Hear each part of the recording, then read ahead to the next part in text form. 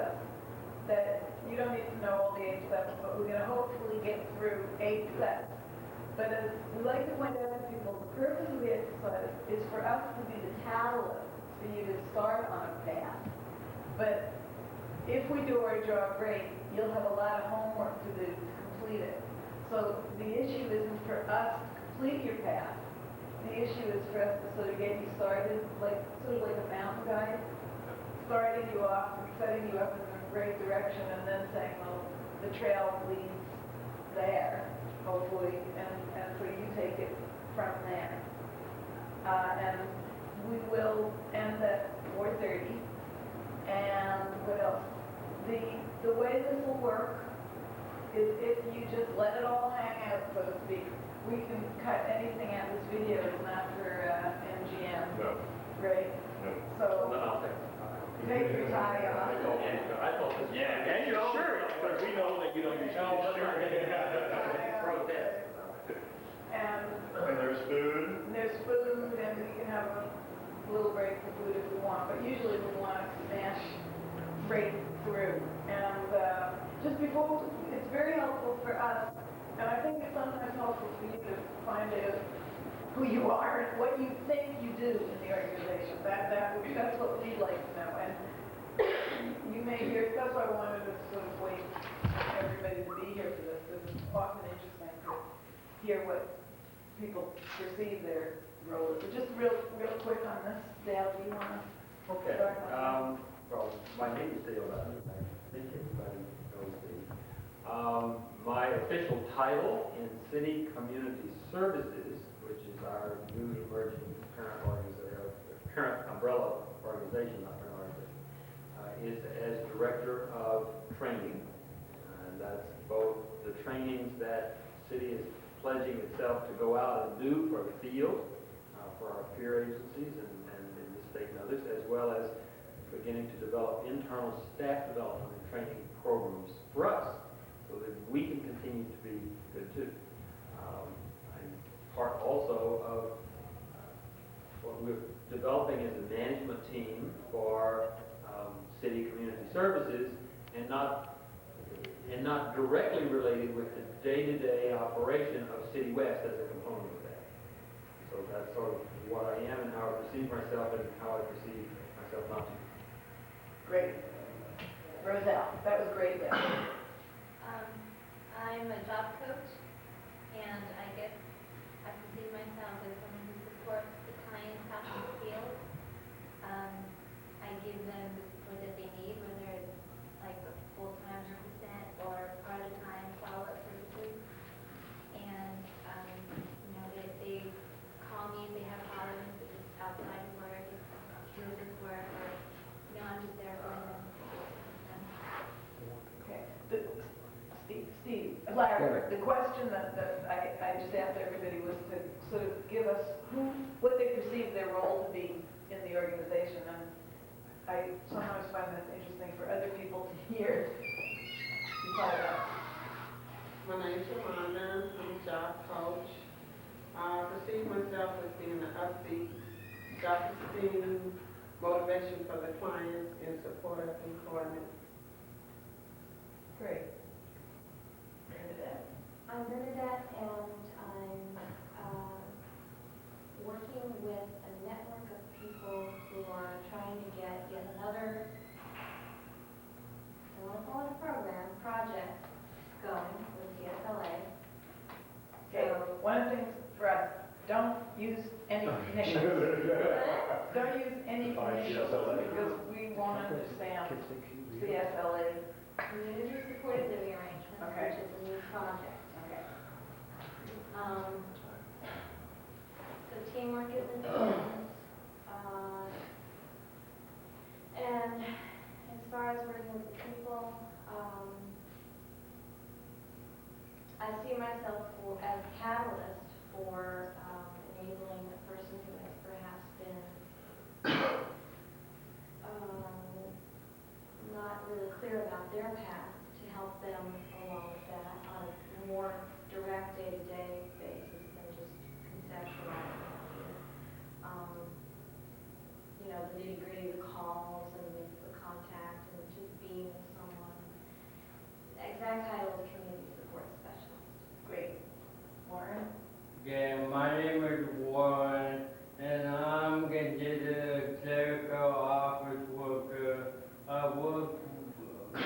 behind Joel in the office. I'm always there. So whoever needs me, I'm there. I answer phones, Xeroxing, dating, putting, filing, almost anything that needs to be done in the office, I do. Great. Been Thank here you. since July 14th. Pardon? Been here since July 14th. Yeah. Oh, great. Try to give me a hard time. to make Okay. it- My observation is that Warren is in front of Joel, like I'm going to. The front person, not the back person. That's why we move a bit extra by, right? I know he's like another perception of that. Yeah, thank you. Great. I'm Greg. I work with community support living arrangements. And our job title this week is community support, whatever. Specialist. Specialist, thank you. And This week. This week. And I guess, what is my role? My role is to help people, assist them with trying to make their own choice and trying to go on with their lives. And hopefully, my thought is they will become, if not totally, then at least very much more so independent from us with their own life. Is that too much? I thought he was just getting started. Is it too much noise? That's fine. It's fine.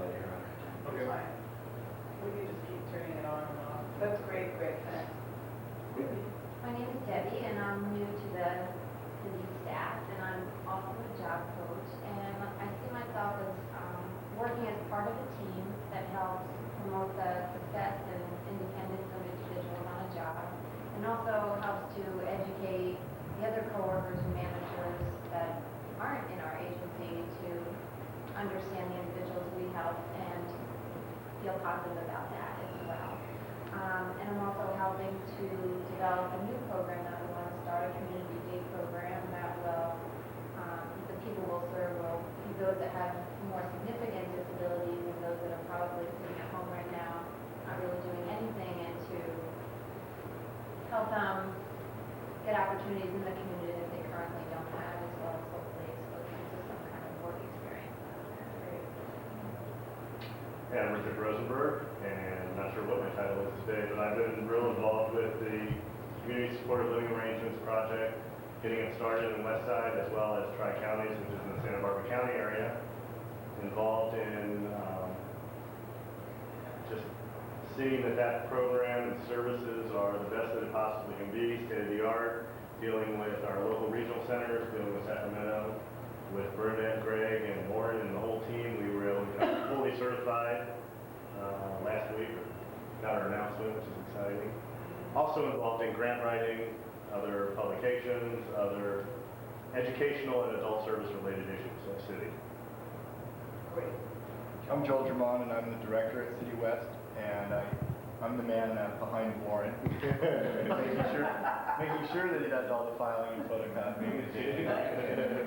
I see myself as a resource person and a support person for the rest of the staff here, as far as basically the support, guidance, fill in as needed. I've been around City West since we started up out here, so I have a lot of the answers that other people don't have, and I just try to be a support person as much as I can and make sure they get their paperwork in on time. Great. Last but not least, Larry. Don't you get to do this, Ben? Oh, that's great. My best side, Ben. That's what Mike wanted to say. Topic on my hair. I'm Larry Nave, and I guess maybe I'm in back of Joel is in back of me. Right. And you know, my job title seems to change. I basically am trying to facilitate the development of this whole system, looking at a large area of 3 counties, and you guys being part of that, is basically changing the system to be more person-centered and not more program-centered. So some people in our other office gave me a title of quality vision leader. quality vision Yes, and they even got cards. Those business cards. They even got me business cards for saying that. So I can't use terms. I told Joel, now you told me we can't use letters, so. He's writing me letters QVL. That's great. Well, we're excited about this. This is just 2 minutes on the tool. We developed this with John O'Brien out of a lot of reading and management stuff, and putting together an eclectic tool that has to do, Jack will explain this, thinking backwards in terms of designing a possible positive future. So that's our goal, is to help you guys think about a possible positive future for wherever you want to go. And that's the way we go. Move your chair. Yeah, no, I am definitely in the North Star part of the Talk.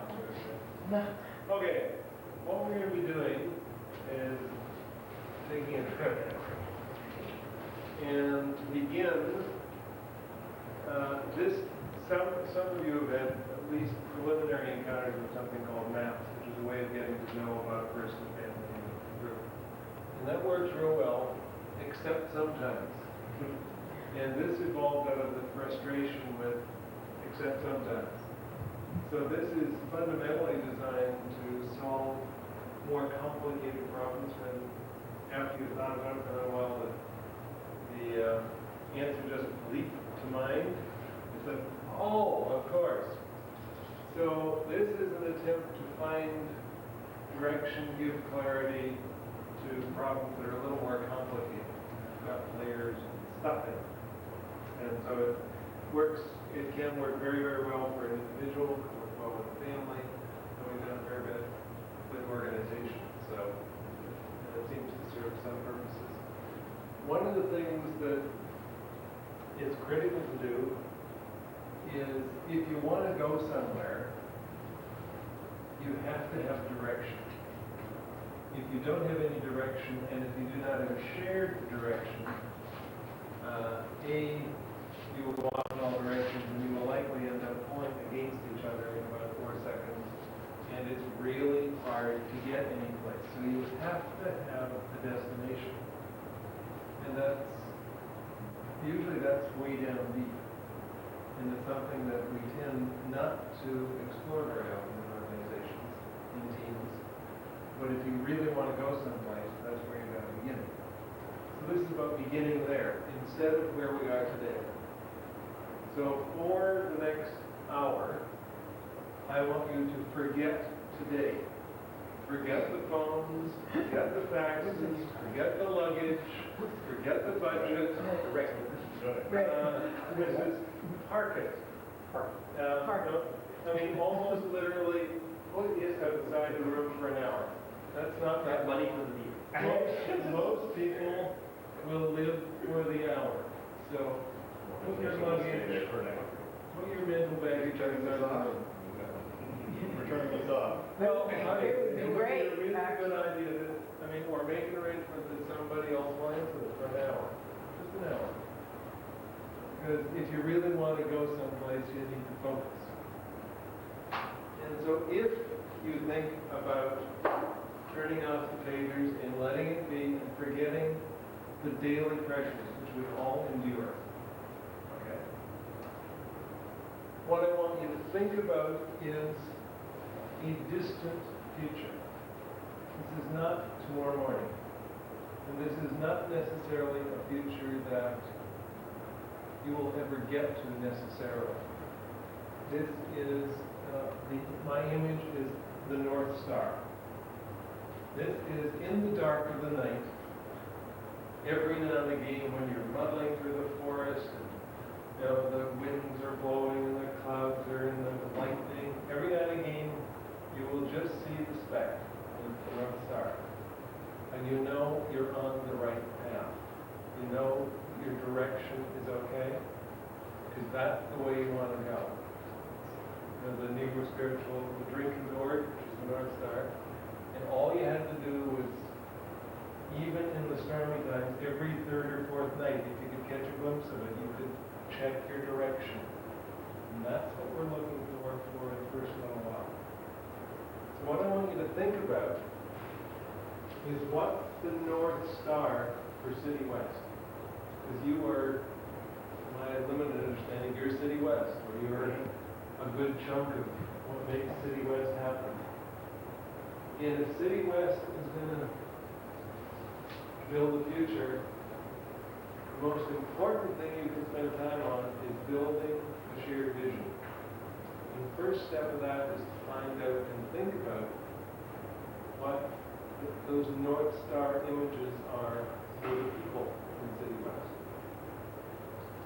And a different way to think about the same thing is what drives you. You get up in the morning, even on after the late nights and all the rest of it, you get up in the morning and you have to do it because it's really important. There's something driving it. That's the kind of imagery we're looking for in the North Star. There's something really important in your life that I gotta do this. This is real important. So who's got some images, some thoughts, some words, some smells, some sounds that are the North Star for City West?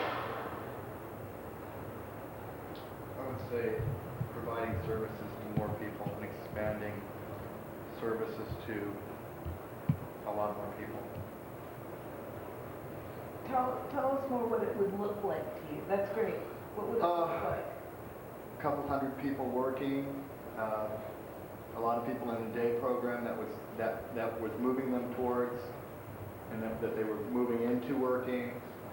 A lot more people living the way they want to, having choices in their life and in their work. A lot more people of the people that we serve being empowered.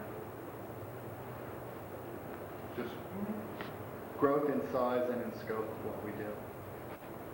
Okay, there's nothing right or wrong here, by the way. This is going to be your picture of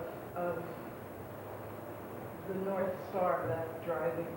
What else struck? When Jack was talking, what came to some of your heads? You're the vision, quality vision person. Working, living, yeah, just life. There was, I missed one.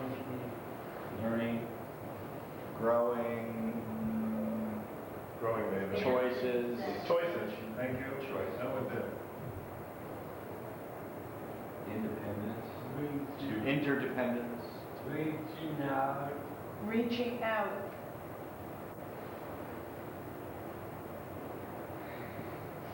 Yeah. Yeah.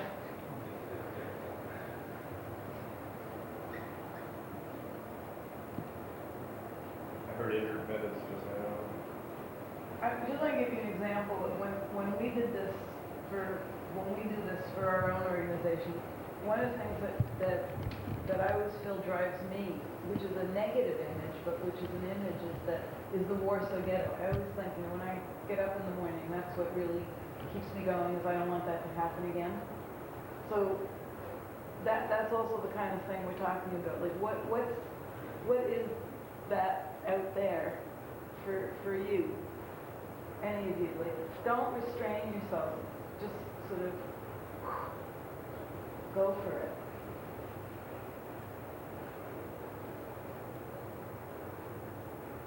Human dignity, keeping people from being homeless. Can we turn this down just for a little while? Just because I'm finding it. It doesn't have to be this cool, but the sounds.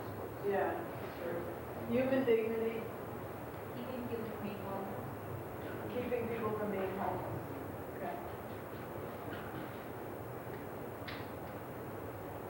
I also see as a future not only the growth of the people that we're serving, but the growth and the development of the people that work here and opportunities. Great. Great. Holding together. Holding, Holding. Yeah, growth and opportunities for the staff. pulling together. teamwork. Yeah. Warren said pulling together. I have a personal ambition for City West. I have two. One is that it's really become an integral part of a much larger entity, city community services. But I live here in Santa Monica, and I have a daughter that would like to think would want to come and have this organization and this set of folks provide services to her, which dovetails with reaching out and growing all this stuff. Dale, which is why the question Jack asked, which was the driving force. If the driving force is your daughter, that's fine. Then let's put her up there. Fun. But Okay. that's okay. Dusty wouldn't mind. Yeah. That's a driving force. Yeah, but that's. And that's something that's unique with my relationship to City West. That's not my relationship to City Santa Barbara. That might be interesting. I guess my feeling is that all of this that's been said so far, it leads to my driving force, and that is to change the damn system. Yeah, Absolutely. to change the system, Damn. the damn system. It's, if you want to, I'm supposed to take away today, but I mean, if you don't take that away and you look at it and look at what the future looks like, we've got a chance with what's here to make a difference and to let people see there's a different way to do something. And that's where that's my view. Great, and Larry, the part of getting this out is that if the whole room had a negative reaction to that, we'd have different, what? Oh, yeah, like, that's why we want to get a picture that represents what all of you. I guess I think I look at that not as a pilot or a model, but I look at it as a way that we work and live. I look at it Yeah, as well, it has to be the way it is. If it's, the way it should be, it's not, it's still not there, it's not there. Okay, what do you got? All those bits, I'm not being disciplined. Don't let, Guys, what Joel said is don't let it slip back. I mean, we're pushing for the star, we're pushing for the North Star. We can never be compliant. Yeah. I'm projecting what you said. complacent. We can be. Well, I can't be compliant. I can't be compliant, but we shouldn't be complacent. We should never stop growing. We should Right. never Right. stop. And don't slip back. I wasn't being disciplinary there. It's that one of the things sometimes people say to each other in tiny twosomes is the very stuff we want to get on the table. We want to create a shared vision, which is the sum of all of you individuals, by the way. I mean, that's the synergy here of being more than any one of you. So you go for it. You do great. I think that we want to educate the system by the example that we set, and I think that we have to be constantly speaking our mind about things that we see that are destructive to the better ends of people. Things that are like going backwards. And I think we have to learn more too. When we know more and we understand things more, we will do things better. We all welcome Mary. Thank you. Sorry I'm late. No, Mary, it's fine. We're doing a piece that's the shared vision of City West. And we've asked everybody to leave all their baggage outside. That is my bad. I'm very literal. Yeah, great. And just join us in this. This is the sort of the North Star. What are we reaching for? But there are people here who don't know what our. Right. Oh. Just do a fast one. Fast introduction. Mary from West Side. No. No. Now, why don't you introduce Mary? This is Mary Rollins, who's the Chief of Case Management for the West Side Regional Center. And one of our ambitions in this entire process is that those people who send us clients and who look at our work, participate with us in the management and the decision-making and the building. I'm delighted to be here to observe this, to witness, to participate. Great. Jack, In building maybe this you could vision. summarize for Well, let's just do Dale Dutton, Director of Training. I will. Rosalie. Roselle, I'm sorry. Everyone do it themselves and then I won't screw up. Chapo. No, I'm the job coach. One, take office worker for job. For City West. For City West. we're all out there. Know where your allegiance lies. When you bow, Great. I'm Debbie, I'm coach. Richard? Yeah, I'm Joel, and I'm Harold. Debbie's also working on our day program. Right, by January 1st. And just understanding we're obviously, at, TDI? on Eris, their day program, was it you? I went to Eric's house Yeah. before to see where Michael lives. Oh, I Job doing it. Okay. Okay, back to the future. Not that Jack catch up too. Yeah. We're reaching for the North Star of what drives you guys as a City West and as individuals. So let's do a little more of this. I think the only other thing that something that has become more and more important to me in the last year or 6 months is really building communities. And that's why it's important that Mary and people around that we work with need to be part of this kind of a system, this kind of discussion. We really got to reach out and work together and build communities of all of us who do this together, not just us as a insular Ohio. And that may mean employers, and it means coworkers, and it means neighbors, and it means people we have who refer people to work with us. So we can get a common sort of vision of what we can do together. I think that something that we're working towards too is becoming more and more a client-driven service. What is that? That What does means, it look like? No, I mean, if you could put an image to that, what would it look like? put an image to that. Yeah. Be Warren behind me instead of me behind Warren. Well, Image.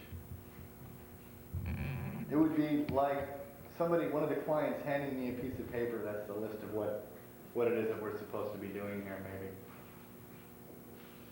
Or a group of people, or a consensus of people saying, this is what we want.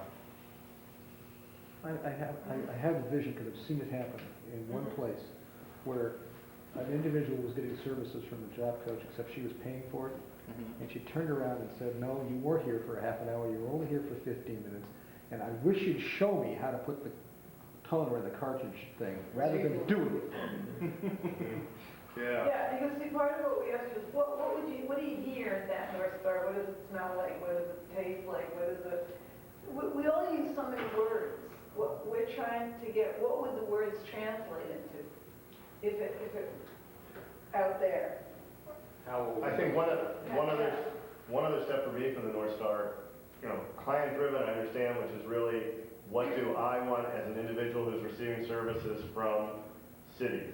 How would I want to be treated? What would that look like if I were Dusty in 5 years? I want us to have that sensitivity of how we'd like to be supported and what that looks like, which is one side. The other side that I focus on for the North Star is that whole issue of social and relationships and loneliness and dealing with that. I really look at a lot of the social, sexual issues and relationship issues as a North Star that I would love to see what that looks like. I mean, I don't think we're there yet, supporting individuals and building those relationships, dealing with who they are as people.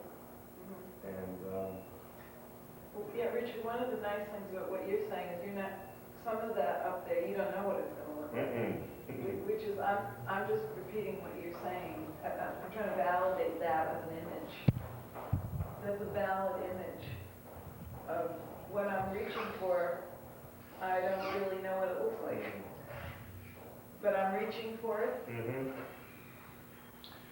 Also, what we're doing is not only changing the system, it's changing society and changing attitudes in the community. I know I don't have this very firmly in mind, and maybe it's because I don't know what it would look like, but I do work here for our city, I do work for our school district. Laura's beginning to talk about developing community, and I can see a larger drive, I can see a community-driven organization. and I haven't figured it out yet. I was in a situation yesterday where I was trying to figure out how City West could do something for the Santa Monica City School District.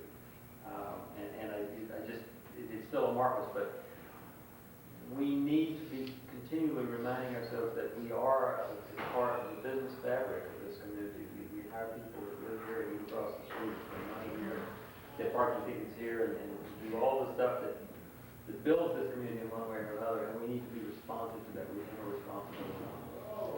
And that's above and beyond our responsibility to our people that we work with, to the students, our employers, all the other things. Okay, how about Lizelle, you have any? I don't know exactly what my North Star would be like, but I know what drives me to head in that direction is that I want to learn a lot, because I'm kind of new Great. to this area, and I just want to learn a lot from different people, from the clients, from coworkers, from different people. So you want, that's what I want to make sure we get everybody in on this part. You know, Yolanda? What drives you to get up in the morning? You have to put an image to it. Being out there for the clients, doesn't know so much there for them in a real positive way. So a positive sign. Being there. Being consistent too. Okay. Did you get one up there too? I did, but I'm thinking of something else.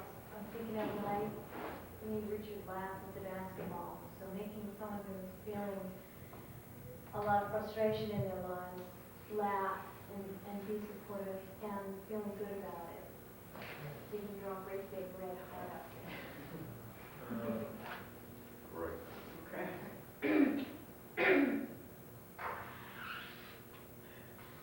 When you train us to be graphic facilitators, we're going to tell you now, Jack. That's right.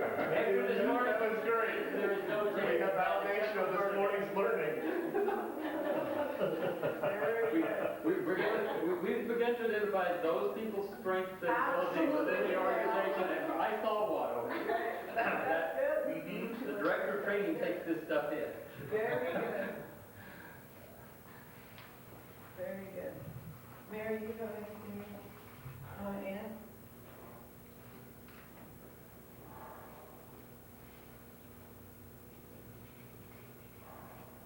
I don't know. A lot of it's really been touched on. And I don't know how this quite heads to the North Star, but I guess one of the things that I'm looking for, and Jack touched on it a little bit today, is that, you know, a lot of the issues that we deal with the individuals that we provide services to are not unique to people with disabilities. They are real issues for our whole society. There are lots of lonely people out there. There are lots of people that don't have good health care. There are lots of people that don't have living situations. And I guess hopefully if we as human service agencies can learn to do this real well with a group of people that we're designated to work with to say, then that spills over into the greater society. I mean, we live in a real scary world to me. I have a North Star for you, I mean, in being here, I'm allowed, is if you take seriously that the root of the word client is dependent person, you don't use words that aren't congruent with what you're trying to do. Just as a challenge that people would be talking about people who need people with them, and that people would be coming here to get their needs met, and there wouldn't be any clients. There would Customers, be- you mean? Customers. I don't know that client doesn't fit. No, well, that's part of the shared vision might be having that discussion. Well, until these people are no longer oppressed, whatever label we give them is going to become stigmatizing at times. True. That's, I'm a person, I want to know my vision. What? Purple hat. Purple hat. Purple hat, okay. Oh, purple hat. Although you said purple. No. Why?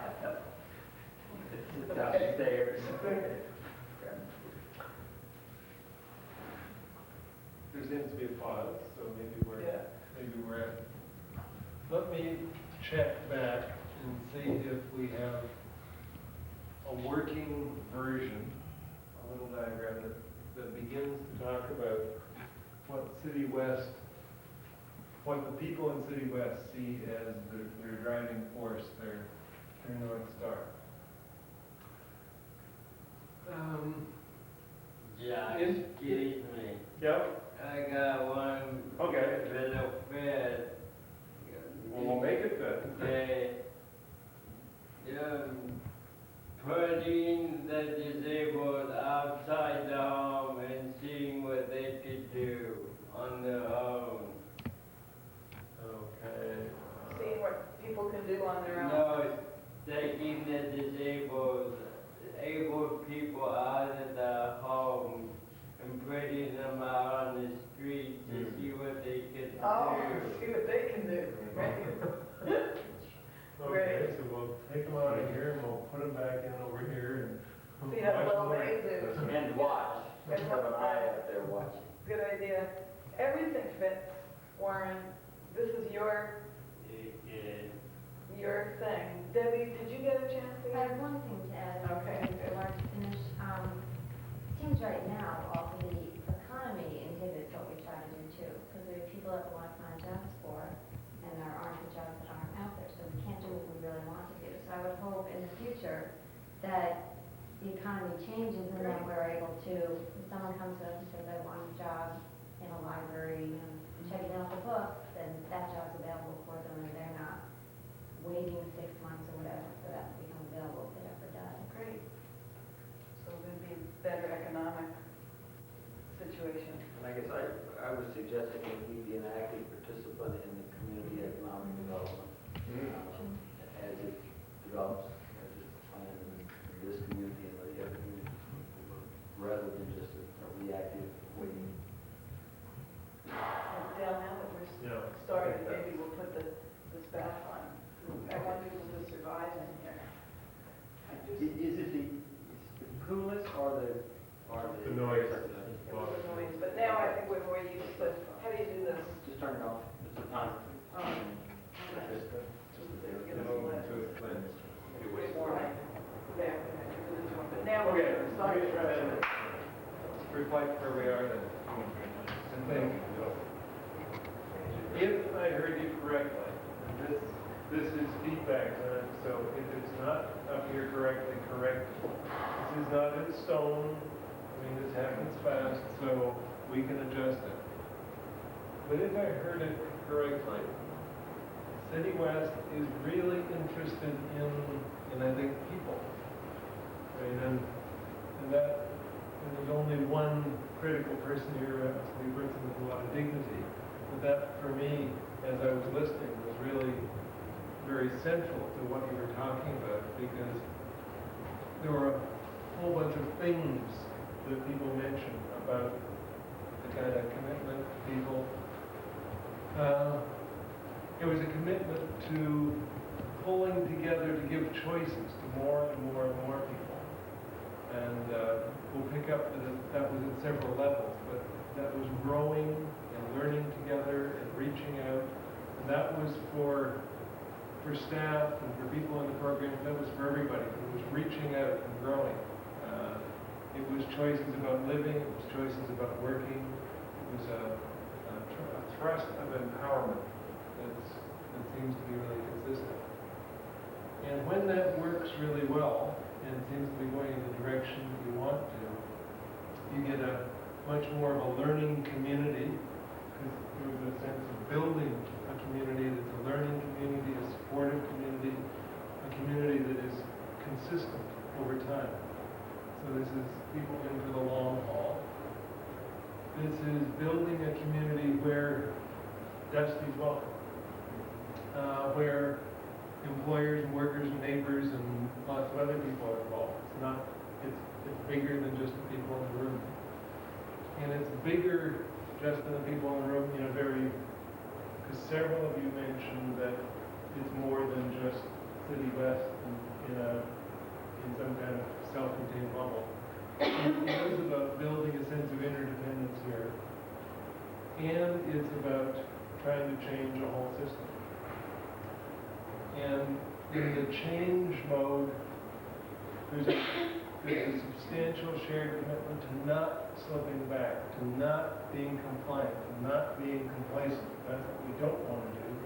And at the same time, there's a move forward that we have a commitment to educate the system. And that means that we have to be learners, and it means that it's bigger than, if I got it right, it's bigger than City West. It has to be, what we're really trying to do is get at attitudes in society. And so our commitment is to work on the economy and schools and all kinds of places so that what we're learning here about change ultimately becomes a benefit to all. So although City West is a microcosm, there's a commitment to go beyond that, which I think says a whole bunch about some of the activities it says a lot about some of the priorities and some of the complexity that have to do with dealing with that. Another people component of this is that over time, as you work toward all, there's a commitment to want to be more client-driven and to be more I'm not sure how to say it, but it's more sensitive to how any of us would like to be supported, because this could be any of us. And the question is even of client, but so that this would be more driven by any of us in a very deep sense, and that it would also have an increasing capacity to deal with more complex stuff about relationships and our sexual and our social and our more complicated lives, because when they're limited and isolated, they're not as rich, and they're certainly radically different than the other end of the spectrum, which we're again trying to eliminate, which is the homelessness and the lack of dignity. Missed other things here, but it's in the dignity, as much as it's a learning community with lots of support and all that kind of thing, it's also a happy place. That sort of ties back to the relationships, but it doesn't have to all be work. It's also some fun. You can throw a few hoops and enjoy that. Does that sound like the kind of community that we seem to? Did I hear it correctly? What do you need to add or adjust to make it reflect What I think, City West? another thing that I think that's something that we say with a lot of us organizations, to focus on the quality of the services that we provide, and the product, the service product that we provide, we're always looking at how we can improve it.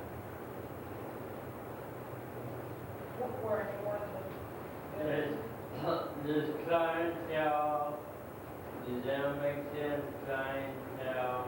You guys can argue that one out at another time, what you want to call people, but I think it's important at some point. I want to mention the topic, and then I want City West staff to develop it. But it's a working environment, it's a management, work relationship that people want to work in. I want to help nurture that, but I want you all to describe what it would be. Okay, you're leading us right into the next step. Well, before we go to the next step, North Star, I have a vision. I have a dream. But I know one of the things that we've talked about and the diversity of the individuals we're supporting. I'm not sure what it looks like again, but I know we've had discussions with other quote-unquote disability types, et cetera, be it mental health needs, medical needs, et cetera. I don't know what it looks like, but it may be something out there in the North Star or City West. Whatever the community needs. Right. But it may not just be Regional Center or Department of Rehab. Should have had mine. That's what I'm kind of playing at. And I know Joel now, But that's Diversity this does it. relationship with the community. right. If there are people in this community with needs that are things that City West, then those become things City West should be able to deal with. And we'll get to what is needed. You, by the way, literally, you might want to do this something. You might want to do just this piece of this, and really, because you're really full of meat on this. Like some groups have a lot of trouble doing this. We're good with vision. Right, vision. We got vision. Yeah, that's right. There's a lot of space to fill up, but we got vision. And bring more paper. Okay, okay. All right. Okay. All right, we've been out in this other land for a while, playing with what drives you, what's the vision, shared vision do you have? Do not bring your baggage in yet. Leave it at the door. But I want to pick a time. And let me suggest it's somewhere between 1 and 3 years. And you can, but the time I want you to pick is a time that is just beyond what you're comfortable thinking about. So if you pretty well have the year planned, and that feels pretty comfortable, you know how that You're already in December. I think a year. then you should look beyond the year. But if 2 weeks looks pretty murky, maybe a year is fine. And it might be 3 years or something, but not too far. I don't want it to be 10 years because that gets real fuzzy in a hurry. I don't want this to be very fuzzy, but what's a good time? 2.5 years. 2.5? Couple of years? Keep going, Joel. This is the time you don't want to pay attention to Larry. No. I'm serious, not in this particular thing. Yeah. We live on a shorter, So it's going to be be time between. November. 2, 3, 4. So this would be, in 2.5 years, we'd be in May. May 95. Yeah. Okay. Too far? No, it's just June 93. What? Yeah.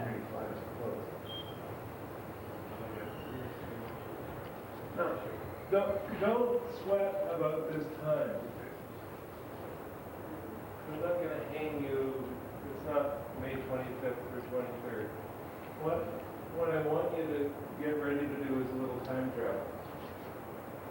Because in a few minutes, you're going to be, well, as we speak, I am putting in the time capsule. If you like, I will tell you that when we were hiking in the Falvy Mountains, the guru gave us very limited magical powers. We can take you on short trips into the future, into possible positive futures. But when we go there, we don't get to see anything. Gurus have these sneaky ways of keeping you from getting out of control. So we can only see through your eyes. So I'm going to turn the time dial to May 1995. And what's going to happen in May 1995, quite remarkable, we're going to be back all gathered in City West in a few minutes. President Quayle, it's just declared martial law.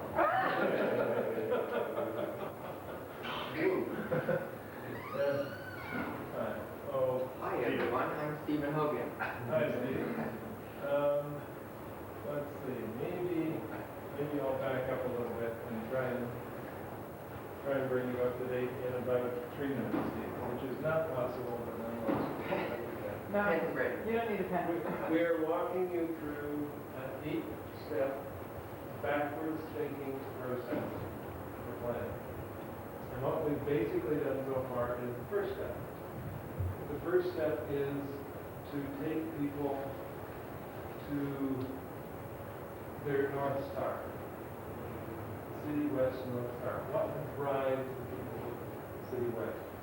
What makes them get up in the morning? What gives vision and meaning to their life, to this organization? And in the shortest possible version,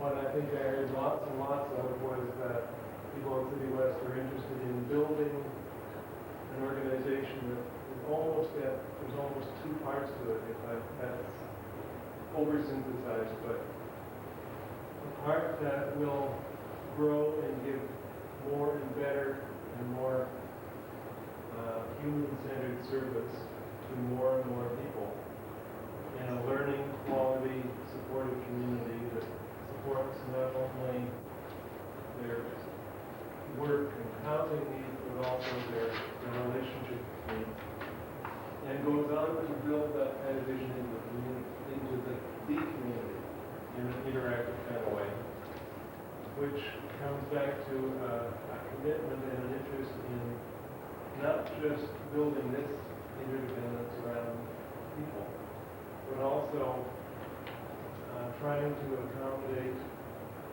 systems change at a very basic level. With a commitment to try and educate the system or systems, to try and change attitudes in society, to try and work through and with a lot of organizations and institutions, whether they be schools or the economy or jobs or groups working with the diversity issue and building a healthier community and society. So there's that kind of shared vision. And where we are now, we've just decided to do some time travel. And having parked all your present-day luggage at the door, because you don't get to travel with that, this is just about a little time travel. We're going to open our time capsule in May 1995 in about 2 minutes. And in May 1995, we are all going to be gathered right back here. And what I can tell you about the trip is that it has been a fascinating 2.5 years. Absolutely amazing. An enormous amount has happened. And we've been hearing from Toronto, we've been hearing rumors of all the great accomplishments that you've undertaken and all these things that you've done. But we're far enough away, we don't know any details. So we're really excited to, or we will be in about a minute, really excited to hear what's happened.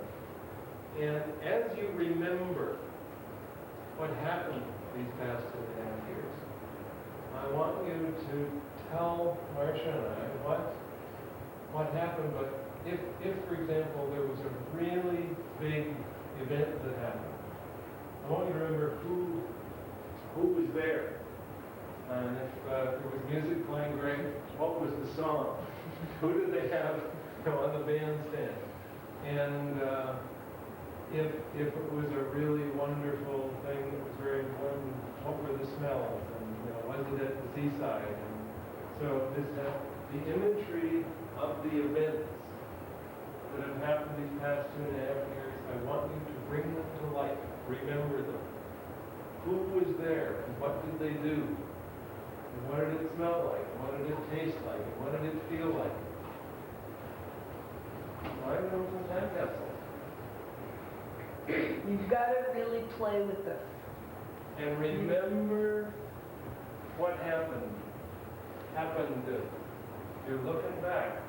Are you ready? I'm opening the time capsule. So, hello! This is amazing. 2.5 years, and we've been hearing hello again, and everybody's still here, which is quite amazing. But we've been hearing all these amazing things. So, what's been happening? I mean,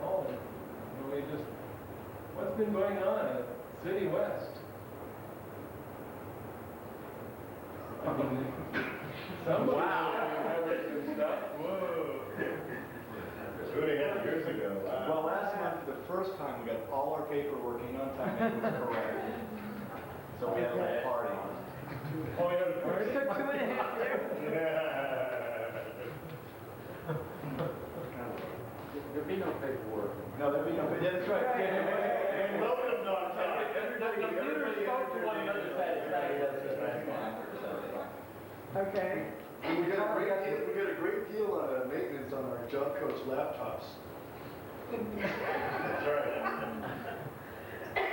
How many, Every staff person has a laptop. One each. how many laptops have you got now? 40. Yeah. 40.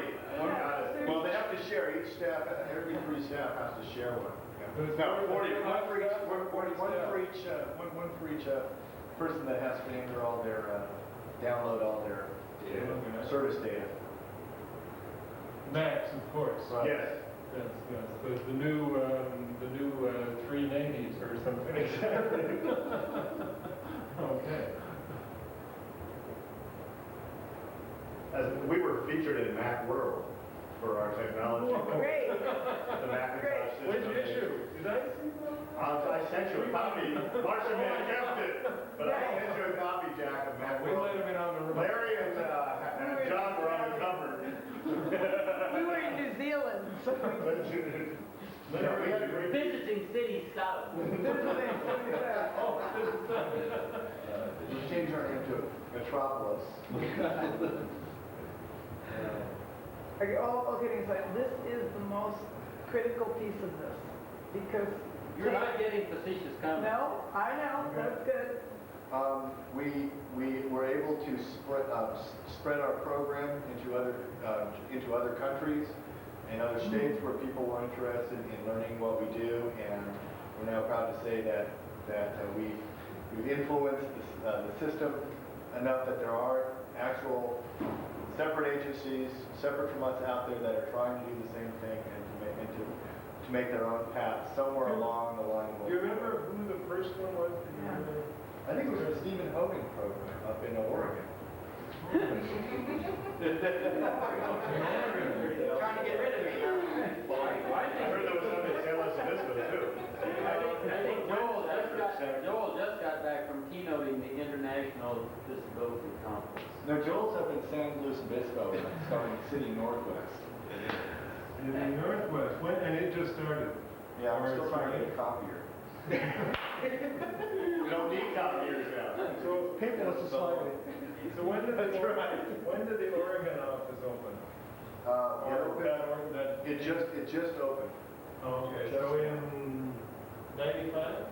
Yeah, just opening. We're just scouting now. We just got our vendor packet approved. So February 95, or when was it, do you remember? April, May? April. Okay. Larry's It's getting lower and lower in that chair. Where, you said you got it, was there other international, you said, or? Australia. Oh, Ireland. Weren't you in Ireland? Okay. Yes, You go to school and went back. You were not working or playing, or both? We all work and play. That's true, there's no, Okay. but Steve, go, just hop in. Quick, Steve? I've got a keynote too, sorry. What's happening in 95 is all an integral part of what happened in 93, which was a link up with the new administration between Larry Nave and President Clinton and the Department of Labor, which Larry is now a part of. And the music playing in the background is Fleetwood Mac. Okay. So we become part of a nationwide effort Round job is all. around total life, improving the lives of the people we serve and getting rid of stereotypes. But it was, when Clinton came in, it really was a big change for the Big organization. change, definitely a big change. We were able to finally get an ear, some people who could make some big systemic changes. And so when did Larry go? Did Larry go to It Washington? happened in September '93, and he celebrated in this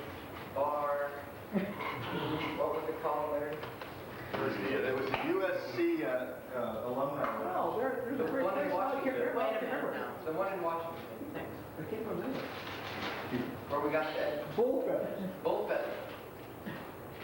These people are having a party here, Jack, you know, they're really into this. They're eating and drinking and, We just great. in December of '94, we compiled our data, and we discovered that we had a very large number of clients in much better jobs than we had in 19, humans that were choosing our services. There was a much higher number, and they were in much better jobs. And we were celebrating that. Long-term jobs. Long-term jobs, some people Long-term. And that was not only improvement within the organization, but it was improvement ranking our data to nationwide leaders. In training? See, poll on long-term job training. Real jobs. If you lose your thought, you lose. Also see this, Wait, did you bring up that's the job training? Job placements are great. I mean, we got history, data. Comprehensive job training. Okay, so I'm sorry, I ran them together because I didn't hear it fast enough. Mary's been holding on to it. Wait, no, we got job training, sorry.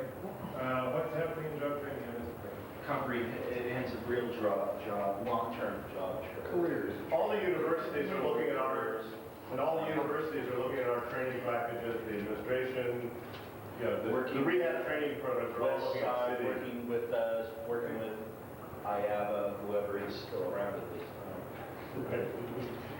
Wilson was, Wilson.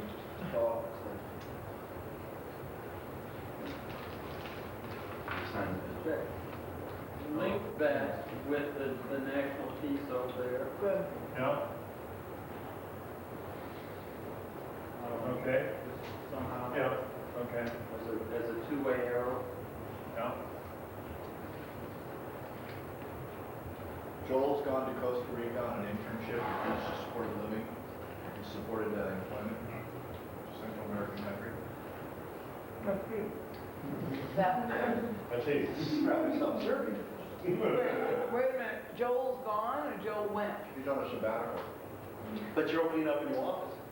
You can't have two things at once. Oh, the interlink, that's true. When was that? Let me see, that would be December of '92. Doesn't this have to all start from? Everything's wrong. Excuse me, we're not judging, I'm sorry.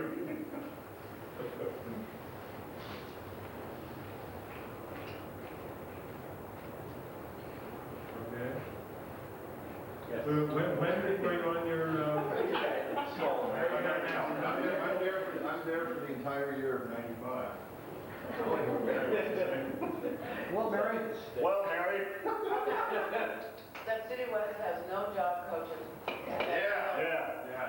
Directly with consumers, that they have training teams that go in and work with employers, who then provide training like they would to anybody else that will come into their agency and support systems.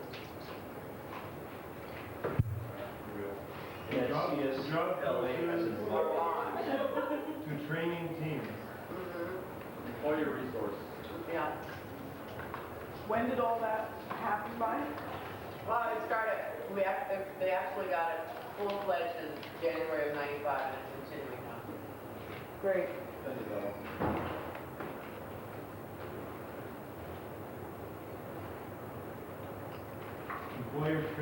Employer Support. supporting teams?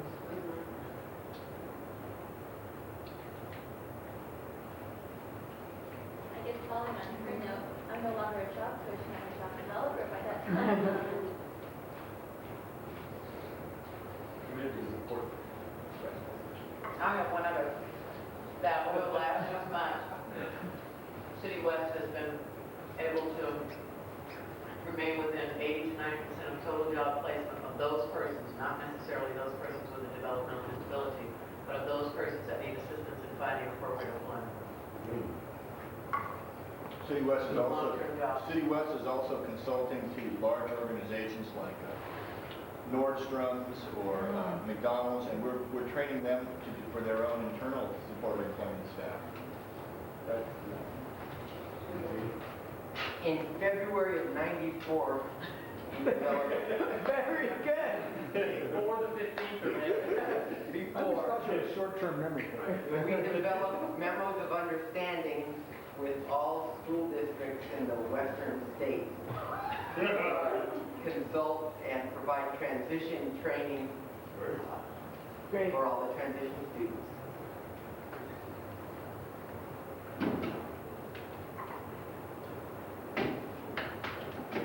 When was that again?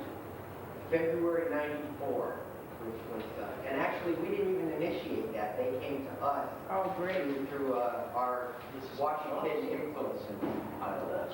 They said, wouldn't this be great if, They actually said, wouldn't it be great if?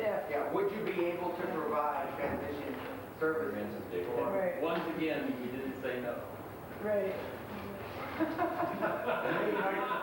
May 4th, right? Larry made a new file and it's Matt. May 4th of 95, I remember saying no. And that the transition services were paid for by private industry donations. And it paid a lot.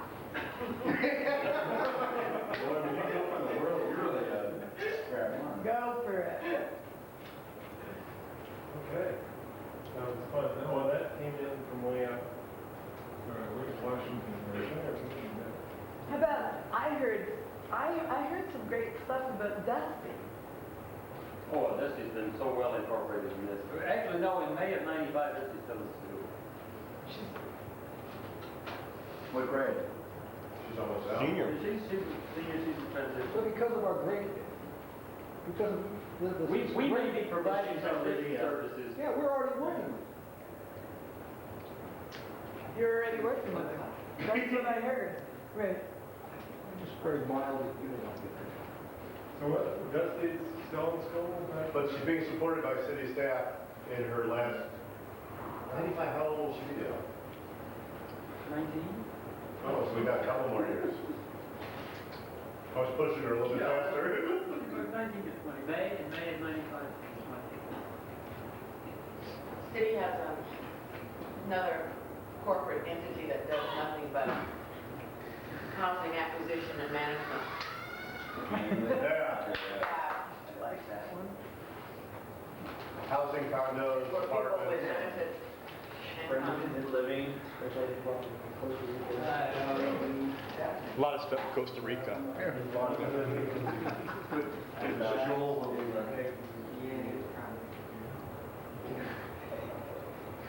But the organization, Mary, also has, if I remember correctly, absolutely no more than 2% of any building can be people with disabilities unless it's of their choice, really choice. You know, there's a real issue there that we're not, you know. Be going for a tight shot.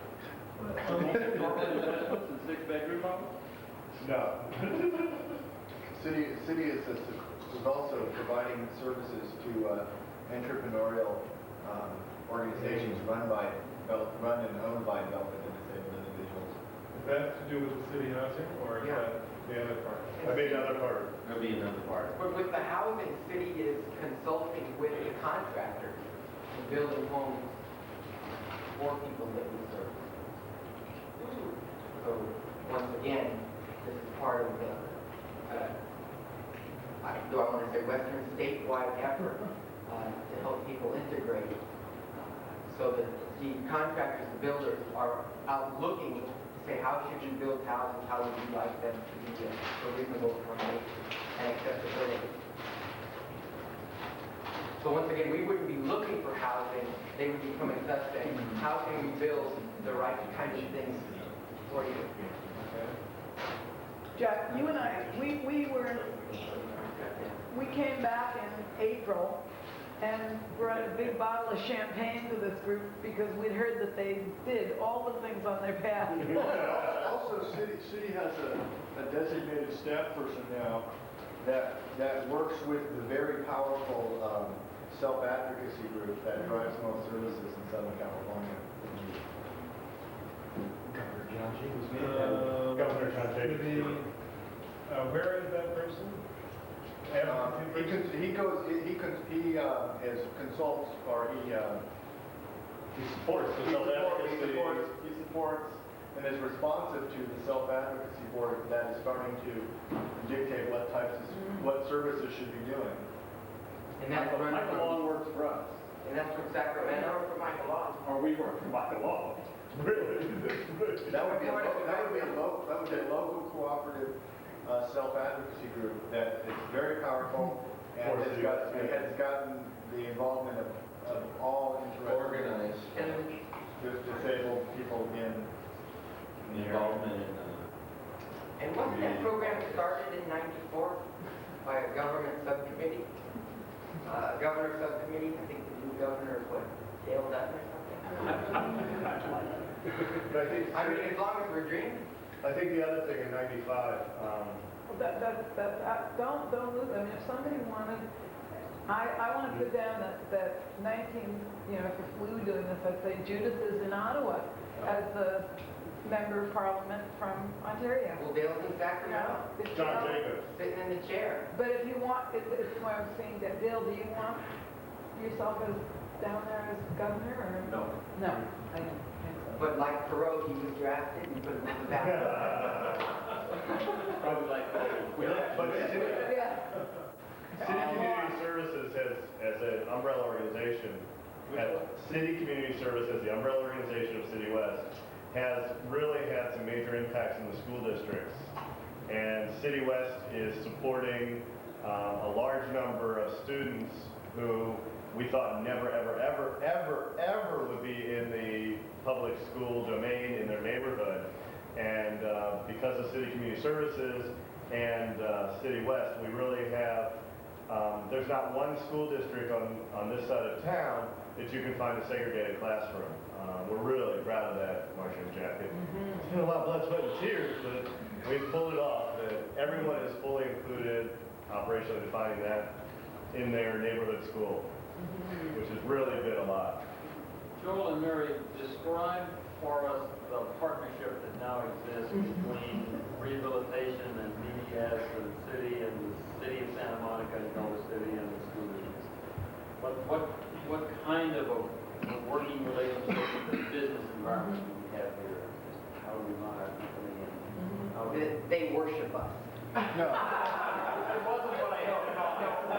What's happened? This is not idolatry. What's happened is that This is partnership. what's happened is that there's a lot more understanding between the agencies that Richard and Dale and I got together, or somebody did, and we got together and we got all these people to actually, in some way, in some forms and groups, to understand what everybody else did, and we were all working together, and we weren't stepping on each other's toes, and we weren't doing each other's work.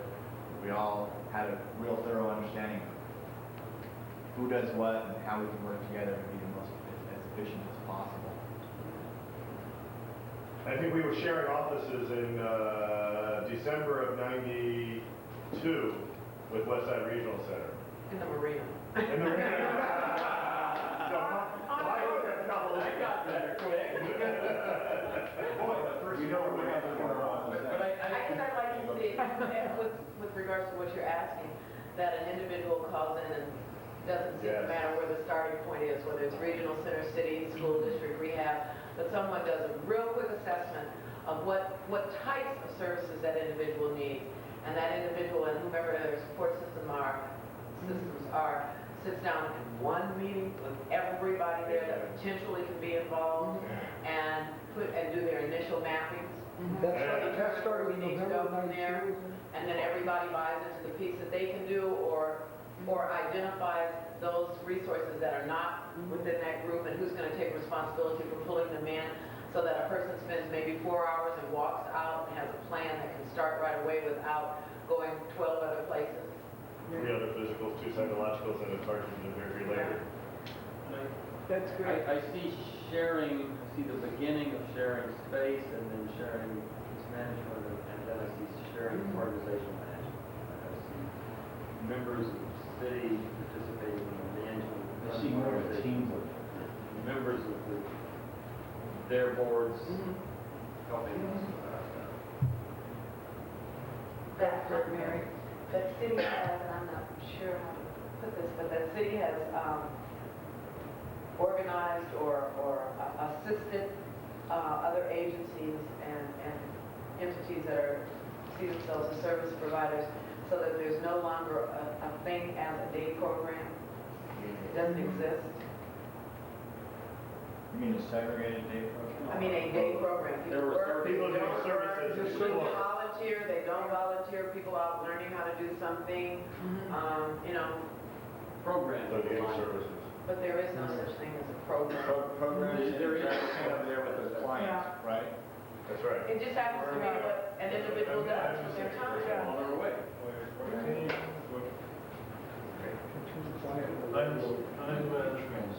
You're going faster than I can say. You guys, You're doing a beautiful job. no, you're doing a beautiful job. And then a couple of sort of last round on this, because some of you already go, well, that was in 1993, and we're gonna get, Larry, that's great, that you first want to get out all the stuff which you have no problem with this. Can we have a little picture of Stephen Hogan in his van, his fully equipped, Yes. Don't lose the no program. Actually, no. Write the word program in one line. Yeah.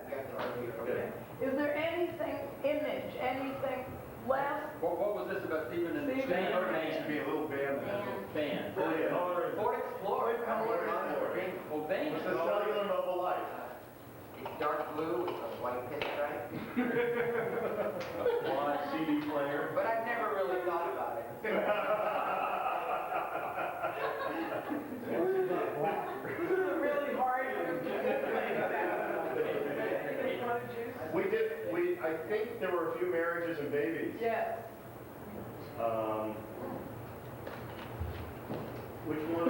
He's not Who married wants to yet. take ownership of that? Right, who wants to help babies? You brought it up, Richard.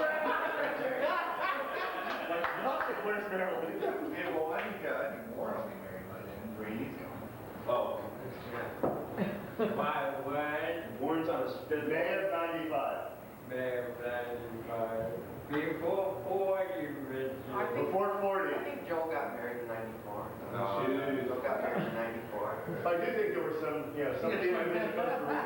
individuals we've been supporting and While supporting. we're dreaming, I now work in City West and had their office in New York.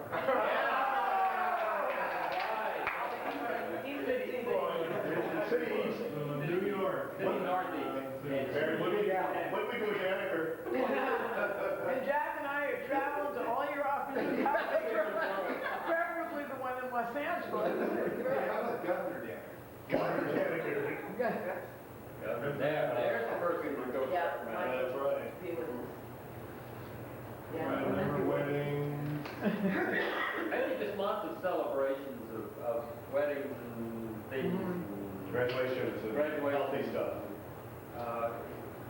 We put a lot of stuff up there that doesn't really relate to us as family And Ruth has people. salary, so we can buy all these gifts for these babies and babies. Bar mitzvah. But you could, Dale, you could add that stuff. Yeah, like if we had a day, if we were doing this for a day, you could do another bubble just on the personal pieces and then interlock them, which would be really nice. But there's a key strength of this organization that I don't want to get lost Yes. in that I'll tell you is going to be treasured and on the wall here. Great. The colors have long faded. Yeah, good, well, that's what. In 1995, we'll come back and review this particular. Great. Push it does the end, Brenda. No, that's really, there was lots of. Do I have to take it out and fry it or scroll out? Okay, that's great. Well, it will be fun. I don't know if I can understand what the guy did there. I'll try. They understand. Well, you were talking very, very quickly, like fast, which, from my point of view, is a nightmare. From your point of view, is very, very, very healthy. And once you got going, once you eliminated all the paper and actually caught up on it briefly, at least once. Huge part. And I gather your migraine reduced even for a moment later, but whatever. And clearly that was assisted a lot by finally everybody in the field getting their laptops and the latest new facts. And there was a lot of interest in, again, if you're thinking about this, you're coming back. Because this is all consistent in this direction. So there was a lot of spreading. And some of this I gather in your May 1995, there are actually sort of organizations evolving in some places that have the same spirit I've learned. But there were two pieces to that are not, that are related.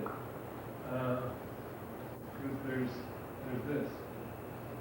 But there's sort of the direct children, the progeny of City West, and there's a spin-off evolving in Oregon and City Northwest, and maybe the New York branch office, and maybe the Irish Blarney Stone Company, and whatever it is. But there's some stuff like that. There's also been, and it emerged very early. It was way back in '92 when Clinton got elected, and a whole new partnership, whether it was with Clinton or Larry and some of the other people, but there was a widely shared commitment to try and share that learning. And that really, that went to a lot of places that you, in a sense, lost control of. There was enormous impact on that. When something goes from one place to a central policy place, you don't even know where it's all gone. But that was something you all felt very good about way back. You partied heavily in September 1992. There was something that happened there that really signaled that it was working. There were lots and lots of things that you saw, felt, noticed, had hard data on that told you that things were really coming along. Things like job placements on real jobs were way up. And that was at two levels. It was nationwide, so there was this kind of feeling was linked to that, but also that in what you saw day to day right around here, there was tremendous improvement. And the training around that, again, you felt that in a good feedback from people and from employers and other people who you've been working with on the training, but that other people it had worked well enough that other people had noticed and had come to you and said, "Gee, we'd like to do better, so we'd like to observe and learn and take some of what you've learned so we can help other people." And it was picked up this university stuff. So there was that whole thrust. In City West, in part, and it would certainly relate to the immediate job and training stuff, but job coaches were phased out. And if I heard it correctly, because nobody screamed when we met in '95, people were phased into employer support teams, where they put much more support. Employer/community. Sorry? Employer/community support teams. Yep.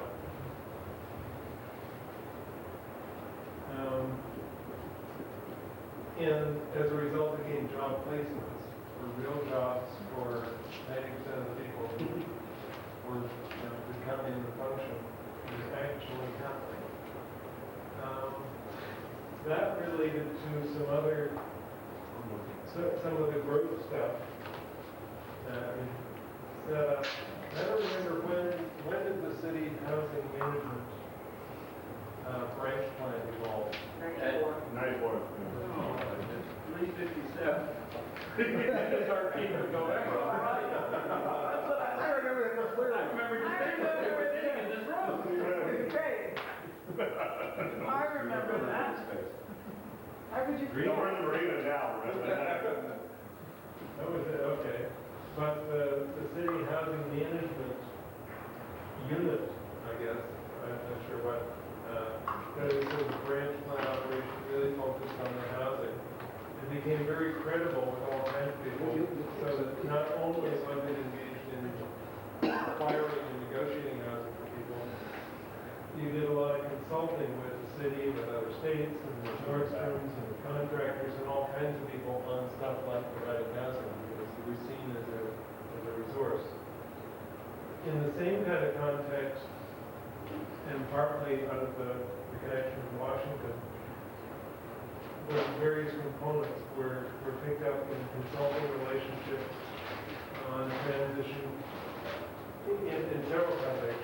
And one of them specifically was in schools, where the schools, the Western State schools came to you and said they're really interested in this whole transition thing. And you ended up providing, having memos of understanding with a whole series of Western State training organizations in education. And that was privately funded. Oh, I just noticed something. We just got our third 3-year Mark accreditation. Yo! Oh, shit, that's right. Yeah. In every category they have. No, in every community-based category. There you go. Thank you. Clark. Okay. I did show Jack the manual last night. And I've just had a conversation, Third something like 3 years. this. I'm sorry, Mr. Smith, I know IBM would really like to have Warren Burke there, but you really can't match the package that Xerox is offering.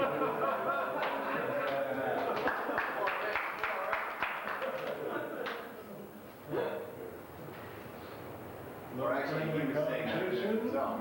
Okay, that's year 3. 3 year, third 3 year. We know. So we got the certificate for the 3rd year.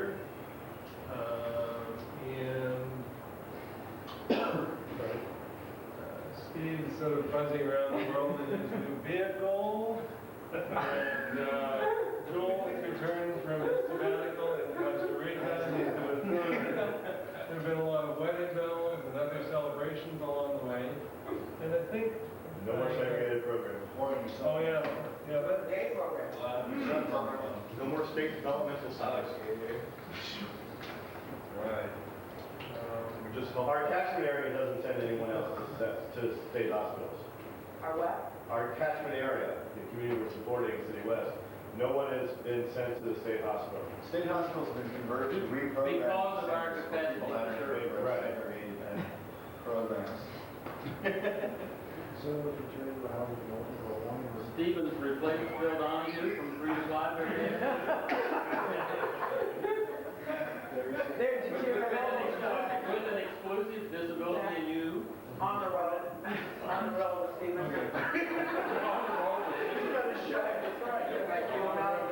That's right. Do you want this group? let me try the last piece to see if I've still got it.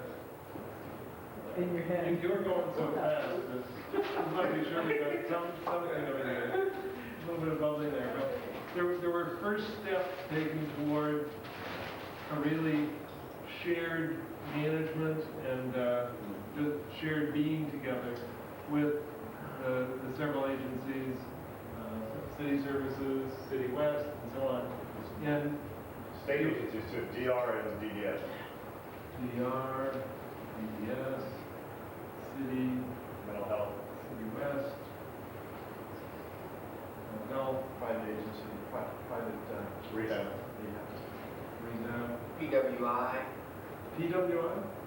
Okay, but, so there's an attempt, and the way we knew that was happening was that we started to notice that an individual came in, made a phone call, and ended up arriving somewhere where there was one meeting, one event, and whatever was identified as support in terms of what they needed, that got farmed out perfectly without them having to go through 29 hoops. And the collaboration, cooperation to make that happen was underway. So that this wasn't a privatized war zone, it was there was collaboration. With comprehensive case management. Whatever. Okay. Segregated classes have gone. There's a lot more. There is now a self-advocacy network that's very powerful. There's all kinds of other groups in and around it, and you've been very supportive of that in a variety of ways. Busy. programs. Busy 2.5 years. Day programs. Are restricted. Okay.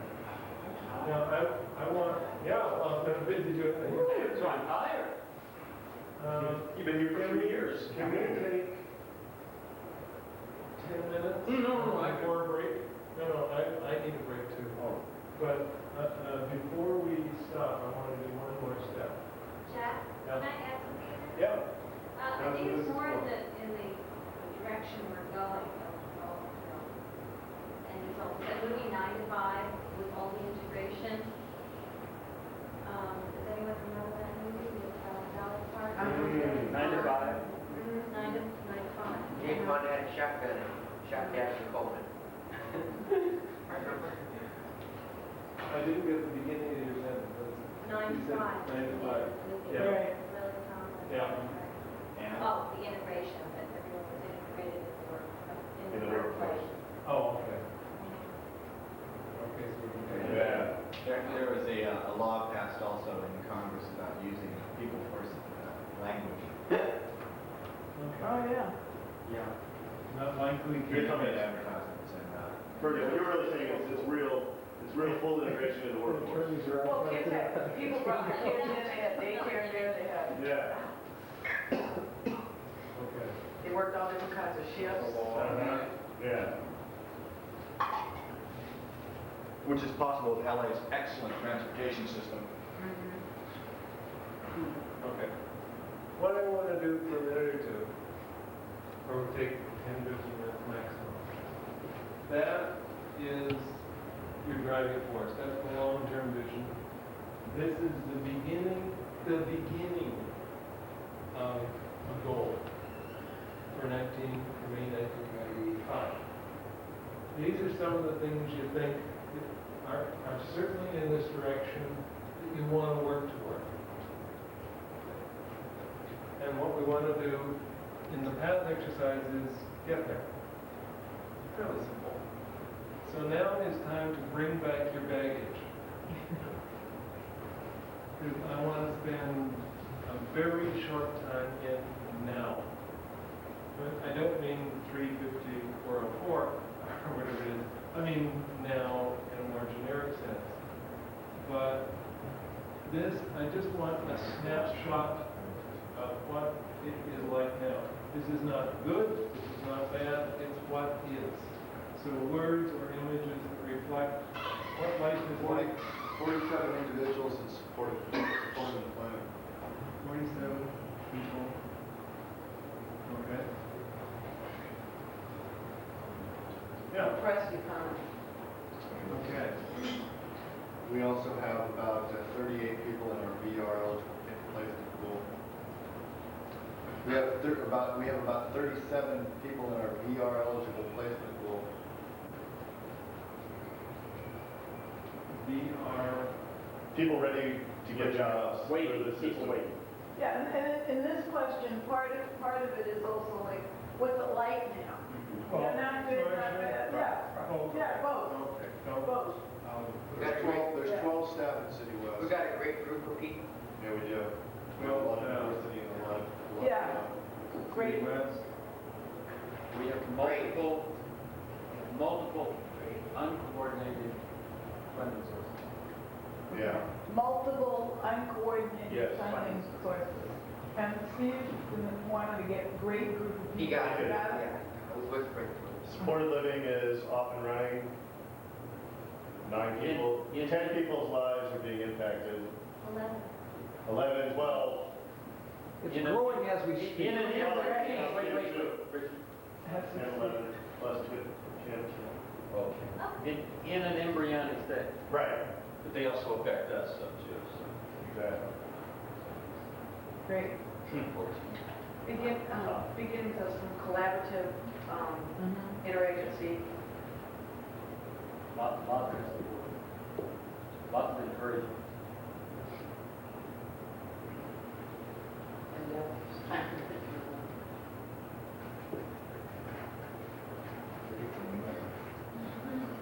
Developing our new community project, which right now is called a community day program. To me, Right, it's not 95 yet, so it's okay. That's right, that's right. Community Day Services, Community Day services starting?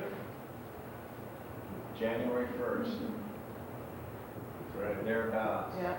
Good, that's right. 1993. Starting in the San Monica area. Did you talk about?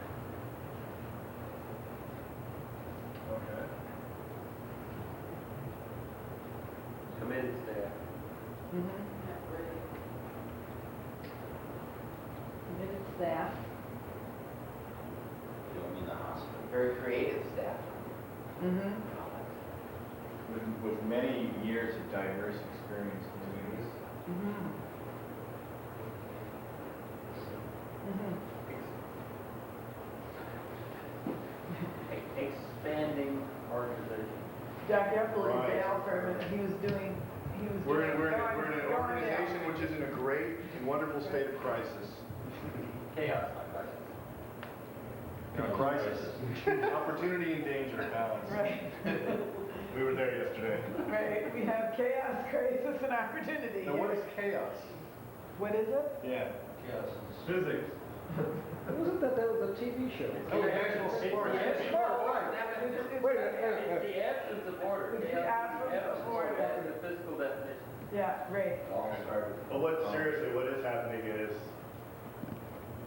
city community services is becoming a new nonprofit foundation to the school district.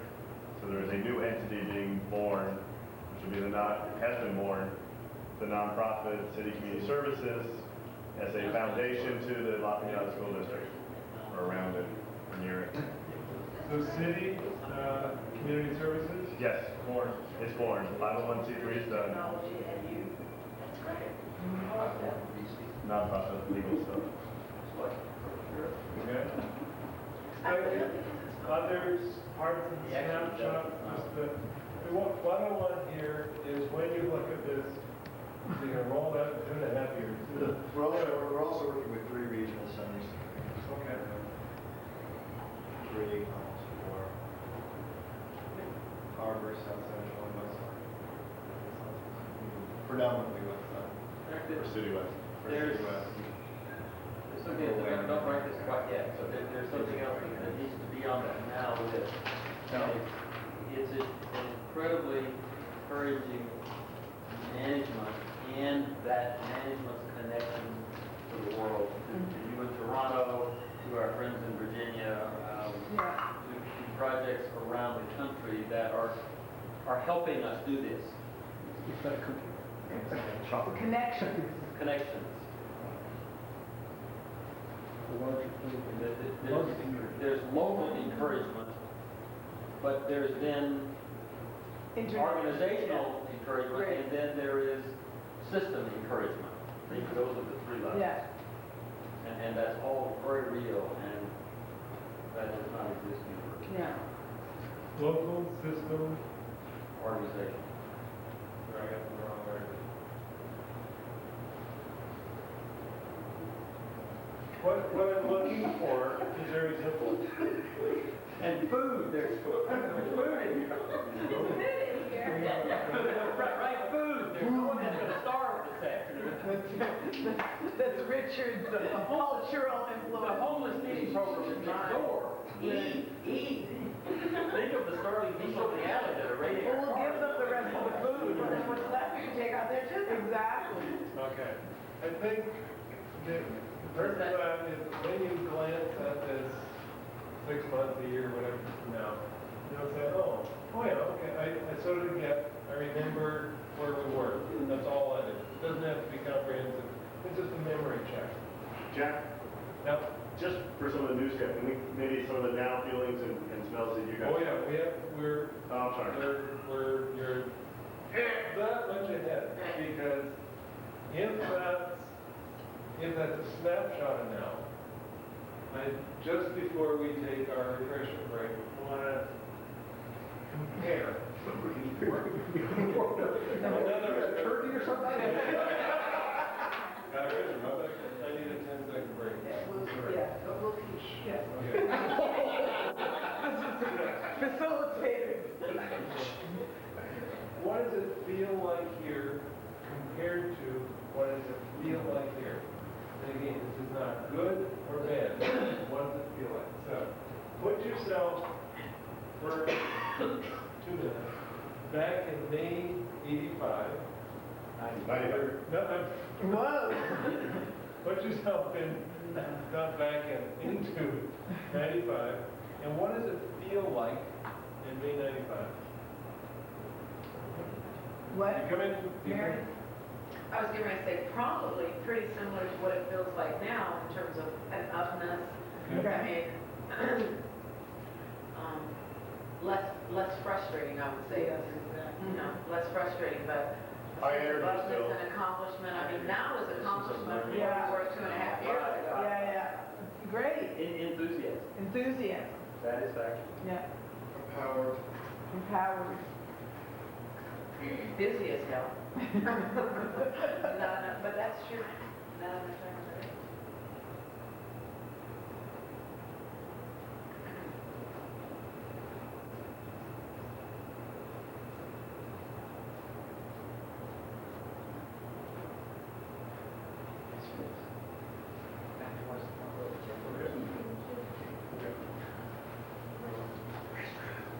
what does it feel like today, now?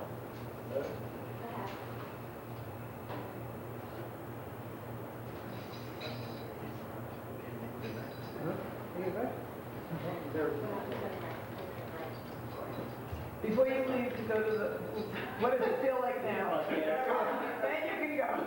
Not till then. I need to go to the bathroom. If we get this done, everybody can go to the bathroom. Encouraging. Encouraging. Really up. What else for some of you that, now you can marry, go. Now you're gonna be holding it on. Yolanda, come on, for some of you, what else, what's it feel like now? Those of you right here now. Supportive, Supportive, rewarding. rewarding, teamwork. I think we have a good start. Good start. I mean, it's not going to end. Yeah, no, good start. Challenging. Pardon? Frustrating. Individual strengths are encouraged.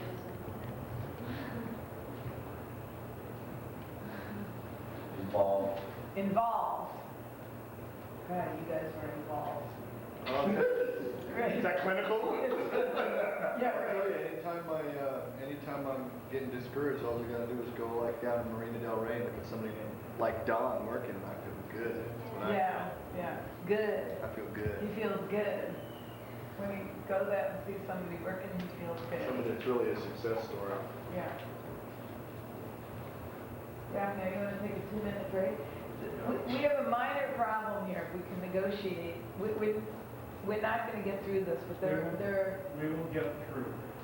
We will be, not by 4:30. Oh my God.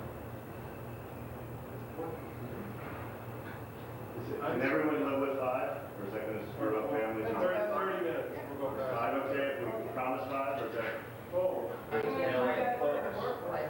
With what they have. So,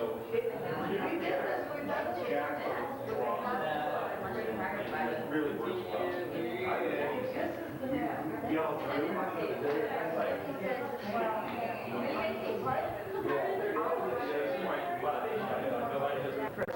But it'd be worth it. It might be worth it. Oh, it is, and we had been talking about it, and Richard was kind of mixing up Yeah. the things this afternoon, but we need to do it right now. We need to do it for the whole thing. I couldn't decide whether we should do the whole thing, and then make certain that everybody finds their niche, or whether we should go out and do the 6 and then come back, because we still got our 10 other lines, and make sure we accomplish all that.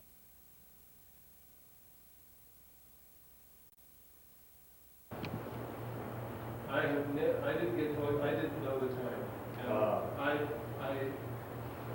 am rigid about time, usually. Really watching the clock to see if it gets in his face. I lost it. You were going so fast. In history. You set a new, yes, you got There's another step. Yes, I run in already. Oh, hi. Well, I mean, All right. I lost my keys in the restroom. important stuff. Lock keys.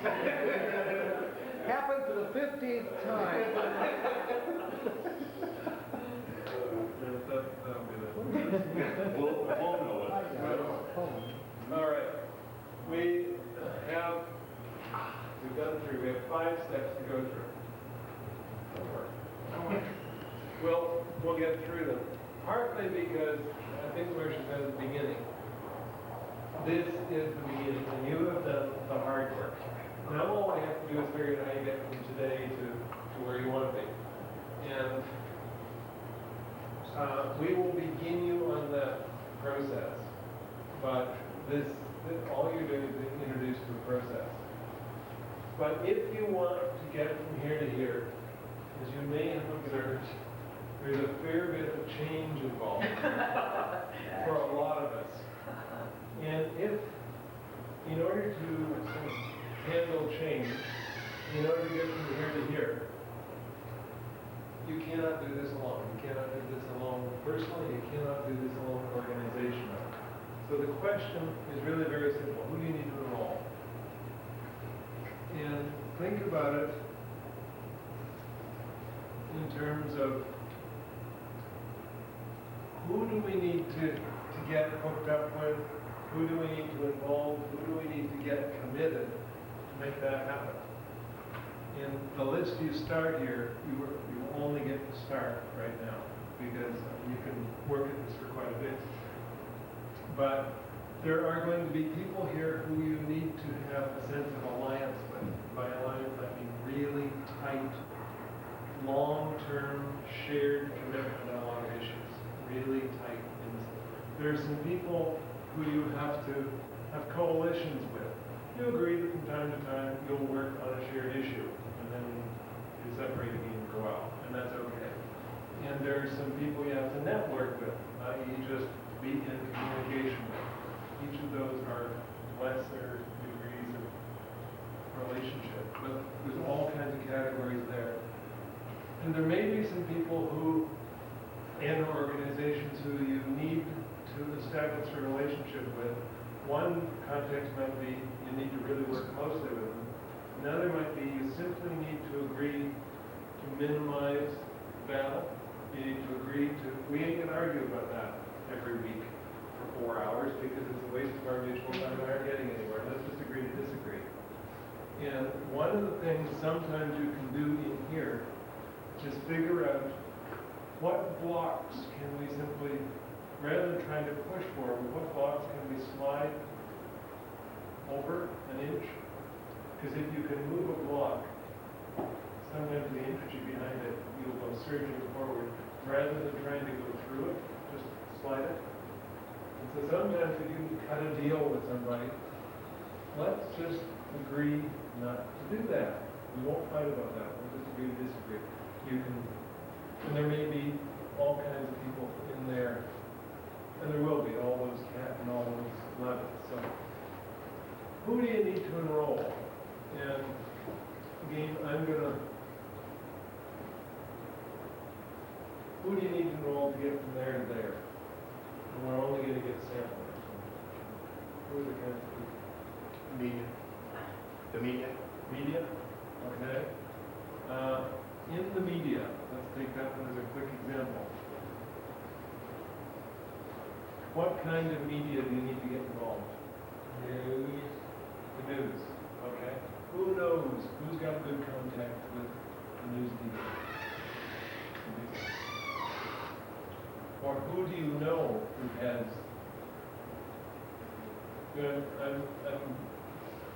We don't need to answer it right now. But putting up we need to have contacts with the media is the right idea. But the idea ain't going to get you nowhere because it's people in the media.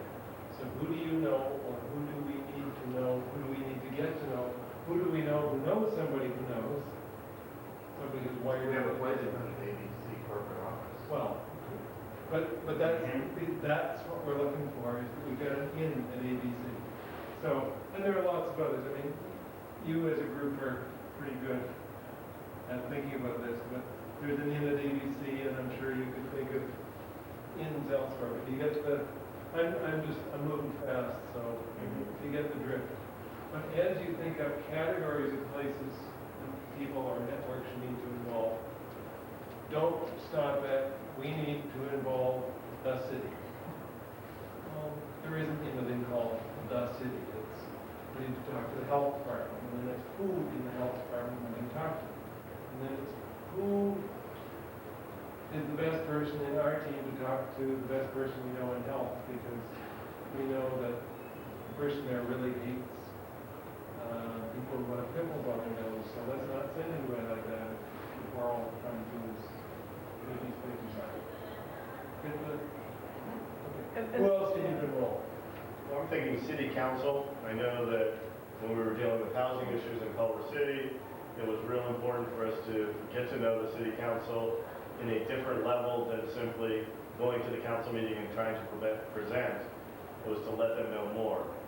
So I think, we want to enroll the city council. I think the problem or the challenge, if we can talk about it now, is which city councils, since our catchment area of City West covers a number of cities. Well, let's identify the mayor of Santa Monica, who is a man with a disability. Okay. There you go. And this is where my little post-its come up now. This minute would be that, this is where you start getting, okay, Dale. Dale will call the mayor who happens to have a disability as the mayor. And as you go on with this, we find one of the more liberating things is to take them off. Steve, we're kind of getting involved with Steve Wagner here, the director of Section 8 Housing. And also hopefully we'll be working more closely with Community Corps. With their housing. So community, I'm sorry. The HUD office is in this building. We're building alliances there. Yeah, we have a pretty good alliance going. Okay. And then community corps. I'm going to skip that, because I get the feeling with this group you understand the principle we're working on here. So I'm going to move forward faster. Second key issue, as you work across here, to get from where we are now to where you want to be in 1895, you're going to have to enroll a bunch of people. That means more work. If you're going to get people on ABC, you're going to get the city council, you're going to get the HUD, you're going to get a bunch of others, you have to find more time to spend more time being more selective, talking to more people. And I get the impression, given the number of pages, among other things, that you're already pretty busy. So the issue becomes, how do you get strong enough to endure that? So how do you get strong? And this is... Brown rice. Just hang on to that for a second, because that's a good answer. Part of it. Okay. This one's at 2 layers. You have to be stronger personally in order to be part of the team. If you're really wiped out personally, it's really hard to contribute. Now, that doesn't mean you have to quit, but if you're really going to be on top of this, you have to take care of yourself, not in the sense of personal aggrandizement or simply for the meanness of the honest, but in order to help people change the society, change the system, you got to be strong. So you have decided for you have to eat brown rice, and that's good. And what that means is that very practically, you will systematically 4 times a week or whatever it is, eat brown rice. And that's wonderful. For somebody else, that might not mean very much. But for you, brown rice is a really important part of studying health. And so, at a personal level, all of us can figure out what we need to do to stay stronger. And that's on a daily and a longer term basis. So, it means you have to pace yourself. and everybody else can push you to do that, but ultimately you have to take some responsibility for that. I missed, what you said as you were drawing that. Why are we getting stronger? In order to support the work. And but there's two layers to this. One is personally. You have to be strong enough to hold up your weight and continue the leadership. But also organizationally have to be stronger. So City West, in order to sustain this, has to do stuff as City West, whatever that means, to be strong enough to take on these challenges. So if everybody in City West had the flu, that's a problem at once. So you got to be healthy at that level. But in addition to that, what does City West have to do to sustain this momentum? We have to not become complacent, to always provide support for each other. Dale, is it clear now? Or still not? I want to see what the other categories are, and then maybe I'll come back. No. I thought I heard something else. What Well, I thought I heard that this was because there wasn't enough time. No. We went on because he said we got it. We didn't enroll, our enrollment list would be a lot larger if we had more time. Okay. The purposes of getting stronger organizationally sounded to me as though it were an efficiency item so we could get more work done in a certain amount of time. Well, that's one of the But if elements. it's just general capacity, then I'm with you. It's more than just to get Yeah. more done. To me, this is the key. This is where groups break down very often. Because the issue on the stronger is, if you really want to get here, what do you need to do to stay strong? Right. That's the congruent, and this is where a lot of times it breaks down.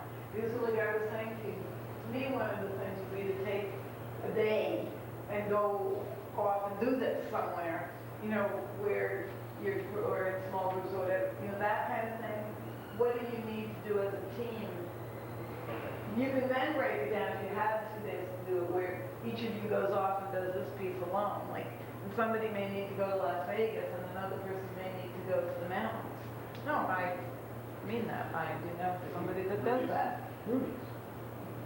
Yeah. We do that reasonably regularly. So But I think to get stronger, one of the things that I feel for City West is it does come back to communication and teaming. Yeah. I think we got a lot of hot people and a lot of hot things and a lot of activity, and we have staff who come on and they're put out there and they do a hell of a good job, and we all work, but I think there still is, I see a strengthening for all of us on our outcomes if we team more, we communicate more, and we share more. And we become more educated about things. Training.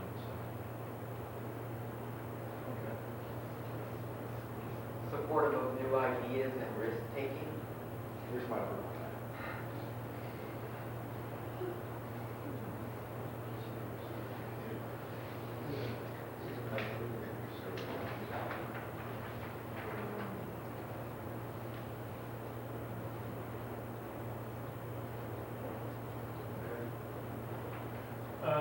If I can push you again, I think your example of what's going on in the pager right now, is a really good example of building a supportive community. And that's a lot of the kind of thing that I mean.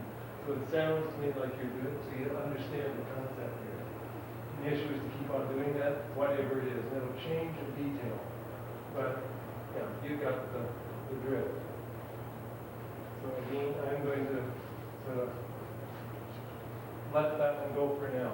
But just in organizations in general, unless you are systematic and intentional about providing appropriate support to grow strong, to sustain and build, the curve goes like this, very, very quickly. And you're doing a lot of that right now. You'll have to do it differently from time to time, but I think a lot of the energy is don't be complacent. If you're doing it, you got to keep on doing it. You got to keep that lively, or it will start to slip. We'll do this in 2 rather than 3, but the next steps are going back this way.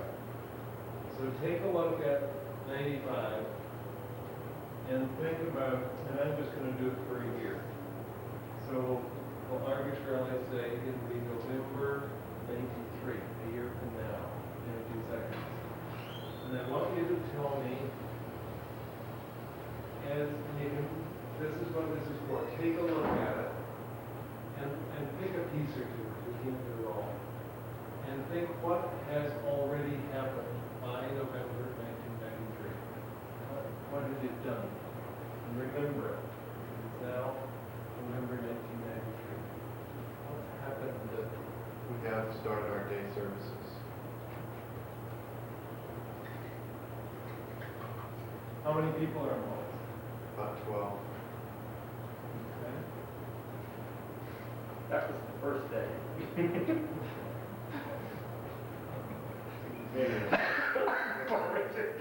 You got this, let's start like up here. Our link with HUD has resulted in meeting the housing needs of 2 dozen clients.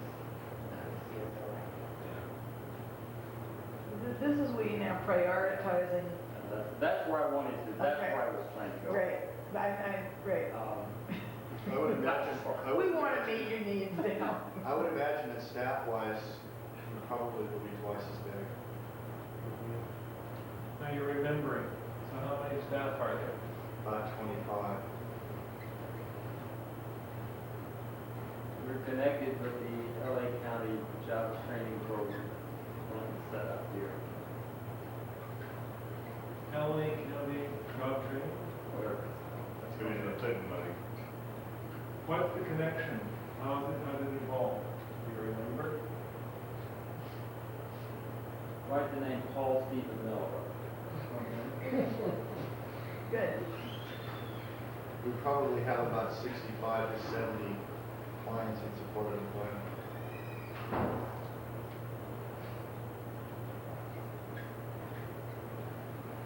Laura's going in for his 20,000 mile check. He's really into it. Larry's making the 12th payment on his new car. And I'm seriously, November is first. Yeah. Get the bank doesn't. Joel, That's when I'm taking my vacation, by the way. I'll be in Costa Rica. Joel's in Costa Rica. Fully confident in everything. We are housed at Westside Regional Center. You moved? We moved. When did you move? November 1992. At 5:15. November, December, Early. by January of '93 we were moved. Joel is attached to a worldwide agent.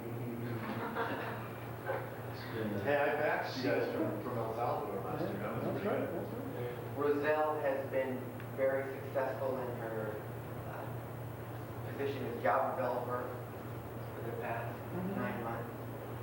Roselle, our As we've changed titles. When did you change the titles? Job placement officer? Sure. Job placement officer. We've expanded the role. Okay. JPO. When did you do that? 5:16. I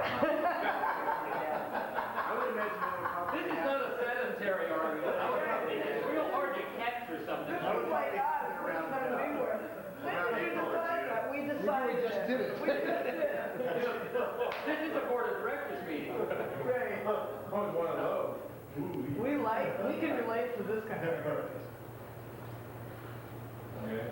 What else has happened this past year? Time is November 1983. What else happened?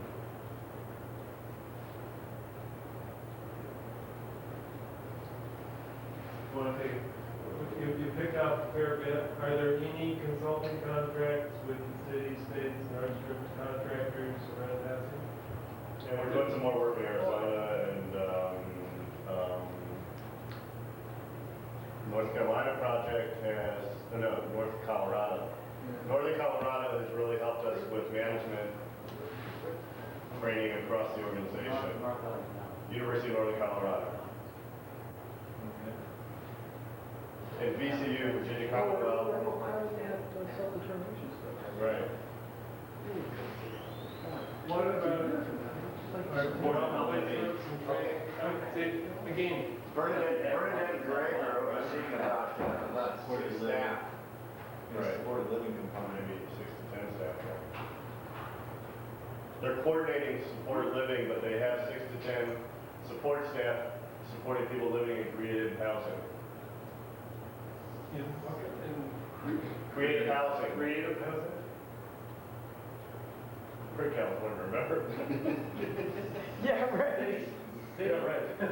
City West is specifically named in a memorandum of understanding between Santa Monica City Schools and the Department of Rehabilitation to provide transition services. Dovetail onto that, I was gonna say Culver City as well. Yes. I think we should do that. And, Yeah, you're here's talking your about- accountability, yeah, so then you can look and see if you did this. Oh, I'm putting the things I've already done.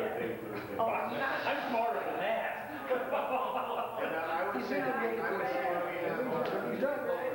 I would say that we have 25 referrals from Harbor Regional Center, and we have 10 of their clients placed in supported living. And living. That's growth. Well, we don't have a, Not yet. We don't have A year from now, I'm not sure we'll be. Oh, I'm sorry, right. But we have. Let's stay with West Side of Living. Client, people only have to wait One for now.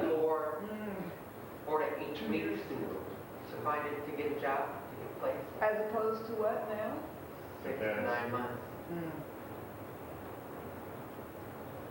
Not Let's call it waiting, let's call it processing time. Yeah. But it takes that long to process the paperwork, and that's not necessarily. Stephen Yeah, Falvy that's- has appeared on network television, I believe. Steve? Stephen. commercial. Yeah. Stephen. He's appeared on There's a a Steve network. too in the organization. No, he's appeared on a network talk show. This guy? Yeah, that's some level. And Yeah. that's not being interviewed on 60 Minutes. No. No. The investigation, the working spotlight. When was the talk show, Steve? This is Joel's script. That would be right about November. What were you talking about? My new explorer. Move on, move on. Talking about what we do. Spreading the gospel. Okay. That's great. I think you got the drift. So, again, your homework, which will continue, because we're done. To the next year. Yeah, I mean, you can literally go to anyone here and say, work backwards. So, had anything happen by a time, and if we were really pushing, we do a month, or, pick some intervals, but you can get down to where we are at this very moment, which is the first step. And there's 3 parts to a first step. The first part of the first step is what's your first step. And the issue here is to keep in mind that any and every journey begins with a tiny step. And if you don't begin it, you ain't going nowhere. And inertia is very powerful stuff. So if you don't, the first step doesn't have to be a yard long. It has to be a step. And if you take the first step alone, you are reinforcing the incredibly bad habit of doing it alone. And the question is, how soon will you fail? And so the question is, what is your first step? Who's going to support you in that step? And before you answer that, I mean, it doesn't have to be anything very big. Let me talk about the support for a minute. It can be any layer of support. But at a personal level, could be, Richard, will you phone me tomorrow noon and see if I have done something? And the issue there is that unless I give Richard permission to bug me and do see if I've done it, chances are he won't, because he's not sure whether he's supposed to do that or not. But I have informally negotiated a mini contract which will support me to do whatever I said I was going to do. And that's enough to get a first step going, and be sure that I actually do it, because he's going to guilt the daylights out of me unless I deliver. So there's that relationship. Then there's the other part, which I sense is not likely to be too big a problem here, but it's an important issue. If you cannot figure out a first step, and it happens, if you're really stuck here, the question is, what's blocking it? Because sometimes what happens is, you're coming along, and when it gets to this point,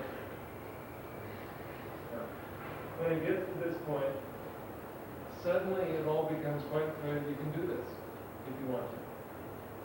But you can or you cannot? You can, if you want to. And we've done it with groups who've gone through the whole process, and they're having a great time throwing stuff up, and about here, it comes to a grinding dead halt.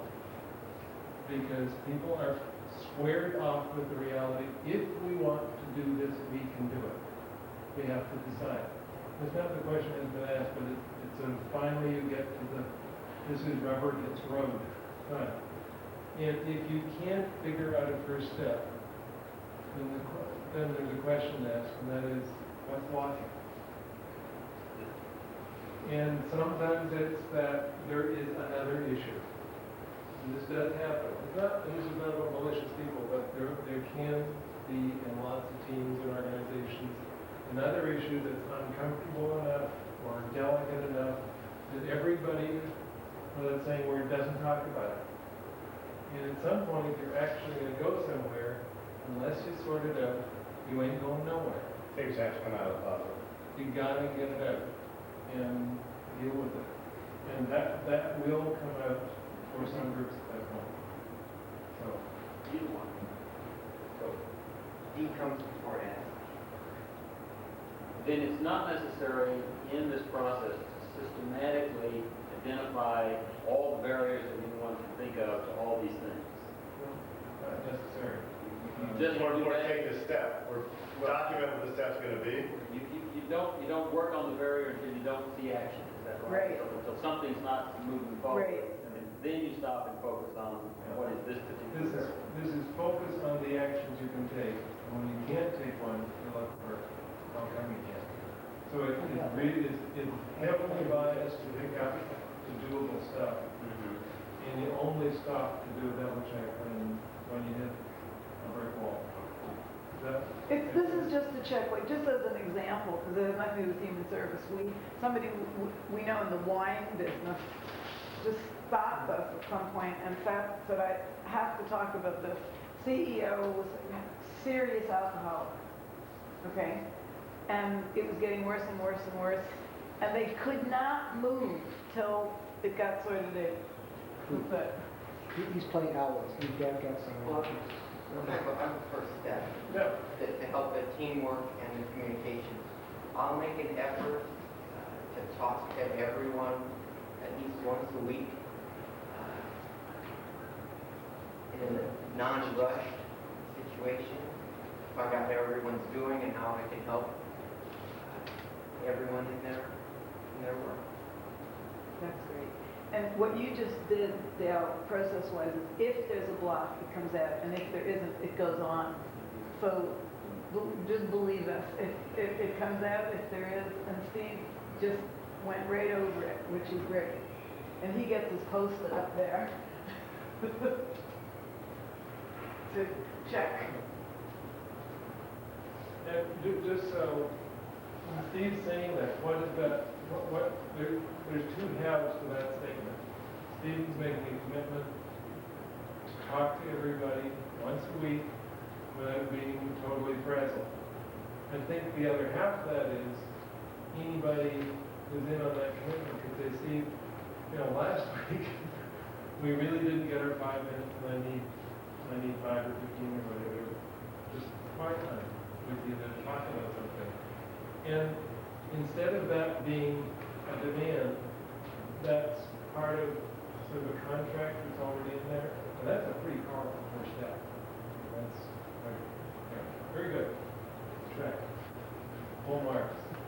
And that, I don't, it doesn't matter if I know where you are in the organization, but that strikes me as both a personal and an organizational commitment. Absolutely. Because communication is so fundamental to this stuff. I mean, that's a wonderful first step. And you can think about, oh, do you want to do some more? Oh, we didn't complete this. How are you going to be supported in that? Who's going to support you in your commitment? GTE. Who's GTE? I'm gonna be supportive to Stephen in that when people come to me and they want to tell Stephen something, I'm gonna not be the telephone. I'm gonna say, talk to Stephen, he'd like to hear you. Increasing direct lines of communication. Right, Yeah. I'm gonna take myself out of the loop. Because I have a tendency to get in it. See that, lots of times, people would say taking yourself out of the loop is a negative. And likely, there's a lot of times when A, it'll save you a lot of hassle, and B, it actually improves communication.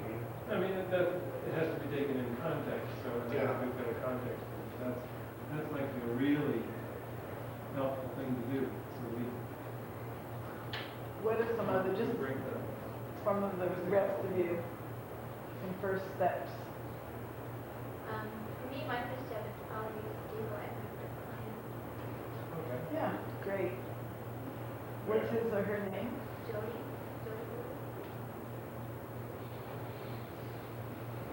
No. That's nice, 'cause that's real. This is all about, Great. And the step that I want to take, and probably will ask for Irene's help, is I want to go and meet again with Harbor Regional Center.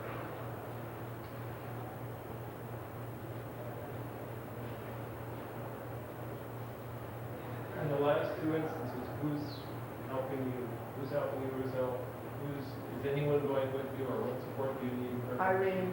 Oh, I'm sorry. Irene, sorry we didn't welcome you and greet you, Yes. but we just can't. Want to take 2 minutes and review No. that? Somebody help me. Yeah, Jack, you're gonna do a 30-second summation. The whole thing. Bring her up to date. Introduce all of us. Just right in. What about the video? please? Yeah, watch the video. Right, we've got the video. Actually, that's wonderful. Yeah, actually, that's true. But does that, But I mean, as far as stabilizing Jody, I will help Roselle as far as any like paperwork or, or helping her with knowing what percentage we were at and anything like that, how it's going. Debbie Is it appropriate? and I are going to meet on the day support services and establish a committee from across city that will be doing it too.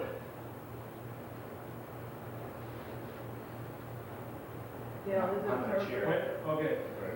for in this, when's the meeting? Okay. No, I said across city too.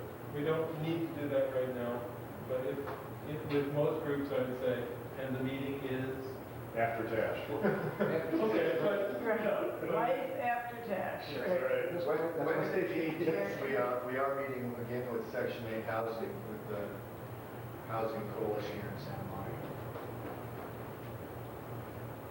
okay.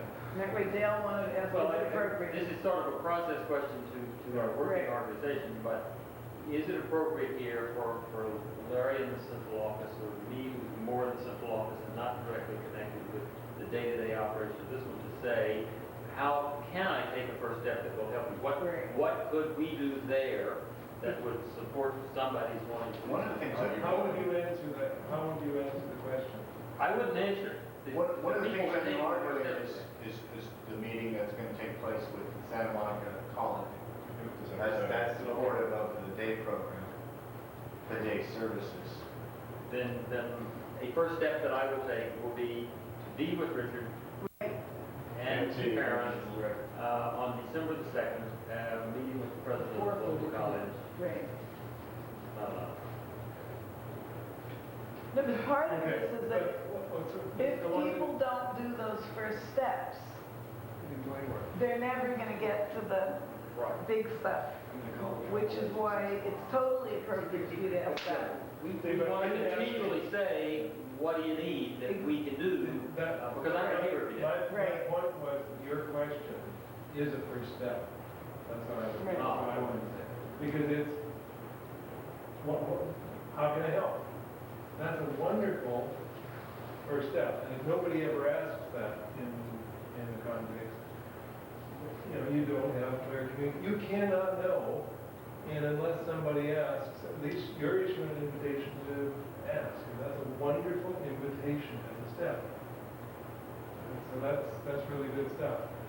In communication, you can't give what you don't know is needed. Get that abstract. There's two halves to this. People have to learn a hard thing. They have to learn to say, I need help on this, or I need something.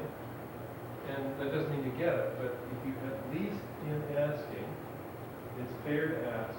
And the counterpart question for shared responsibility is, can I help? And that can be as open-ended as, can I help? Sometimes the answer is no, and that's not a put down, but it's a wonderful offer, beginning offer. I think we're there. Just so you know, usually we run that again where, because of time, and it is out of books.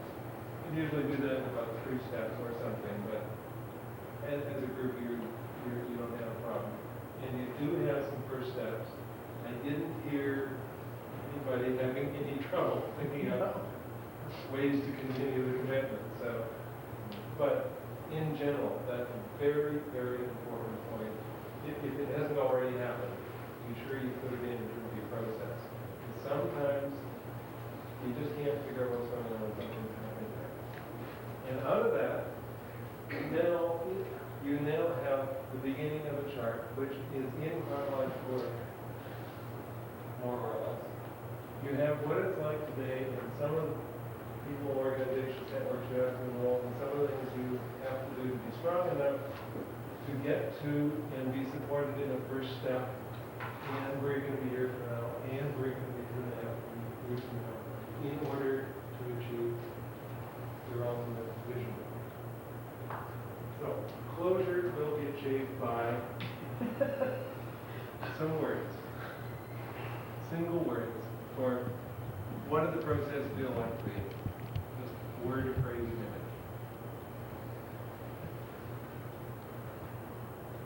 One more time? One more time. Awakening.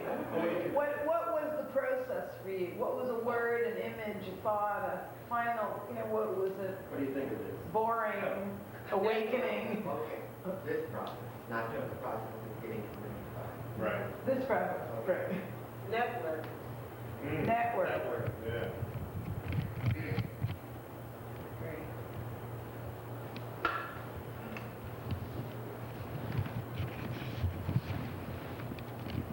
Let's just go around the room on this one, because I want each person to get something. Before all the adjectives are taken out. Okay. We'll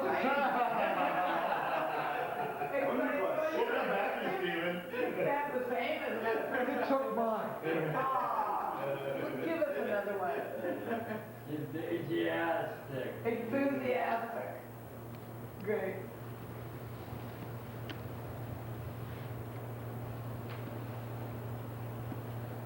I said awakening. How about our camera for some?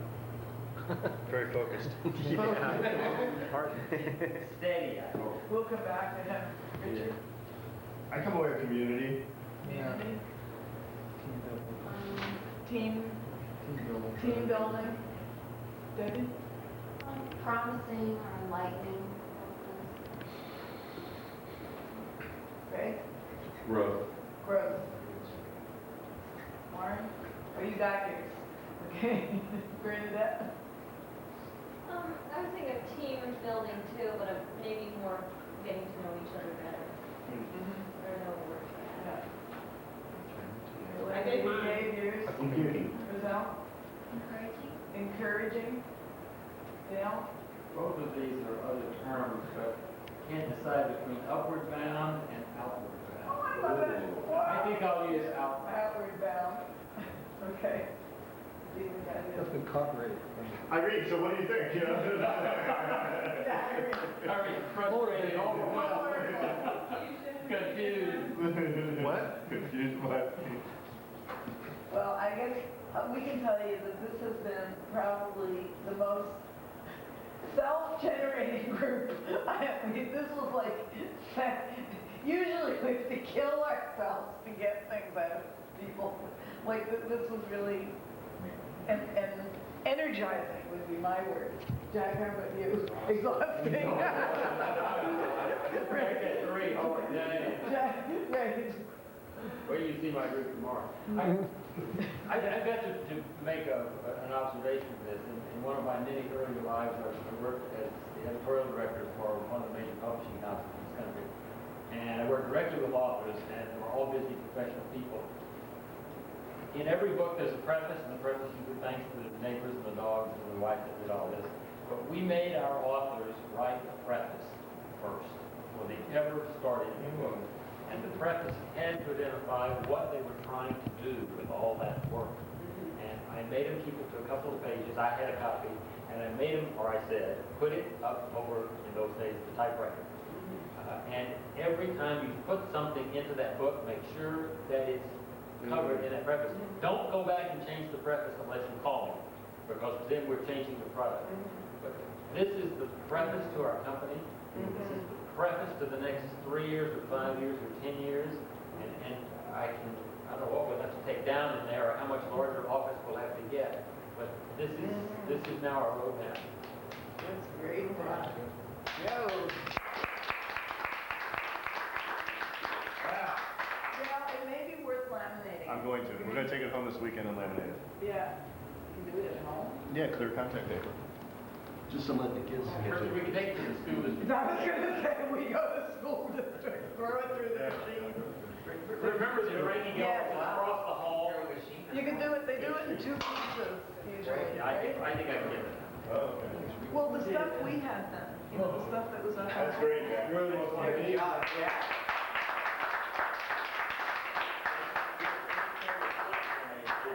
Yeah, I'm taking it. All of our staff really doesn't know that Jack has been standing doing this for 2 days straight. Yeah. Play with the notion of graphic facilitation, which has no content per se. It's simply a way of doing stuff, and you can use it anywhere.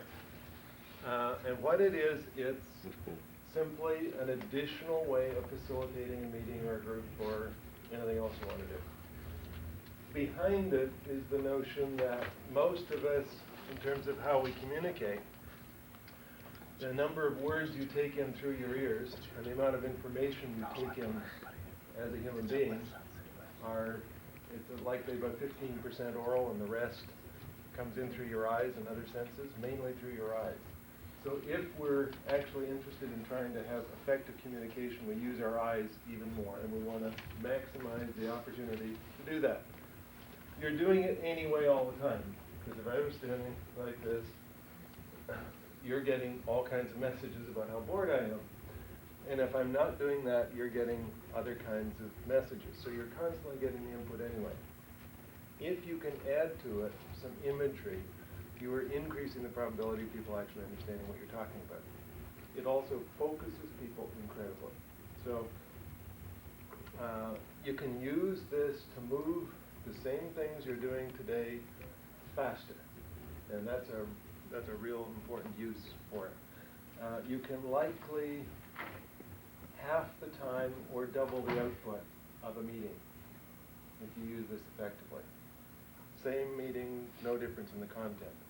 A couple of examples. If you were doing a history of your organization, and if you're doing staff development, you're all the new staff, and you want to walk people through, so how did this organization come to be? How did we get here?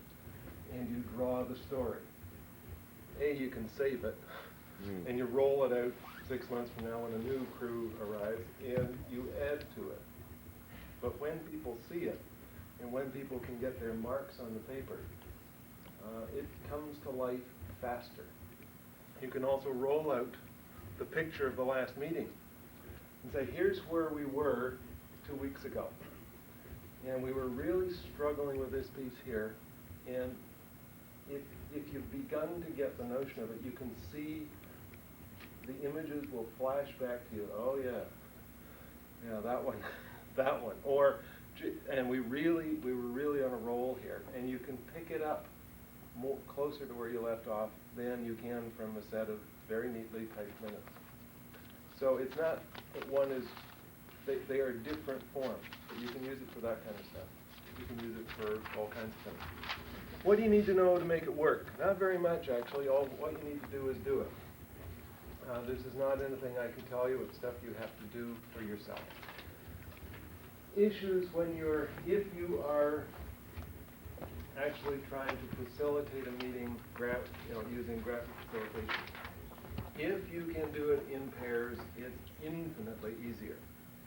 Because when you're facing the paper, if I were drawing this meeting, it's easier for me to actually watch what I'm doing rather than do this. And it takes a lot more practice to be able to do both. So if you can do it in pairs and have that option, that's a lot more fun. And Marsha is real good at watching the body language while I'm watching the paper. And so that takes practice, but it really is a lot easier. It's better. It's more effective. Other hints. If you're taking notes on something, and you can begin doing this today, and you can do it for the next 10 years, and nobody else needs to know about it because it's your notebook. But you can start now trying to listen with your eyes and listen for images and doodle them.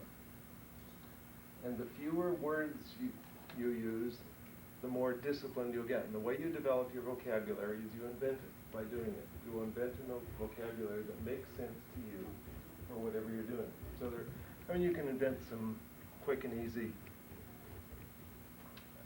jog notes, but you'll develop your vocabulary, and it just takes practice. How do you get to Carnegie Hall? Practice, practice, practice. This is exactly like that. When you're working with a group, the power of putting stuff on paper is extraordinary. When you pick up the pens, I don't care if you're chairing the meeting or not, you have at least equivalent power to the person chairing the meeting. And if Richard were talking too much, and I stopped writing, and then sat down, and then really sat down, I'll bet you 98% of the time Richard will shut up without anybody saying anything. And I don't mean, so you can deal with all kinds of dynamics in a meeting using the power of the paper. And you have to be real careful, you have to be very conscious of it, because by the same token, Lisa says something, first thing she said this morning, and I don't make a mark on the paper. What have I communicated to Lisa? The values. You're irrelevant. We're not going to pay any attention to you.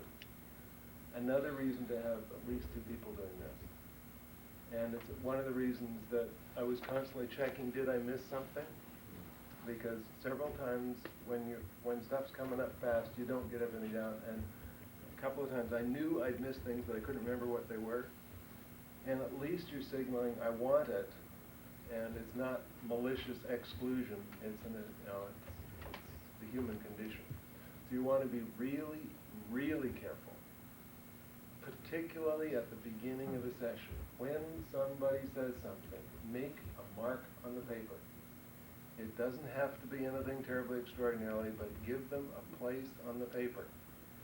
It can be the tiniest doodle, it can be a little word, but give them a mark. It may be the only mark. It may or may not be the most important mark, but make sure there is a mark, because otherwise you have communicated that they are not welcome, and you've done it without knowing it sometimes, and you have to be real careful of that. So I just want to throw that out as a cautionary note. As you're doing this, be aware of the power of the paper. It's pretty scary stuff sometimes. Now, mainly what we're going to do today is have fun, and you're going to do this by doing it. So, I think the easiest way is to begin. Now, I'm just trying to figure.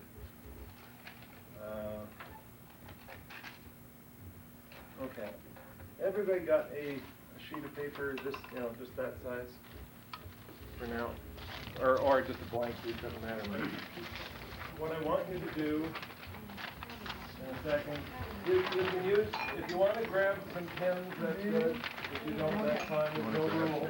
There's a bunch of pens up here.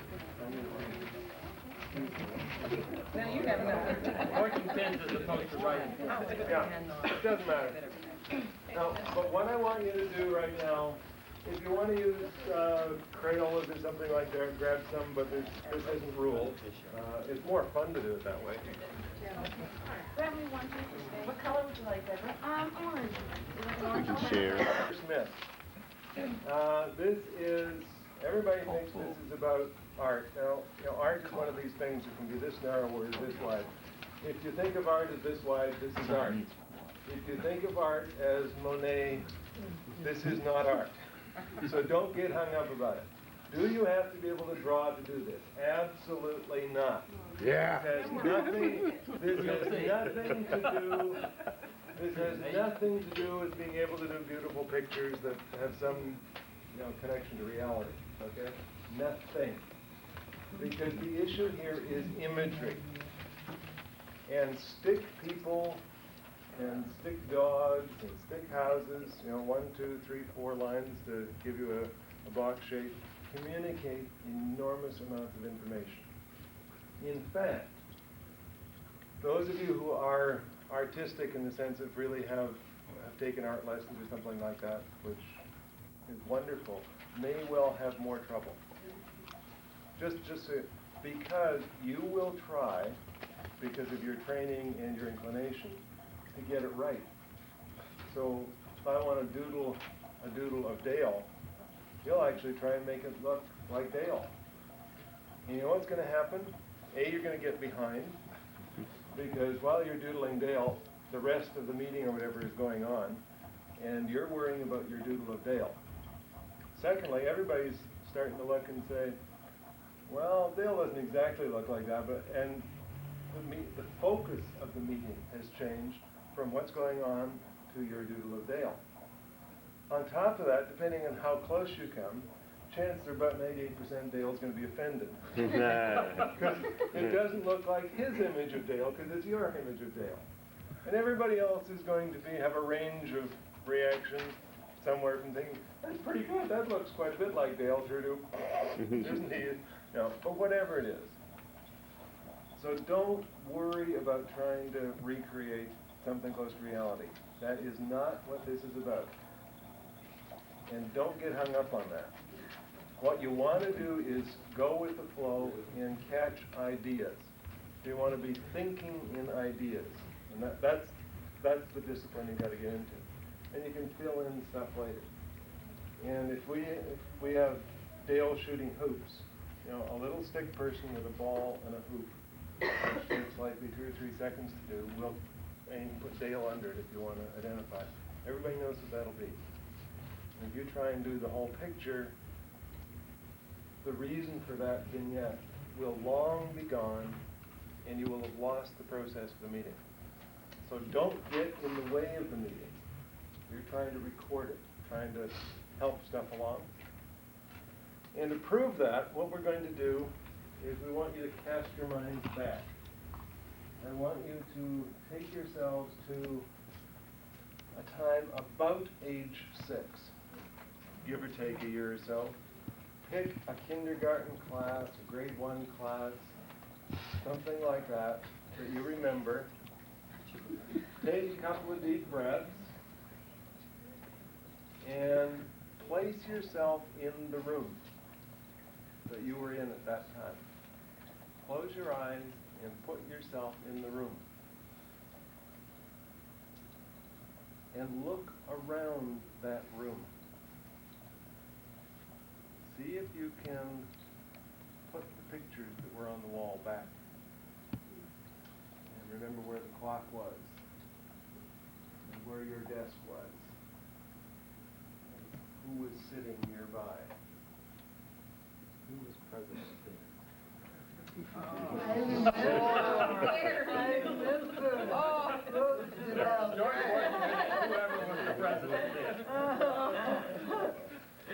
Post George Washington. Maybe that's a North American. Okay. But you're about age 6 and you're looking around the room. And what I want you to do is remember something that you drew. And all of us did it in those years. And there was something that really stuck out, something we drew one of those early years that was real important, that we really liked. And you remember it. And what I want you to do now, once you've remembered it clearly, is draw it as you drew it at that age. Draw it as you drew it, and sign it as you signed it, about age 6. Okay? 3-4 minutes. That's pretty good. 6-year-old. That's classic.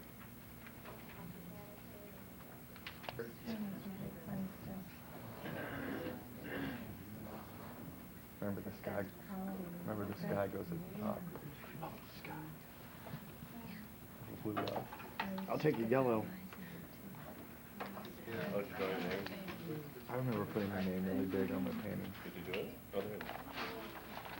I have no idea how to sign my name. I'll just draw it. I should have tried. Start making cuts, you're not supposed to do this. Well, wow. All right. With considerable clarity. You could tell what was real important.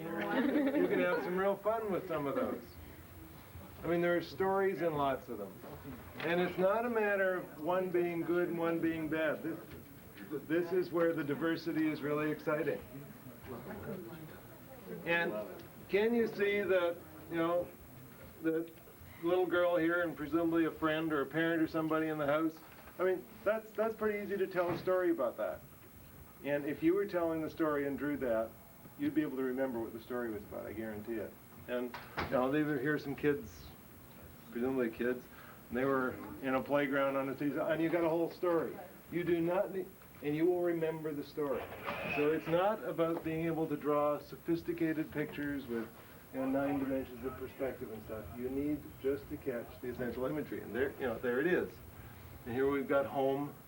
And here's somebody who's extraordinarily sophisticated, obviously going to be No, somebody told me how to make a box, and I made boxes for days, but and days, and how to make a store, great, yeah. And I did that, that's all I remember. But you can see, and here's somebody who's obviously interested in some animals, and we've got, and see, now, we can say, who's got purple apples? Well, maybe it's plums, I don't know, but it's a tree. And all these, somebody who's really interested. Lessons on walls. Most walls are pretty good for this. A few people have invented paint that nothing will stick to in some elegant hotel. But most of the time it's not a problem. If you use good masking tape, it will damage almost nothing. Almost nothing. Don't ask the manager first, or you won't get to hang anything. Usually you can take pictures down and off the wall and so on as long as you put them back and nobody. But if you ask for permission, you're going to be out of luck. If you ask forgiveness, usually it's okay. If you're anywhere walls that you really want to preserve, put up 2 pieces of paper, one over the other, so that the ink doesn't bleed through. And it's pretty simple. And then what you want to do is this. I'm not really maliciously covering up, but angle to go out the same. And I did a couple here. There's a table. Stand it on end. There's another table, you can stand that one on, you can stand that one on end, you can create surfaces where there aren't any. You can use windows, you can use doors, you can use all kinds of stuff, but a nice big flat surface is really, really helpful. And it should be firm, like the dividers here are carpety, it's not great for drawing on. So the first thing I do when I look at a room is to see what do we got for walls that we can get access to. Everybody ready for circles? Oh, boy, circle. Oh yeah, this one's very sophisticated. You hold your pen in front of you, not here, right out in front of you. And don't do anything on the paper yet, but just literally let your arm go in a circle. Loosen it up and bring it into the center and take it out again. Remember, try to get it to your arm. What do they call these arm circles? Remember this?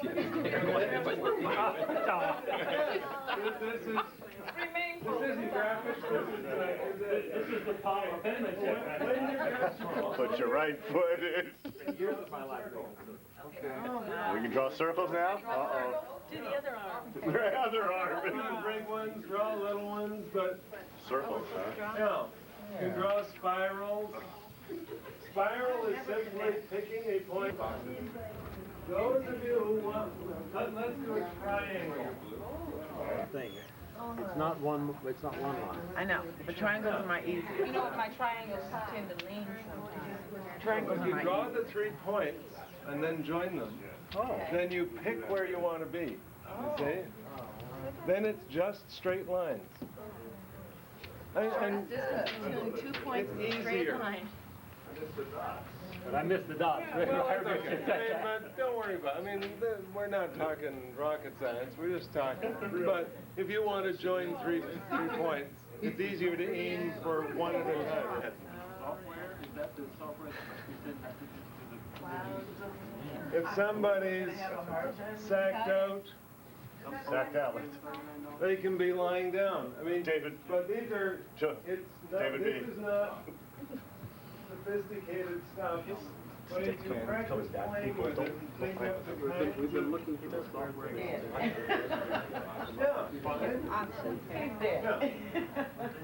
Okay. He's a gardener. No more written down. A wall around it? Can we have a wall around it? No, I didn't get my lines right. Yeah, you can have a big wall around it.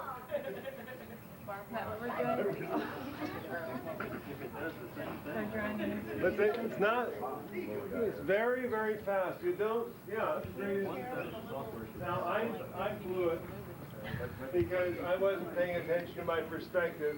That's a matter of practice and thinking before you do it. For perspective, what you want to do is pick a point, a mental point way out near the corner of the page, and all your lines go toward it. That's all. It's not, and it's just a matter of getting in the habit. If you don't think about it, you mess it up. A title, something that I always forget. But again, in terms of giving you a framework, it's Justin's school and story. So, okay, do it again. Another 15 minutes. Take a look at what a couple other people did if you want. Okay. Ready? Okay.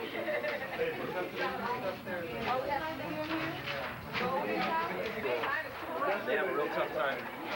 More so Justin than Brianna going to school. He doesn't like to get up, he doesn't like to get dressed. So one of the things that happened at the school, started a gymnastics class on Mondays, and that helped us to get going on Mondays. So now it's not, Justin gets up right away on Mondays, gets dressed, and gets out of the house and ready to go without any problems of not wanting to get dressed. And so I came and I went and saw them on gymnastics on Monday, and it was really exciting to see them.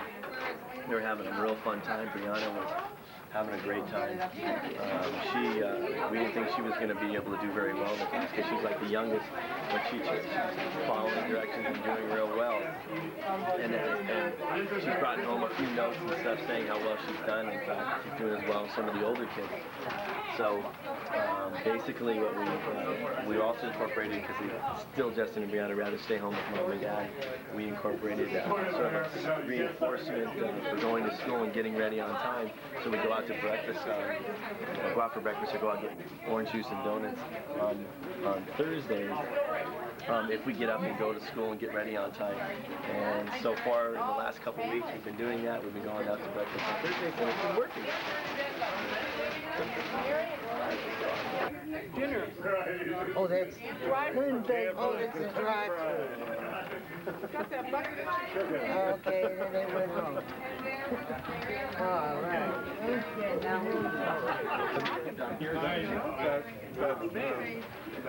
Okay.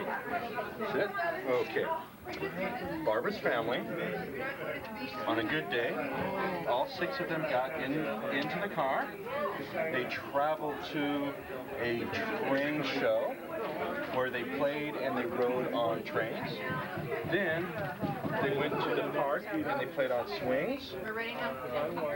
The large park where they also had lunch and so on. And then they got back in their car and they went to KFI, Kentucky Fried Chicken, and got a bucket, and then they went home. And it was another good day. All the kids in bed. Barbara got to relax. In bed. Barbara and Randy are sitting in front of the fire with their libations. Oh, good. My story's on television. Maybe they'll do a mini-series on it. Being discovered. Okay. At this time, we'll have a group of, say, 4 friends together. We're all girls. Eve, Vicky, Miley, France. This is my best of my knowledge here. Okay, and we're all talking. How do you spell Francie? F-R-A-N-C-I-E. Okay. That's a really good thing to do. Ask for spelling of names. Oh yeah, because that's important, definitely. Really People- important. Okay, and we're all talking together, and we're thinking of ideas. Sure, we're gonna drive. Thanksgiving. Right. And the Tories, I should do Tories and all that. I'm with you. Okay. What else do we- Of this on tape. Is it the Dale Dutton story? And how, with one leg, the dragon slayer. Did you put a line around Fried chicken, Austin, your friend? Kentucky Fried Give the closure, Okay. the story is now ended. KFI, what's your KFI? Right No. Okay.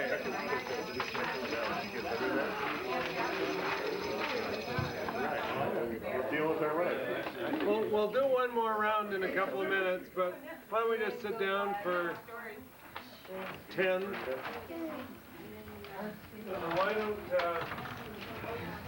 Why don't you tell me a little bit about how this feels or something? I mean, you begin to get the notion you could use this? You mean in public? No, but what does public mean? I mean, if you're working with a small team, and if that's public, I think anybody should be able to do that today. If you're talking about doing it in front of 200 people, there are levels of discomfort for most of us who are humans. So. But, I mean, people are taking off and playing with it, and that's wonderful. And the way you keep on taking off is you keep on doing it.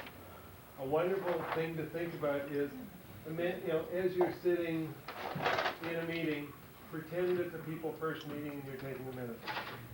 Pretend people do not read for whatever reason. And make minutes for them so they can understand the essence of the meeting. And it will keep you focused, but you'll sort of come up with images that capture the content of the meeting, and in some cases you'll actually get a storyline on the meeting that may be more meaningful than a lot of our more traditional, as they said, motion and so on, amendment stuff.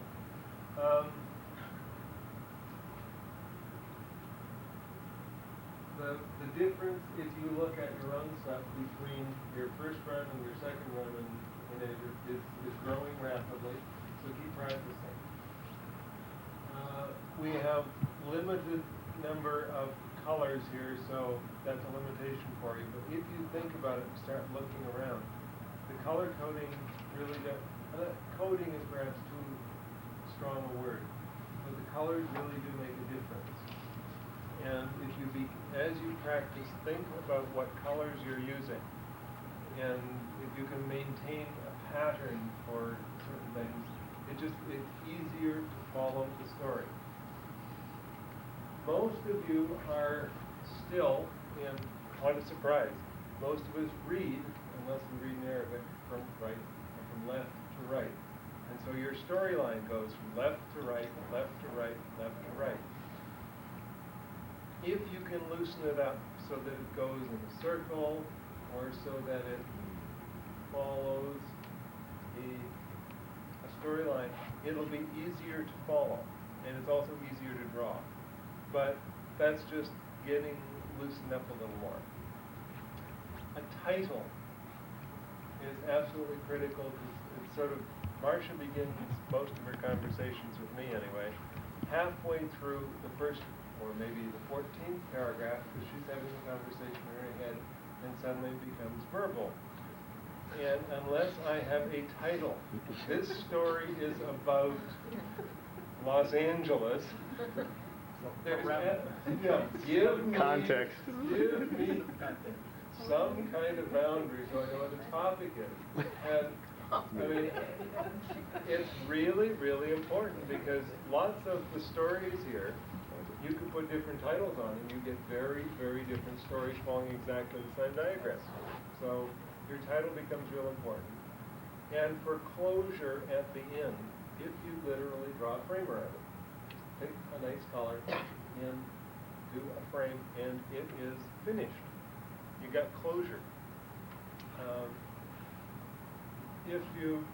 Several people have already started to play around with some of the lighter colors or brighter colors, depending on the context, and highlight.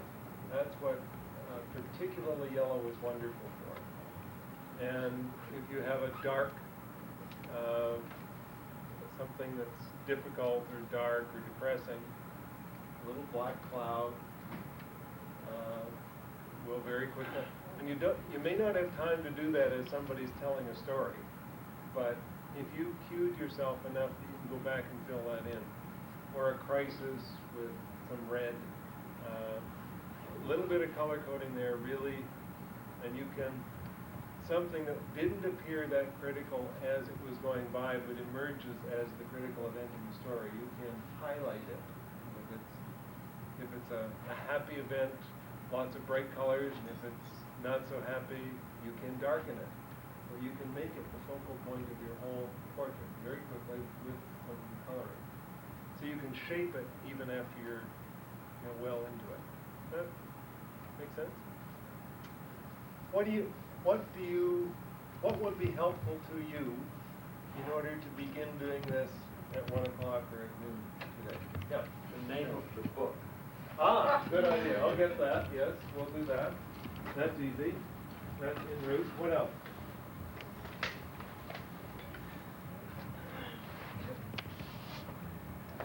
What's the value of having the graphics already done versus doing the mass presentation? Give me a context.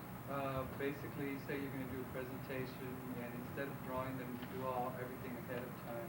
Oh. You just follow it through. You mean your own? Yeah, bring your own in already done, and then just kind of follow. Or as a presentation tool rather than as a note-taking tool. I think they're equally good, but that's a different purpose. Certainly, anything you can do to get your message across in 9 ways instead of 1 way will enhance your presentation.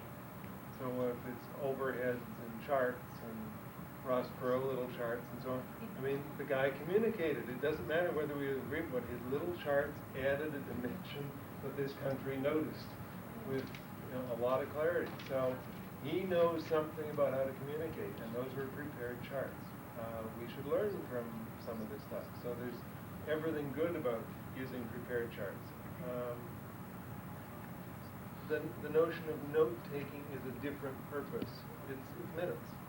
And what you're doing, what's more than minutes, is creating a group memory, okay? And that's where it's so important that everybody get their mark on the paper. Because in a group memory, everybody gets to throw up a little piece. And for whatever reason, I don't pretend to understand all the psychology of it, but when your mark goes on the paper, you become much more a part of the group, the team, and that piece of history. It's very powerful, and so it's very powerful as creating a group memory. How about a little bit of talking about what you do with this afterwards, how you write this up? Yeah. Well, before you do that, I mean, I think you and Marsha used the charts that had already been made on the maps and on inclusion, exclusion with the wavy line through it yesterday as the tool. And I think that's what you're saying, George. It's a hell of a tool, but then you can also complement that by using your note-taking for that group to get them to either affirm or disaffirm that tool you brought in. If you're, I think coming back to the question about do you do it on site while you're making a presentation, sort of also relates to what you said about how much easier it is for two people to do it. It's real hard to draw that stuff and talk to a group at the same time. Oh, yeah. You go nuts going back and forth. So if you have a presentation pieces, I think really ought to be at least outlined and maybe fill them in if you're drawing information out of an audience. So what do you think about this, or how does this relate to your community, or what isn't in this picture? You could do that. It's very powerful in terms of keeping people's attention if you're actually doing something. And so the combination of the two may be the most powerful thing you can do to keep people focused. Yep. Most of my concerns, not so much the artwork and the process, it's the facilitating of the individual's life story that can be so sensitive and dealing with family issues, and I'm nervous about that, to tell you the truth. I'm real nervous, and I don't feel like I'm the, okay, now tell me your problems, and I don't feel good about that, or drawing people out, and how do I, that's the type of stuff that seems to me, I don't know if there's any advice you have. Be nervous. If you aren't nervous, you might do harm. Okay? Being nervous is really helpful because this has a capacity to go deeper faster than a lot of other conversations for whatever reason. You put up an image, and you can draw that little stick house. And if that's been a very happy place, the person who's telling the story fills in all the delight and wonder and fun and stuff. And if it's a place that was very, very unhappy, they fill that in. And when people get telling a story, it's unusual if they forget everybody else. When people get into it, they're telling their story. It's so important that the rest of you disappear. And at that point, the little squiggle you've drawn, from their perspective, has laid bare all the innards of what's gone on there for everybody. And so, you have to be very, very careful. Now, reality check. People will tell you what they want to tell you. We're always terrified that we're going to step on somebody's toes, but most people who have toes, rare exceptions, know how far they can put them forward before they get stamped on, and are pretty careful about where they put them. If you have a trusting relationship with them, they'll say some stuff. If you don't, they aren't going to tell you very much. And your drawing will be, it may look very pretty, but it will be pretty thin. So you're giving them control. So you should be nervous, but don't be too nervous in the sense that this is a tool to help them get their story out. But they don't have to, this is not what's your problem? What's your story? Very different question. So somebody who's had a horrific story may tell you version 1, layer 1, which is pretty lighthearted. Nothing very strange going on at all. If you do it again later, they may tell you another layer. And then another layer. You've also asked those people, you know, you've invited them to the maps or the path or whatever you're going to call it, and you've asked who did they want to have there, mom, brother, et cetera, et cetera. So there's been some permission to start delving, which, yeah. Well, but how much, in terms of getting started with this, how do you explain and really kind of prepare people for what they have no concept of? I mean, even when you say invite people to talk about, you know, we want to look at what your dreams are, what, you know, your fears are about those dreams, whatever. I mean, how do you really begin to prepare people to come in and have that sort of experience? Because the reality for us is, I know that people aren't going to have the opportunity and the time to do 4 or 5 sessions, you know, right off the bat. So, you know, Well, you likely don't need to do 4 or 5 sessions right off the bat. People take recovery time. It'll be intermittent. I think one of the questions that you may be linking in the video, Bay's Map video, the kids met weekly at school. That wasn't about maps. That was a circle of friends, and they met and did stuff. Now, the mapping was a couple of times a year. but I guess once I'm a year. thinking about, let's say, if we were to do this as part of our intake process. Yeah. And maybe that's not the best time to do it, I don't know. But you've got somebody coming to an agency that has a lot of stuff going on. It's certainly not familiar with the agency and probably mistrusting of agencies in general by the time that they get to us. You know, you're not going to walk in with a group that's ready to sit down and start talking about a whole lot of things. And even once the case goes out of intake and is with the counselor, if we were going to do it at the time that we're trying to develop, quote unquote, our IPP, I guess my question is how you really, and I'm sure, I know it has to do with facilitation, but how you really get this going and making a meaningful experience when you're sitting down with people you really don't know, even though there are people that they have invited that they do know, and people that are not accustomed to just sitting down and, you know, talking about all the things that are positive or negative that are going on in their lives. Some helpful hints is what we're going. Where you're doing that, when you're doing that, who's there, make an enormous difference. If the rule of the land is that has to be in the boardroom at 4 o'clock every Thursday, and you may bring 2.2 people, but not your lawyer, it'll be pretty difficult to get through that. If you start with, we'd like you to bring some people with you to talk about your son's future or your future, whatever it is. And maybe better even in the home. Much better in a home or a place that people feel is neutral turf, that's more comfy. And this, I mean, I wouldn't go into a 17-hour process on round 1. This is getting to know you stuff and building a trusting relationship. And if an agency really wants to be able to work with people, you got to get to know them. And this isn't going to solve that problem. It's a way of beginning a process of getting to know them. And that involves building trust. And this is an invitation to build trust. It's not a one-shot. It ain't going to be fixed. But it's a different kind of question if you say, so tell me your story, when people are loosened up a tiny bit. And they'll tell you this much of the story, round 1. You had asked how we wanted to use the last hour or whatever. Yeah. Could we maybe do a walkthrough or role play of doing this with a family coming in or a new family where? Sure. And actually even using it in developing some plans and goals and making it, I mean, Okay. you know, yeah. Did you notice any relationship between what you just did and what you're asking to do? Somebody told a story and you took notes of that way. What's the first step in maps?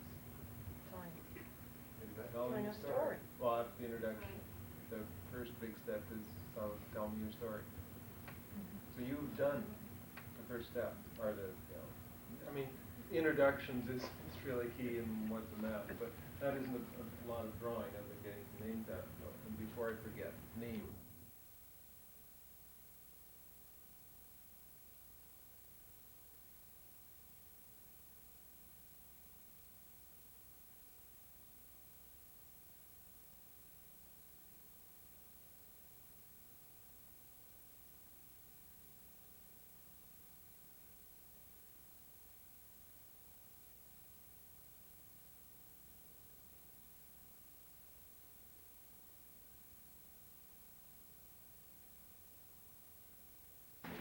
Well, welcome. We're really glad to have a combined parent group meeting with parents in the variety of catchment areas of Westside Regional Center, Lanterman, and Harbor Regional Center. I'm Richard Rosenberg. I'm with City Community Services, and we're really pleased to be putting this on as a joint effort with Westside Regional Center. Sharon Smith is here representing Westside Regional Center, and I'm Richard Rosenberg representing City Community Services. It's also real exciting to have these two visitors in our community, Marsha Forrest and Jack Pierpoint. I've had the privilege of knowing Marsha and Jack for a number of years. I must admit, I've never had an opportunity like I did this afternoon to watch them in full action. They helped us with an organization, do a process to really look at the organization. Where's it going, what are the dreams, what are the goals. We did that for 2 hours. They took a 15-minute break, came back in, and we worked with an adult who has dual diagnosis, who has been in a variety of different services and programs, and just watching the combination between Marsha and Jack is real exciting. Let me just read a quick blurb about both of them so you know who they are, because they won't tell you that, and then I'm going to turn it over to them for the next hour and a half, 2 hours. Jack Pierpoint is the founder and executive director of Center for Integrated Education and Community, and the president of Inclusion Press. Jack has 25 years experience running innovative adult education and literacy organizations. He spent 5 years in Nicaragua and Guam with the CUSO, then was president of Frontier College, Canada's oldest adult education institution for over 15 years.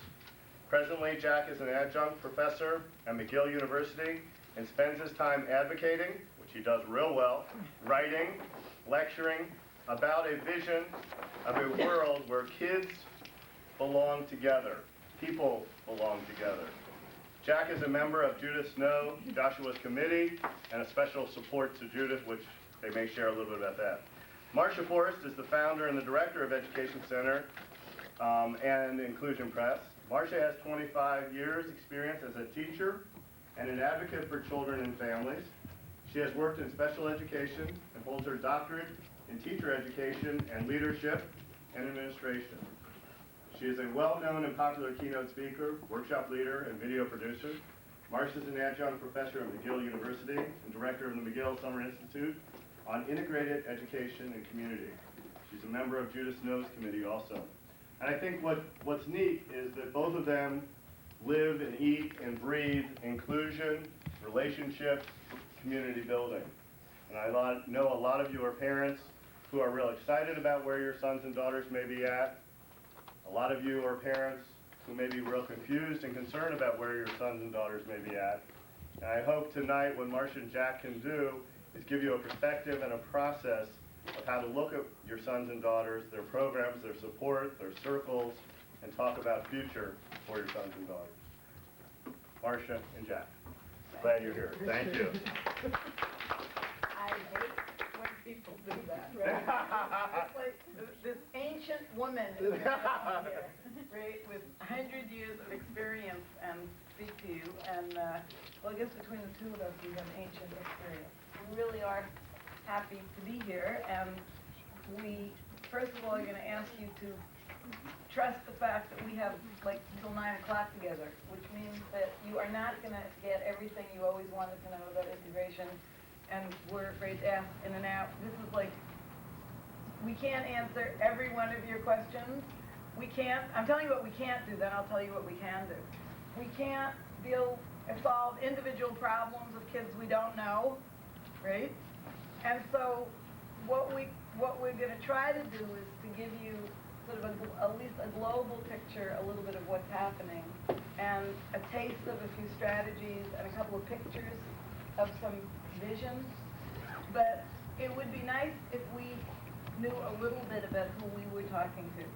We need you to raise your hands for 2 minutes. Like, I'm going to categorize you. And this is a trick question, my first question, so be careful. How many of you are parents? Good. Now, the reason that is a trick question is I didn't say parents of. Right? And in a lot of these meetings, people who are parents of kids with something, there's this parents and then there's parents of. But how many of you are parents of kids who are having some kind of trouble with the education system? Did you notice how I phrased that? I didn't say the kids are the trouble. I said the kids are having trouble with the education system. That was very specifically said. How many of you are here because you're parents of a child who the system's having trouble serving? Okay, those of you, raise your hand. Raise your hand. I did. Raise your hand. How many of you who didn't raise your hands are teachers? Any administrators? School principals? Are you a principal of the school? Coordinator. Oh, great. Any doctors, lawyers, psychologists, speech people, whatever? So did I cover all the bases? Okay. Again, tell me how many of you are here as parents of kids who are challenging the system in one way or another? Okay, great. Well, welcome everybody. We have here, I always call Jack a recovering administrator, since he was an administrator for a long time and had to deal with mostly an adult organization. And we do not see this as a parents versus professionals, but parents and professionals working together to create something very special and very exciting in education. And Richard, one thing you didn't mention, but I'm going to mention because it's for us it was the most exciting thing that's happened in a long time.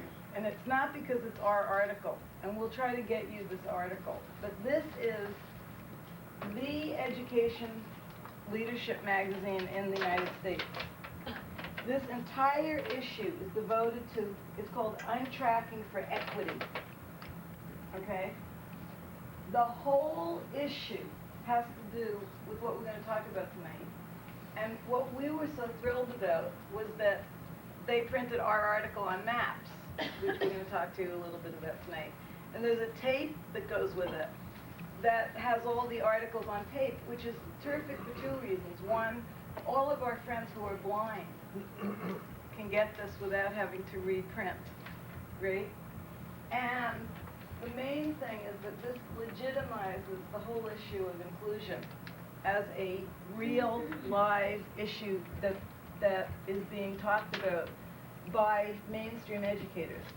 So for many of us who've been doing this for the last 10, 15 years, and for you, what I want to give you and what Jack wants to give you tonight, particularly those of you who are parents who are struggling with this for your children, is that you're not crazy. You're not even asking for anything that's that outrageous anymore. And in fact, with the passage of the Americans with Disabilities Act, you're simply asking for what's your right as a citizen of this country, and me being a citizen of two countries, both Canada and the United States. I'm extremely proud that this country passed that law, which makes it the same as discriminating against people on the basis of race or sex, to discriminate against somebody on the basis of disability. And so for me and for Jack, and I know for Richard and for some of the other people here, this is not an argument anymore. Either kids are going to be included or what? People are going to be taking people to court in droves because it's the law of the land. And we know that makes some parents uncomfortable and some professionals uncomfortable. But racial integration also made people uncomfortable. And giving women the vote made a lot of people uncomfortable. Okay? So for us, and I just want to set, I mean, we come from a particular point of view that basically is a social justice point of view, which says, and this for those of you that are parents, I've learned this from all the people who are parents that I work with. Parents have been doing this naturally for years. You get a kid, most of you, and most of you figured it out, right? Because you had no other choice. And I don't know, Nahid, did I pronounce it correctly? When you had your, what, son or daughter? Son. Did you get a pre-packaged set of instructions?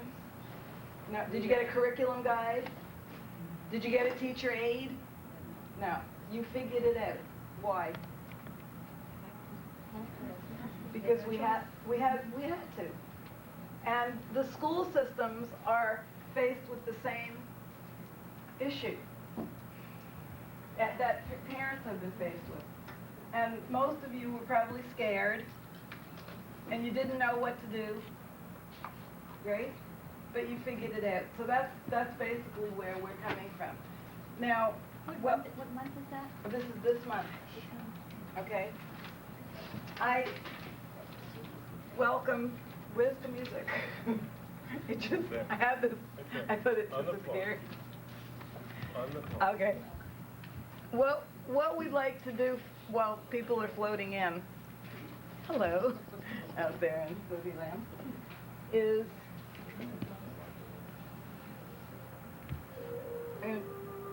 just use some music in the background here. A lot of times people are slightly frantic when, you know, these things start and they wonder what's going to happen and what are we going to do and what are you going to get out of it, and et cetera, et cetera. A friend of ours wrote this book called Reflections on Inclusive Education. His name was Patrick Mack, and he was a partner with Jack and I, and he was a Catholic priest. And we were quite a unique group. You know, the Catholic priest, the Jewish kid from New York, and the boy from Saskatchewan, and Judith Snow, our friend who spends her life proving that the impossible is possible. She is a person that has lived through being excluded and then included. So I wanted to just read to you a reflection, because this is what inclusion is about for us. And then you can tell us what it's about for you. It's called Margaret and Ruth, and the music in the background is Navajo music from a group of people who have been excluded for years. And that's what inclusion is about. It's about bringing back the Navajo people from New Mexico. We were given this tape in New Mexico by a group of Navajo families who are doubly excluded because some of their kids have challenging needs which aren't being met. Anyway, this is called Margaret and Ruth. Margaret Patrick is 74. She lives in a New Jersey home for the elderly. The piano has always been a part of her life. Once she even accompanied Duke Ellington during a performance at his church in Harlem. But a stroke left her without the use of her right hand. She had resigned herself she would never play again. Ruth Eisenberg is 85 years old, and she lives in the same home as Margaret. Her music was her life, but a stroke left her paralyzed on the left side. These two great-grandmothers were introduced by a physical therapist who sat them down at the piano, and they nervously began to play Chopin's Minute Waltz. Margaret playing the harmony with her good left hand, Ruth playing the melody with her good right hand. Magic happened. That was in 1983. Since then, Margaret and Ruth have performed every week. They even have a stage name, Ebony and Ivory. Now just sit with the music for 1 minute and think about whatever brought you here tonight.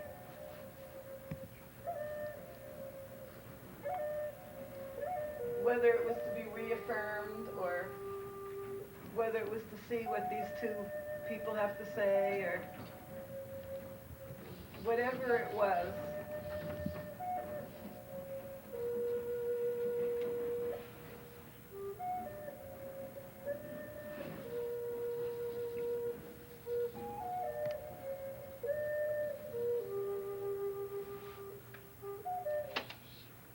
whatever it was, we want to know about it, just for 1 minute. We want to know why some of you are here tonight. Just a little bit. Jeff does all this drawing, and then he talks too. We take turns, but I don't draw. Just a few of you. This is interactive. You're not going to just sit out there. What brought you here tonight? Well, I've heard your name mentioned, so I needed to hear you.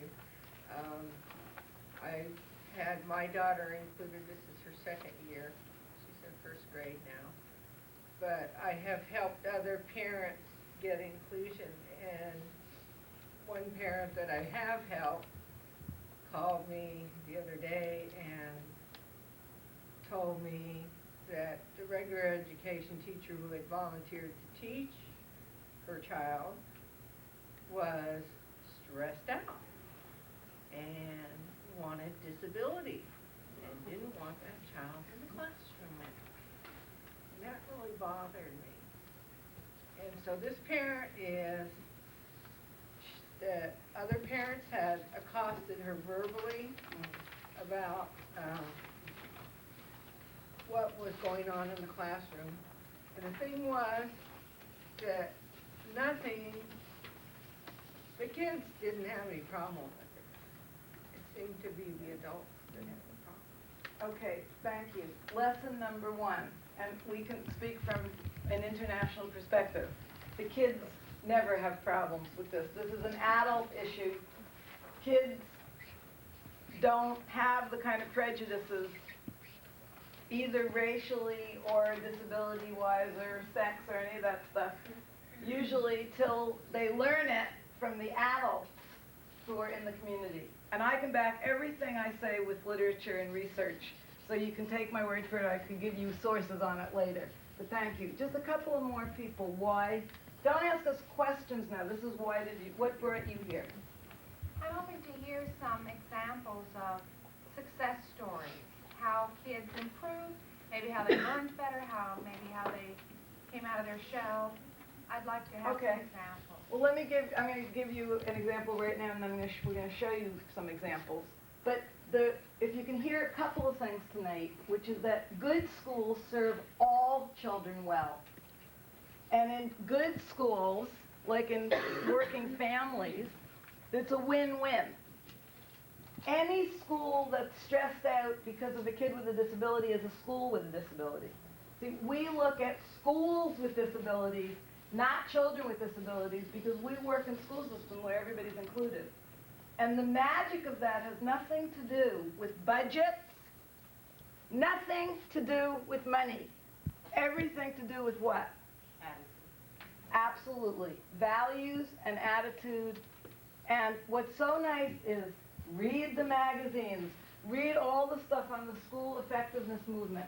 None of you want any of your children to go to schools that would exclude your children with disabilities. Right? So my friends, for example, one of the head cases in Canada was a situation where they were going to split up a brother and a sister. And the mom said, if the school ain't good enough for my daughter, it ain't good enough for my son. Taxi them both to the school that will accept them.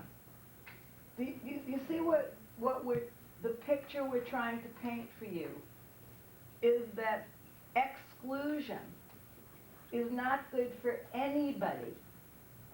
And the good news these days is that parents of kids who are just ordinary average kids, they want their kids to go to schools where there are kids who are accepted, who have different challenges, because they know their kid will be loved for who he or she is.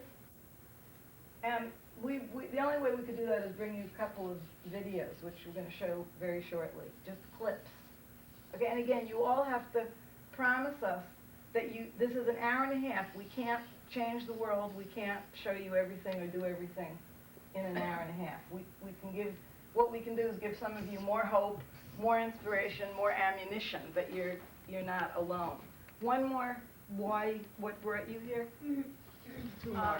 I was at a meeting earlier today with a gentleman who's using the video camera, And he had said to me, gee, you're going to go to the meeting tonight at Westside Regional. And I said, to be honest with you, I said, I've been to 5 meetings in the last 7 days. And I said, there's just so many I can go to. And there's just so many battles that, you know, I have certain opinions about inclusion because I have had situations where they have forced me to put him into integrated schools where I knew he wouldn't cut it. He's 10 years old, he's autistic, he's hyperactive, he's epileptic, and he's not docile, and he does need a one-on-one, and he's going to disrupt the class. And invariably within the first week, he was yanked and put back in a special ed school, which was not a problem for me. I was not pushing for integration. I was pushing for him to keep moving ahead, whether it was in special ed or an integrated situation. And the reason I'm here tonight is I want to learn from you what I can do to change the attitudes of the educators and the quote-unquote old-timers that are, you know, have been in the system and have been running the quote-unquote regular schools. I'm in a situation now where my son is bused almost 2 hours and 20 minutes from Hancock Park to Pacific Palisades Elementary because the class at Pacific Palisades Elementary is a class that was formed by a group of parents who got real tired of getting their kids bused from Pacific Palisades to my area. Now, my child, at the age of 5, I was told he would never speak. He is now not only speaking, but since he's been put in this class with computers at Pacific Palisades in August, my son is now reading. So what really has me ticked off is if, you know, I've always known he's had these capabilities, and there's just so much I can do at home to bring those things out for him. But what really has me ticked off is if he can learn to read between August and November of this year, then that all that time that was wasted prior to that, going to all these schools and being told he doesn't fit in because of behavioral things. Okay, and what I'm going to tell you to go out of here tonight being real careful about is to be careful what you ask for, some of you, because you just might get it. And I want to give you an example. It's a very, very funny example. We were in San Diego for the last couple of days, and I asked somebody to bring me a paper cutter. Now, Jack, where's your little paper cutter? Here. Okay, now this is what I wanted. A paper cutter. What do you think I got? Literally, this wonderful woman who we were working with went out and brought us a paper cutter. You know, the big, because I asked for the wrong thing, and what I'm about to say is going to shock you, okay? I don't think you should be asking for inclusion or integration. I think you should all be demanding quality education for your children. You see the shift? Because what I want for my children, or it's my philosophy, it's called my over my dead body philosophy of life, which is that what I want for anyone I love is the very, very best. And that's not inclusion or integration, that's damn good education. And these days, what with facilitated communication and all this wonderful stuff that's going on, if you went to a doctor, right, and you were being treated for a appendix, and they cut you open when they could use laser surgery, you're going to be pretty mad, right? Because what you want when you go to a doctor is 1992 technology. Well, 1992 technology knows that for kids with any kind of differences, you want to put them in a situation where they have the best role models in the world. And I'm not talking about docile children. I mean, Jack and I deal with what we call the but what about kids. All the kids that everybody says, but what about, right? And so the issue isn't integration anymore. It's education. That's what I find so exciting. And so if we ask for the paper cutter, it's really a great line that we learned from Judith Snow and her parents. Because Judith for years said she asked for the wrong thing. And what I want to sort of end this section with my little magic wand here is that for us, this is what we're looking at in the 1992 year which is really what inclusion is about. It's an issue that starts in the heart, whether it's of a family or of a school, that has to do with, more than anything, welcoming people that are different in any way. They don't speak, or they don't read, or they jump around more than usual, or they're from different countries, or they're from different races, or different religions, etc., etc. To restore some hope back to some very burned out schools by putting new leadership in. See, I'm not talking about fixing kids, I'm talking about fixing systems. We don't talk about fixing kids. We find that the kids do just fine, thank you very much, if we can fix the system. And last but not least, that leads to healing, health, humor, and the new word is going to be diversity. And boy, talking about this in Los Angeles is just great. Because when we talk about it all other places, we always talk about places like Los Angeles and New York and Toronto in terms of whether our school systems are going to celebrate diversity, okay, or we are going to have a classroom with one kid sitting in it, and when we say, where are the rest of the kids?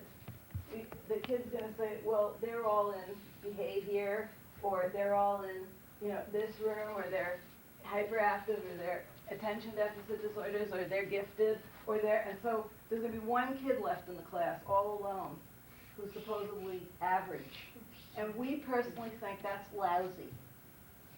And we are personally working with school systems of 20,000 kids, 50,000 kids to help school principals and superintendents do the kind of staff development so that, number one, they know how to talk to parents, and that the parents are included in their child's education.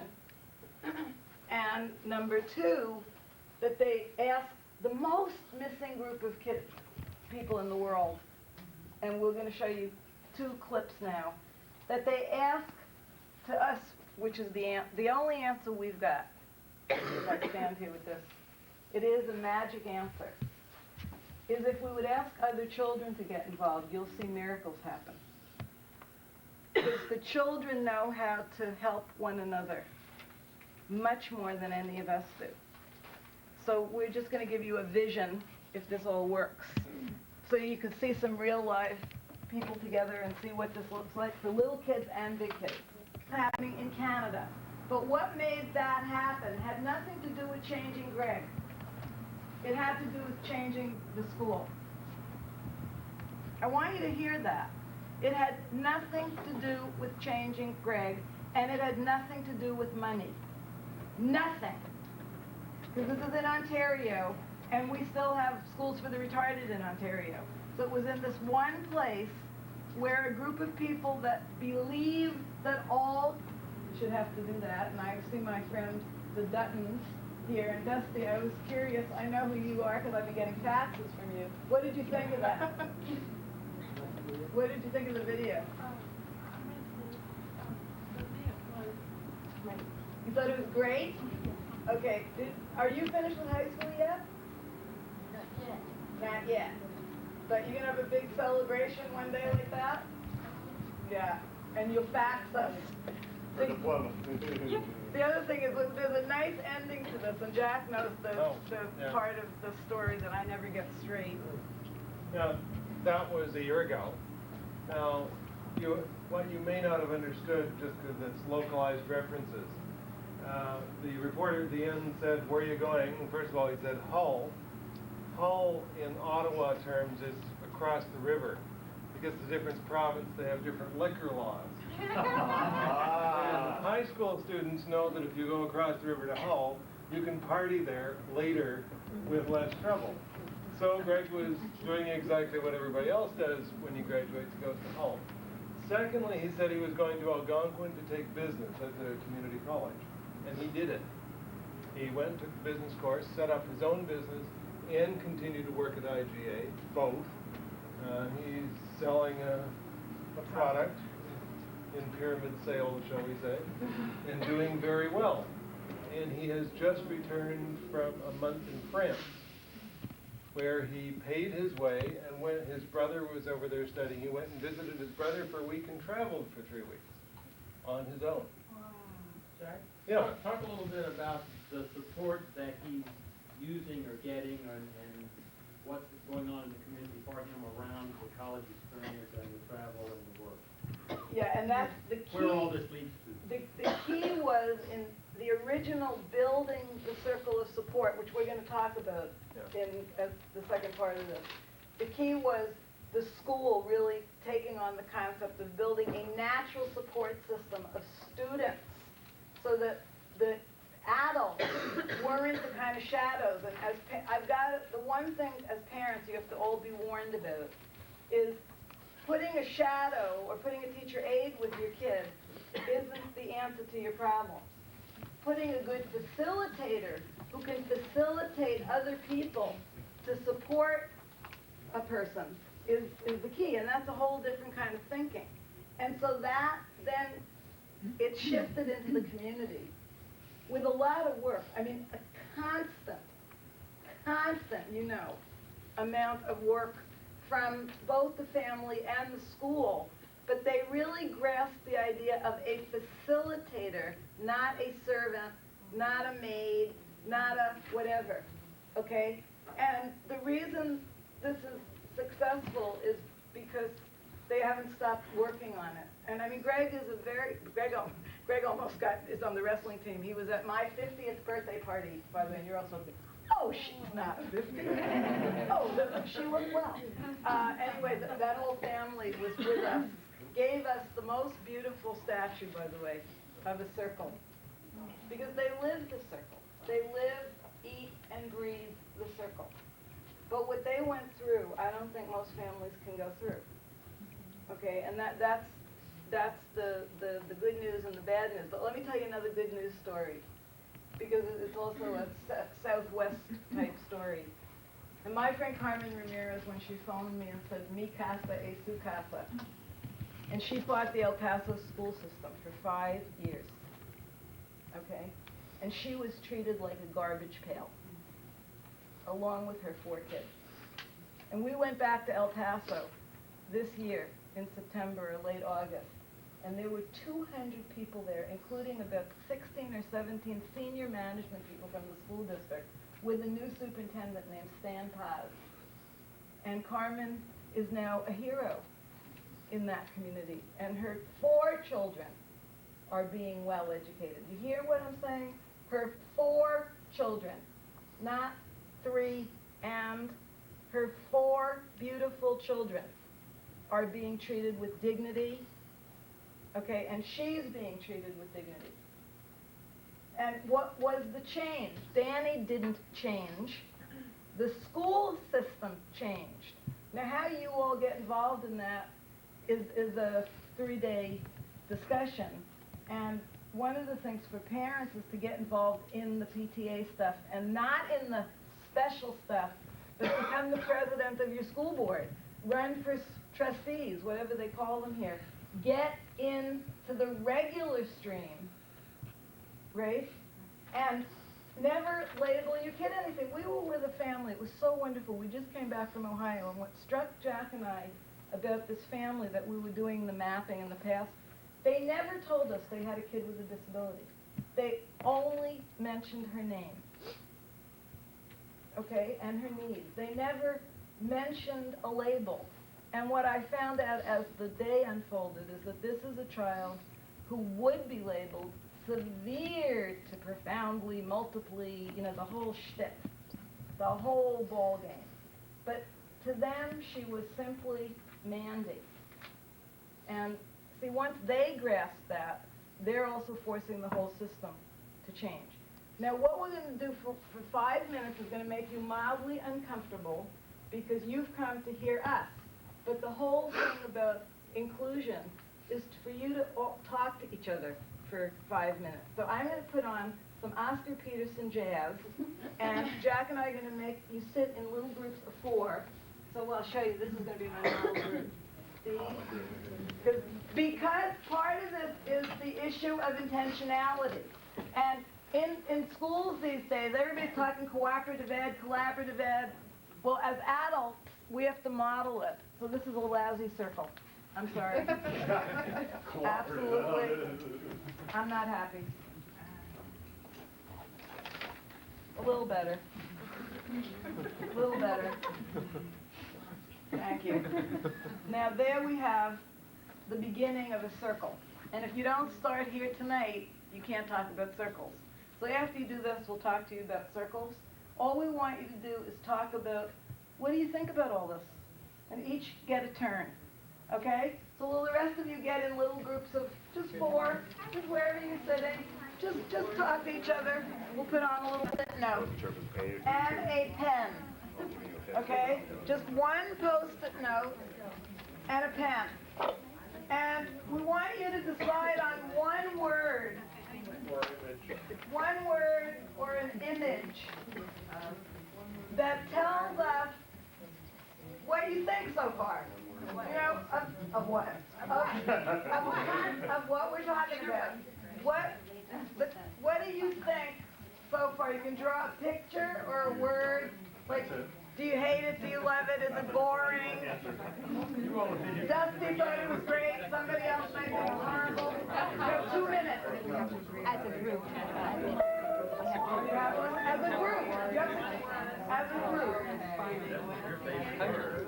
I like the image that is on the flyer of the wall, and the love coming down, because it's a wall that's there, and it has to come down. One word or an image or somebody to take one picture, and like she's doing one thing, and you will do another one, and finally that wall will come down, because it's a wall, but while you're doing one break, you still have to do the other. So what do you do when you're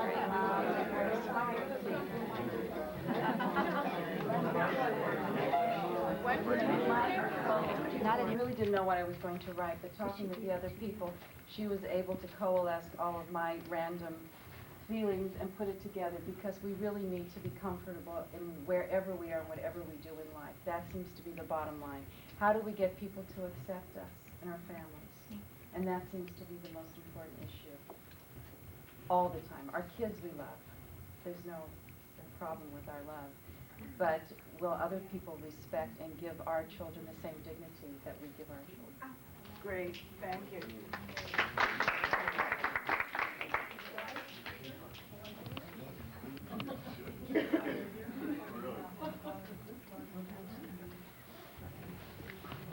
Our word was positive, and I think this was both a feeling of what's been happening here so far, but also the attitude and the approach that we felt we would like to see and are pushing for or bringing to, we're all parents, so the work that we're trying to do with our children. Great. This is a definite strategy, by the way, when we work with school systems. Jack and I do this. It's a very high-risk strategy to do in groups, because if everybody says bored, you're in big trouble. And if everybody says the same word, you're in big trouble. So what you want to do is get this, what we call a kaleidoscope of what people are thinking, so you all see what you're thinking. Now, because we have to really move till 9, I'm just going to collect your words, and Jack will put them up. We've got, from this group, determined. From this group, fantastic. And Johnny in love. Who wrote that? Later. Okay. Not me. Nothing can explain it. Oh, now here's an interesting, this one I gotta get explained, so. It's the plus sign, which also agrees with that, just a very positive feeling about this whole idea, and that we feel very strongly about equality for us. Okay, great. Inspiring was their word. Possibilities was their word. Love was their word. Now, are you surprised at what you heard, or did you expect these words, or you're not sure? One of the things that is very, very, very important in all of this is never assume that you think you know what other people are thinking. And very often, especially as parents, when you're scared and you're walking into situations, you're assuming that there's rejection when there's fear.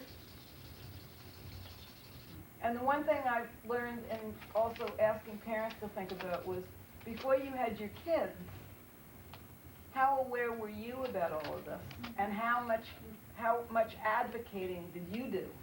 So you have to be a little also humble in giving some people a little time, and I don't mean 18 years, but I do mean, a few months of time, so that when you go waltzing into a situation with a kid that does present challenges, you allow some of the fear that you also have. And if people could sit down and talk about their fears together, which is what MAPS is all about, basically, and by the end of the evening, you'll at least see a MAPS clip, okay? Jack's going to walk you through the Circle of Friends exercise. And one thing I feel very, very strongly about, these are not things that get sorted out in a 2-hour evening session.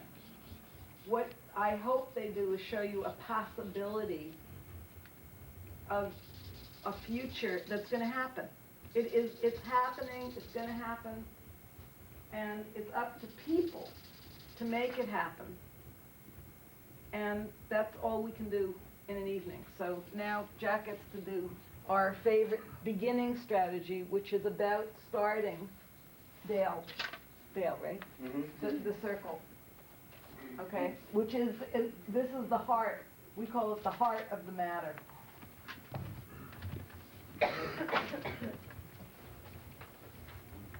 All right, we're going to do the heart of the matter. You need a very sophisticated piece of technology. It costs a lot of money. You need a piece of paper. Preferably pen, pencil, or a marker of some kind or other. Because if you're going to get to the heart of any matter, you don't do it about something out there. You do it to yourself. Because the issue of inclusion, the issue of diversity, the kinds of issues that we're struggling with in this society and you are encountering as members of families are not about an abstract policy somewhere. Their policies come down, but they come down because of belief systems. If you believe something, then you do certain things, you have direction. And so clearly people have beliefs. And what we have to do when we are struggling with change is we either have to change or at least clarify what we believe. And so when you encounter some of what you encounter, and it just doesn't make any sense in terms of the level of complexity and the level of what appears to be overreaction, it's not because Dusty has arrived in the classroom. That's the toothpick.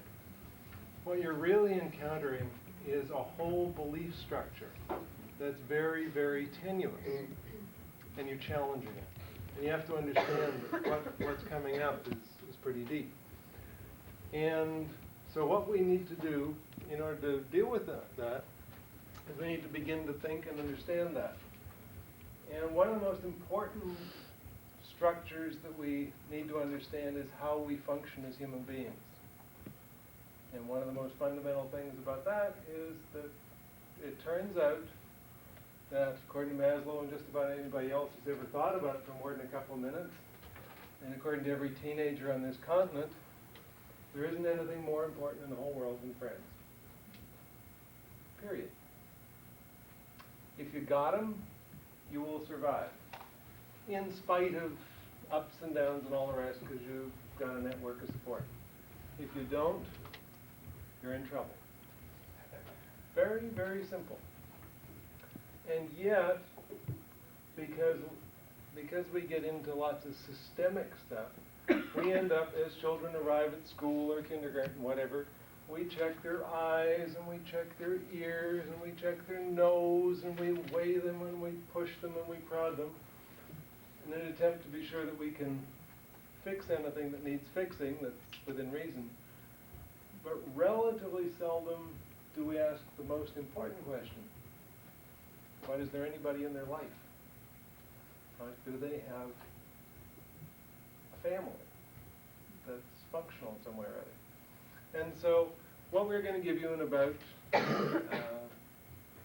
just take you a few minutes, but the fancy term is a sociogram.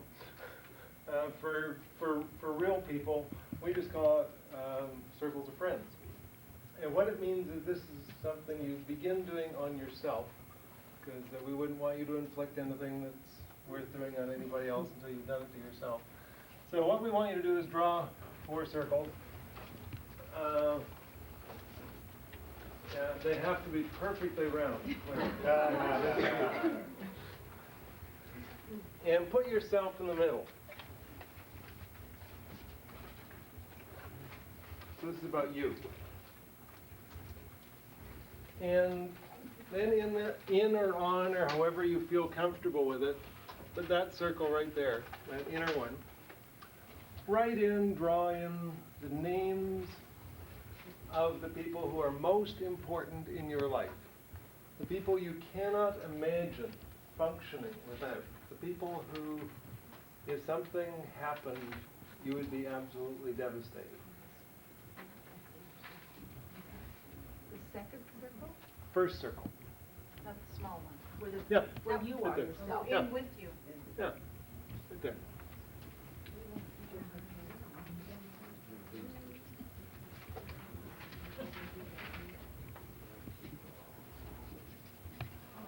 So, when I'm doing mine, I put in Marsha,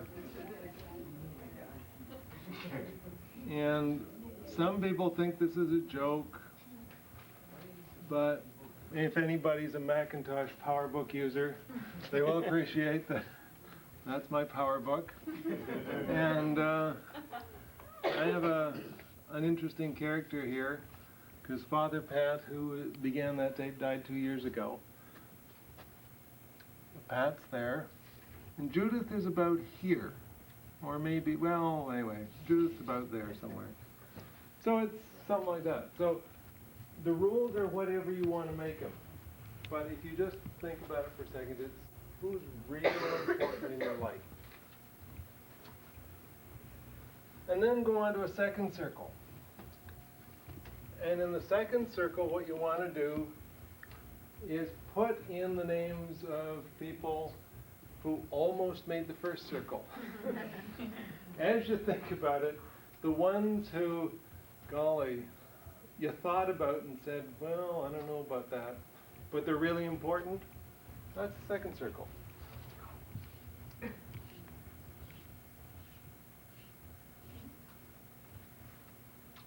Just put in whoever's in your second circle in your life.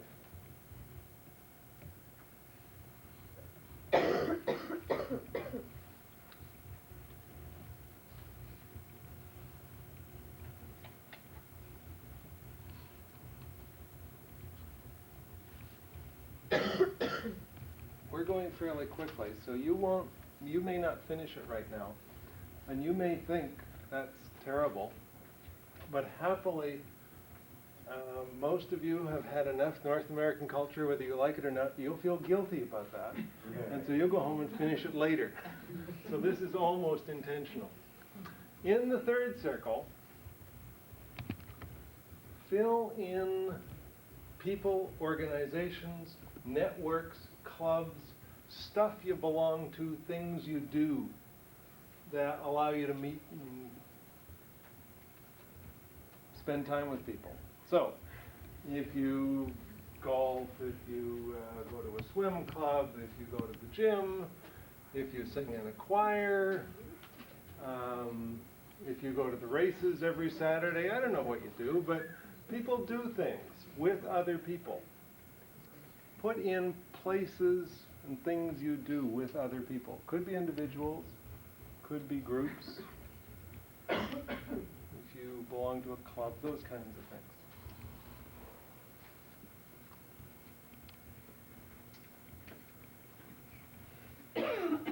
And lastly, in the fourth circle,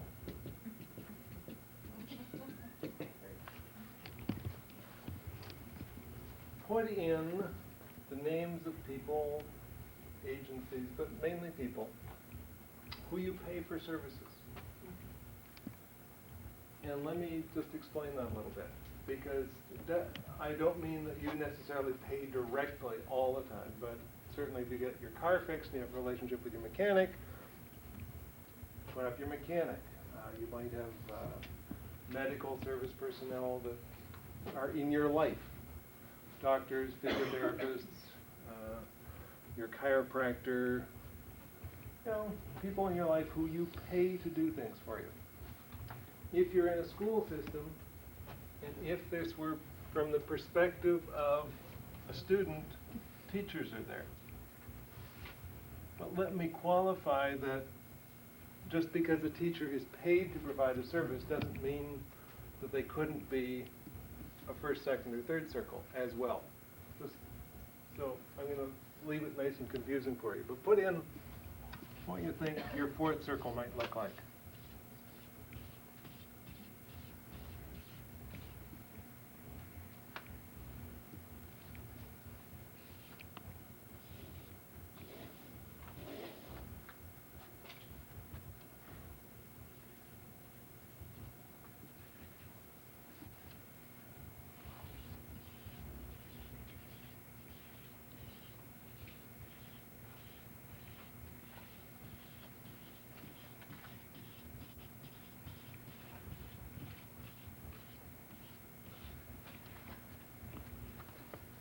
Okay? Now, if your circle, this is not a personal test, but it's just a way to think about it. If your circle is pretty full in all four rings, I can tell you a whole bunch about you. Basically, you're in pretty good shape. It doesn't mean that you don't have tough times. It doesn't mean anything like that. It means that you have capacity in your personal network to have people to cheer with and celebrate with and people to cry with. And people when times are tough, who you can phone up and say, give me a hand, and they'll be there. And you know they'll be there. And there's that kind of capacity in your personal network to deal with that. There is no precise number required in any circle. It's not that you have to have 2.33 in circle 1 and 6.72 in circle 2. It's not that kind of nonsense. It's what you need it to be. This is a personal network. So you have to decide how many people and what kinds of people you need in your life to make yourself fulfilled. And as you do that, you may discover that there are some gaps in there, in which case you have a strategic plan. It's real easy. Fill the holes. I can tell you another thing that's really helpful to know. The easiest way to fill them is from the outside in. So if you've got almost nobody in your life here, and you want to do something about it, join things. Do things with people. Do as many things as you can figure out how to do. A whole bunch of them won't work, but some of them will. And when you do things together, some people turn out to like other people. Absolutely bizarre, but it does happen. And then you have coffee together and you do stuff together, and then some people really, really get to like each other and they become really good friends. And that's about all we understand about the chemistry of how relationships really work. But that does work strategically. So the issue here is to look at this. That's somebody we know a few years ago. An individual, wonderful, supportive parents, 27 service providers, and nobody else in their life. Now, let me clarify here. I did not say, because we can only be responsible for what we say, not what you hear. We did not say there were 27 evil, nasty, malicious, greedy, uncaring, hopeless, helpless service providers out there trying to rip this person off. So there were 27 people providing a variety of services in that person's life. And we've actually encountered someone who, there was that person and only service providers, if you can imagine. But what I want to ask you is what we ask anybody from about 6 on up, is if your life looked like that, how would you feel? Alone. Alone? Dependent. Dependent. Miserable? Sorry, can't hear it. Angry. Angry.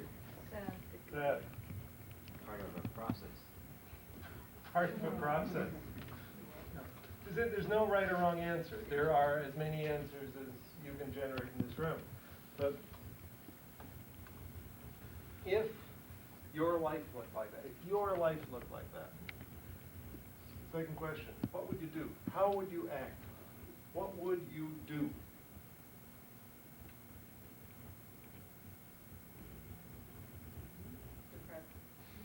Okay. How you would act depressed.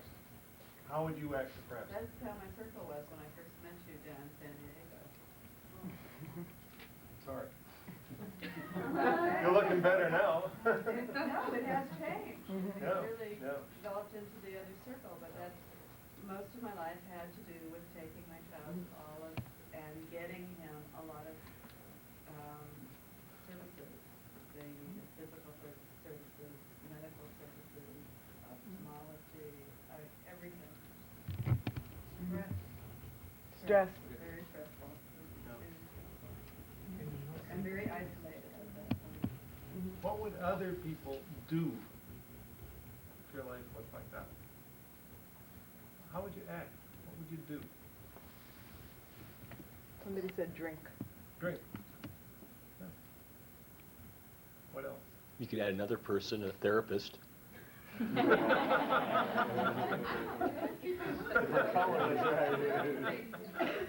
Hire a therapist, yeah. What else? This is really interesting, yeah. Well, I think basically that's probably a true picture of what many parents experience, particularly when their children are quite young, when there isn't any support because people are so afraid, and the fear puts people off. And when you start to develop a little bit of confidence just by surviving, I think you don't have to do anything terrific, just that you're there and that you look like you're functioning, people will start to come back to you. And hopefully that's a person with a young child. I hope is that a sort of a young circle as opposed to, let's say, an older person? It depends. That's anybody. That's anybody. You can be 102. No, because I used to have, and that used You can be two. That used to be my circle, and now I'm filling in a lot better. I'd say that person was probably angry Yeah. and How would you act if you were angry? arrogant. Crazy, perhaps. arrogant, behavior. defensive. Sorry? Their behavior. Severe behavior problem. Fearful, Fearful, Withdrawn, paranoid. paranoid, out of control. out of control. Can I switch the question for you ever so slightly? If you were a teenager and your life looked like that, how would you act? Yep. You got Repeat it, Jack. Suicidal. See, every teenager in North America takes even less time than you did to give that answer, without exception. Most 10-year-olds in North America will tell you their life looks like that, they commit suicide. The details are irrelevant. How is a detail. They will commit suicide. Because they understand something very, very fundamental, that if they do not have people in their lives, it ain't worth living. And the bizarre part is we seem to have forgotten in so many structures in our society. This is not targeted at any of you or any individual, but at a societal level, we seem to have managed to neglect this most fundamental relationship that's necessary for survival. And that means that partly, for example, in schools, it's really important to focus not on the curriculum of how we're going to do in math or social studies or anything. Those are important. I'm not saying they're not important. But the most important curriculum is other human beings and relationships with other human beings. If you get that one down, the other stuff falls into place pretty much. If you miss out on that one, you have lost the whole ocean, and you aren't going to float. So we really got to deal with that. Now, what we want to do is, you can do that with anybody, anytime. Some of you have done it, and you keep on doing it because it changes. One of the things that's really good to do for all of us, because we do it all the time, is to check up on yourself. And if you don't do it, you will not realize how much has changed. You can't. Just before we do this, we want to check, how many of you have seen the tape with a little help from my friends, the third part, which is a map? Most of you haven't. Okay, if you have, we probably wouldn't tell you to see it again because we've developed it further. We've got new tapes, but this particular tape is very, very powerful and it's short. And you can follow the questions on this maps mandala that Jack's going to hand out. And Richard will get you the article somehow or other that was in Education Leadership. See how they go. When you watch the tape, the kids that are in the tape were recruited from this exercise that we just did, that Circle of Friends exercise. So the kids that you're going to see have all been through what we just put you through. Okay? We need more? The other thing, while Jack's handing stuff out, I just thought of this. We keep mentioning Judith Snow, and I'm not selling books, but I happen to have a few copies of Jack's book about Judith, and the feedback that we've been getting is this is the book that parents should be reading. Because Judith's parents did everything except one thing, and no blame to them. Because they got so caught up in the medical stuff and into this stuff and into that stuff, they didn't build the social relationships, and she ended up in an institution. And they were extremely brave to not only let us publish the book, but give us their blessing, because they want young parents to be able to be parents. So I have very few copies of this, but I just realized there were a few. If some of you want to talk to me about it afterwards, that's for tomorrow. And so what we're going to do I looked at the sign-up sheet around you. If you sign up, put your name and address, we'll mail you the article that just recently came out. Okay. Great. Yeah, the article is on maps. What you've got there is maps. What you're going to see is maps. So this is a strategy that you can use. You can't learn it in 20 minutes, but you'll get an introduction to it. One of the things to watch for here is the kids. Because one of the things that we're trying to do is to convince people in any system, anywhere, that the most powerful, most underutilized resource in the world is the other kids. The second most underutilized resource in the world is usually family, who often get cut out of or very limited in processes. The MAP process is designed to reintegrate children and families into a much more total process. So this is about getting to know a child. This is May. Grade 7, 8. Yeah, when she started. May was, as you'll see, you can't see May before all this happened. We don't have that clip, those clips. May was also a young woman who was picking up lots and lots and lots of extra labels, behavior problems, you name it. It was all going on. Not comfy. Changed dramatically. And May is now nearing graduation in the high school, where she's an all-star. She's real fun. She's a lot of good. That's what you can shoot for. We can't do much more tonight than tell you that that's a possibility, that we're struggling as much as a lot of you are, that I brought my globe. Dale, you deserve to catch the globe. Stand up. You've been at this for a long time. All right. With an assist from Michelle, yes. Okay, Dusty. Dusty, throw it back. What? Throw it back. Where? Right to me. You got it. She's gonna take some help between here and there. Everybody get ready. Everybody get ready to get it to me. 1, 2, 3. Throw it. All right. With a little help from our friends.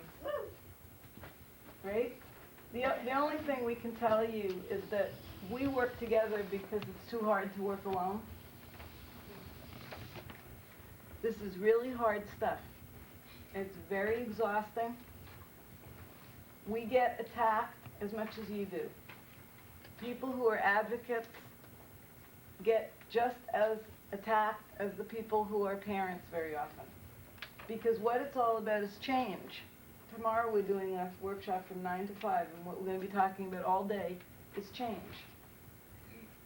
And so some of us are involved in sort of this international struggle. We go to New Zealand, we do maps, we get the same stuff. These children are no different than the children of Los Angeles, the children in El Paso, if we would just ask them. But it's going to take us adults to do a heck of a lot of changing. And we need you parents, we need us professionals working together to do this, because when you don't have the kind of justice that this implies, you have the kind of violence that you experience in this city, and the kind of violence that we're having in Quebec right now and in other parts of Canada, because when people feel excluded and they want to come in, if we don't let them in, they do some pretty weird and wonderful things. And May was doing some pretty weird stuff. And if you're sitting there thinking, but this is for a kid who talks or a kid who walks, you're wrong. This is for me and Jack, and for Richard, and for Dale. It's not for Dusty necessarily. It's for families. It has nothing to do with disability. Nothing. So that's all we can do for the evening, except let you... Except lots of people who have picked up disability labels along the way are literally going to be policy pioneers in the Western world in the next decade or so. And ADA, your Americans with Disabilities Act, which is an extraordinary piece of legislation, which for those of you who are in the day-to-day struggle, it's really hard to remember sometimes that the policy decision has already been made. You have won the policy battle. Now, there is a long way before, there's a comfort zone for everybody. But the direction is set. Now it has to be worked out, block by block, household by household, school by school. And that's in the long haul. But the people best able to do that, it is you. And May, a delightful story about May. And, because May has become quite an advocate on several issues. But one of the most recent ones, we were at the high school where she now attends. It's a gorgeous new high school. And everybody wears uniforms, so May runs around in uniform. But we were having a meeting with a young man who has been segregated all of his life. And his family have been approached by the school and said, we invite your son to come. And they were really struggling with it because there have been lots and lots of problems. They've had a lot of rejection in the past, and they didn't know about it. They were really concerned. Wonderful family. Anyway, May's bouncing along. We're at coffee break. She spots us. She comes in, gives a big hug. It's going on, and everybody's wandering around a coffee break.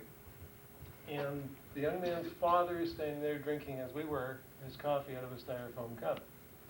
And May goes up to him and says, she knew him, so, hello. Don't you care about the environment? And he was sort of stopped, and he got a little defensive because he knew what this is about, and she began to lecture him on the ozone layer. Because she has become an environmental advocate. And he was really backing up quite rapidly on the ozone issue when he suddenly realized this was May. And May and his son had been in developmental centers together for years. And then he said, oh, I get it. That was it. So May can be an advocate. May is an advocate. May is now an ardent feminist as well.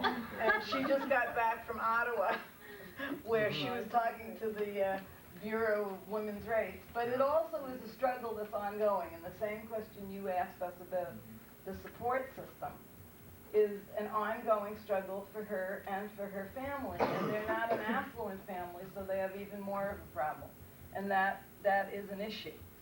So, but the good news is, if you saw, we want to do a small video of a follow-up of this. Because if you see these teenagers now, it's like, whoa! You know, they're like they're young women. And are they all still friends? Of course not. Are you all still friends with the people that were at your wedding 20 years ago? Are you all, people ask us this, but aren't you setting these kids up to be hurt? Have I not been hurt?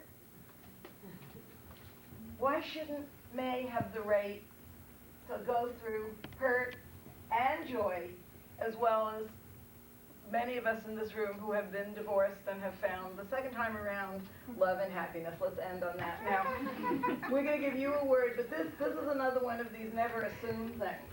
We were doing a workshop for Catholic educators, of course. We as extraordinary Catholic educators were, anyway, we were invited to do something for Catholic educators, and this perfectly, you know, my vision of a nun comes up to me. She was the world's most perfect small person, not with the habit, but very nun-like. Okay? Hope I'm not, but she was my perfect image of this sweet, wonderful nun. And she says, I have a tape to give you. I have it in my hand. Oh. Okay. I have a tape to give you, and I thought it was going to be real spiritual music. Okay? Okay. You can talk.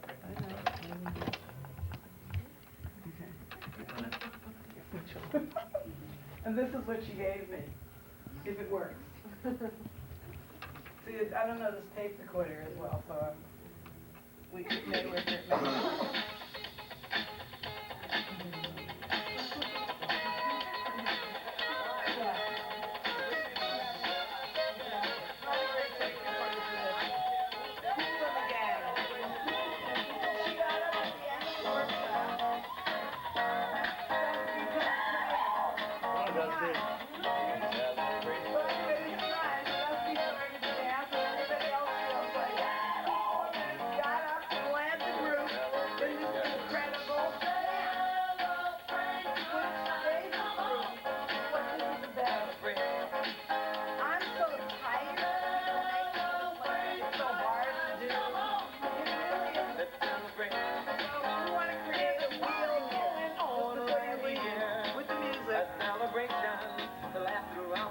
Just to get some of your words about what you thought sitting here tonight. Richard can do whatever he wants with his picture.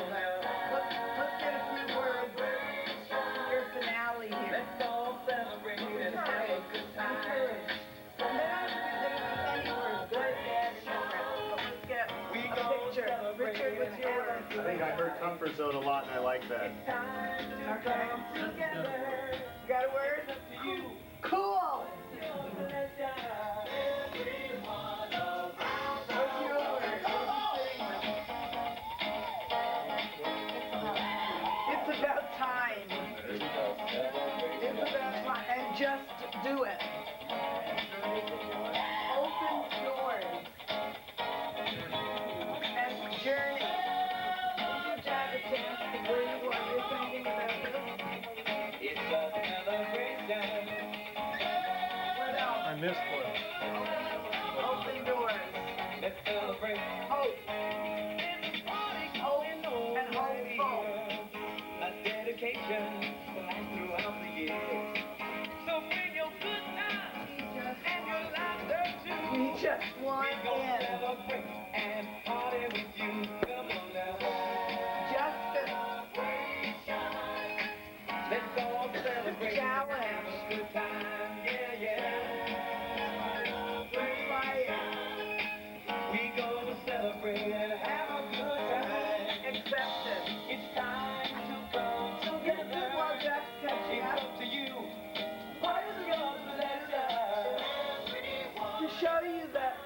Can most groups come up with words similar to this?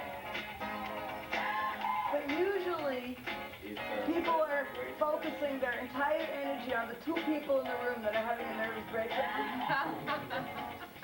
While we don't invite all the people that really want this kind of diversity for all their kids. I don't know many people that don't want this kind of school for all their kids.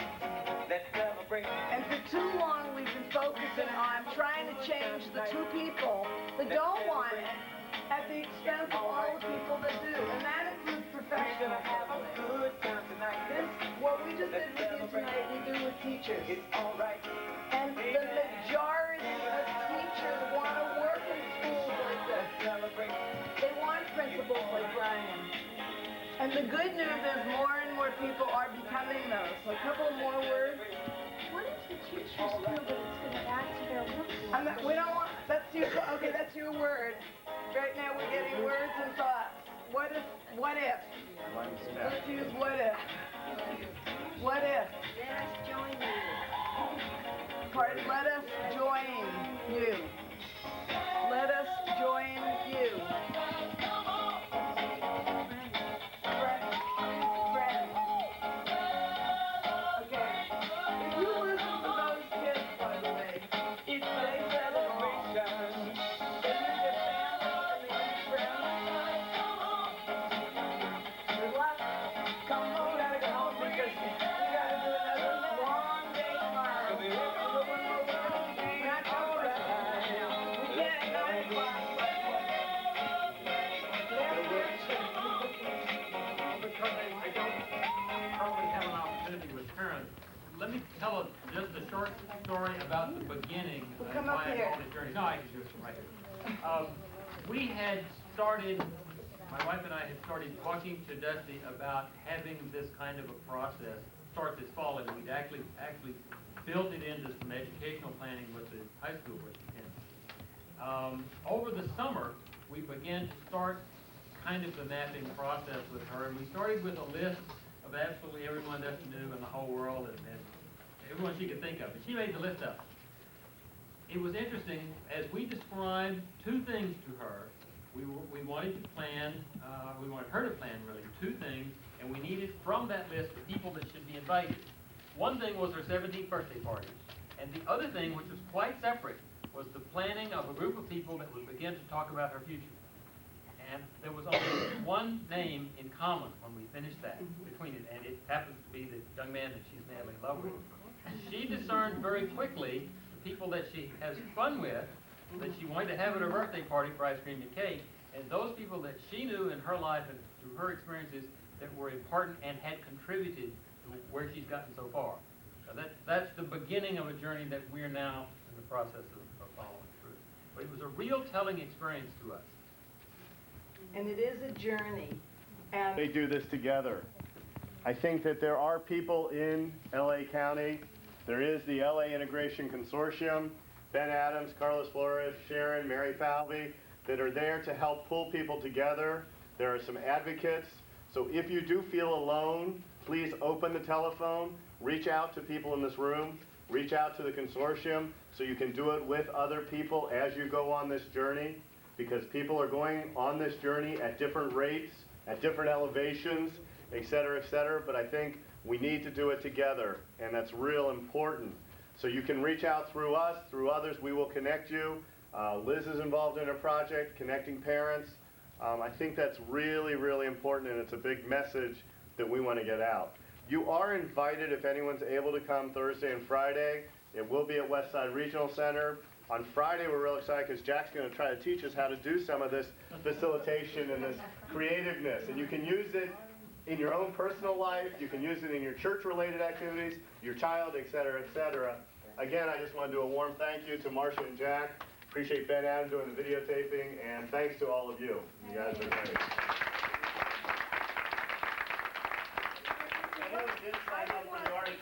You just made me think of one thing. We wouldn't have come to Los Angeles if it wasn't for Richard and Mary and Sharon and knowing people are here, because you can't open these kind of doors when there are not people here within your community. We're simply external catalyst. That's our role in life for probably the next 10 years.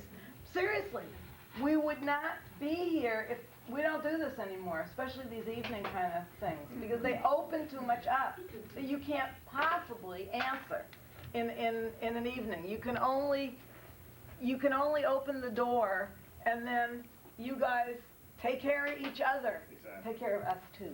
But we'll Sign see up you if you would like their most recent tomorrow. article published in General Ed.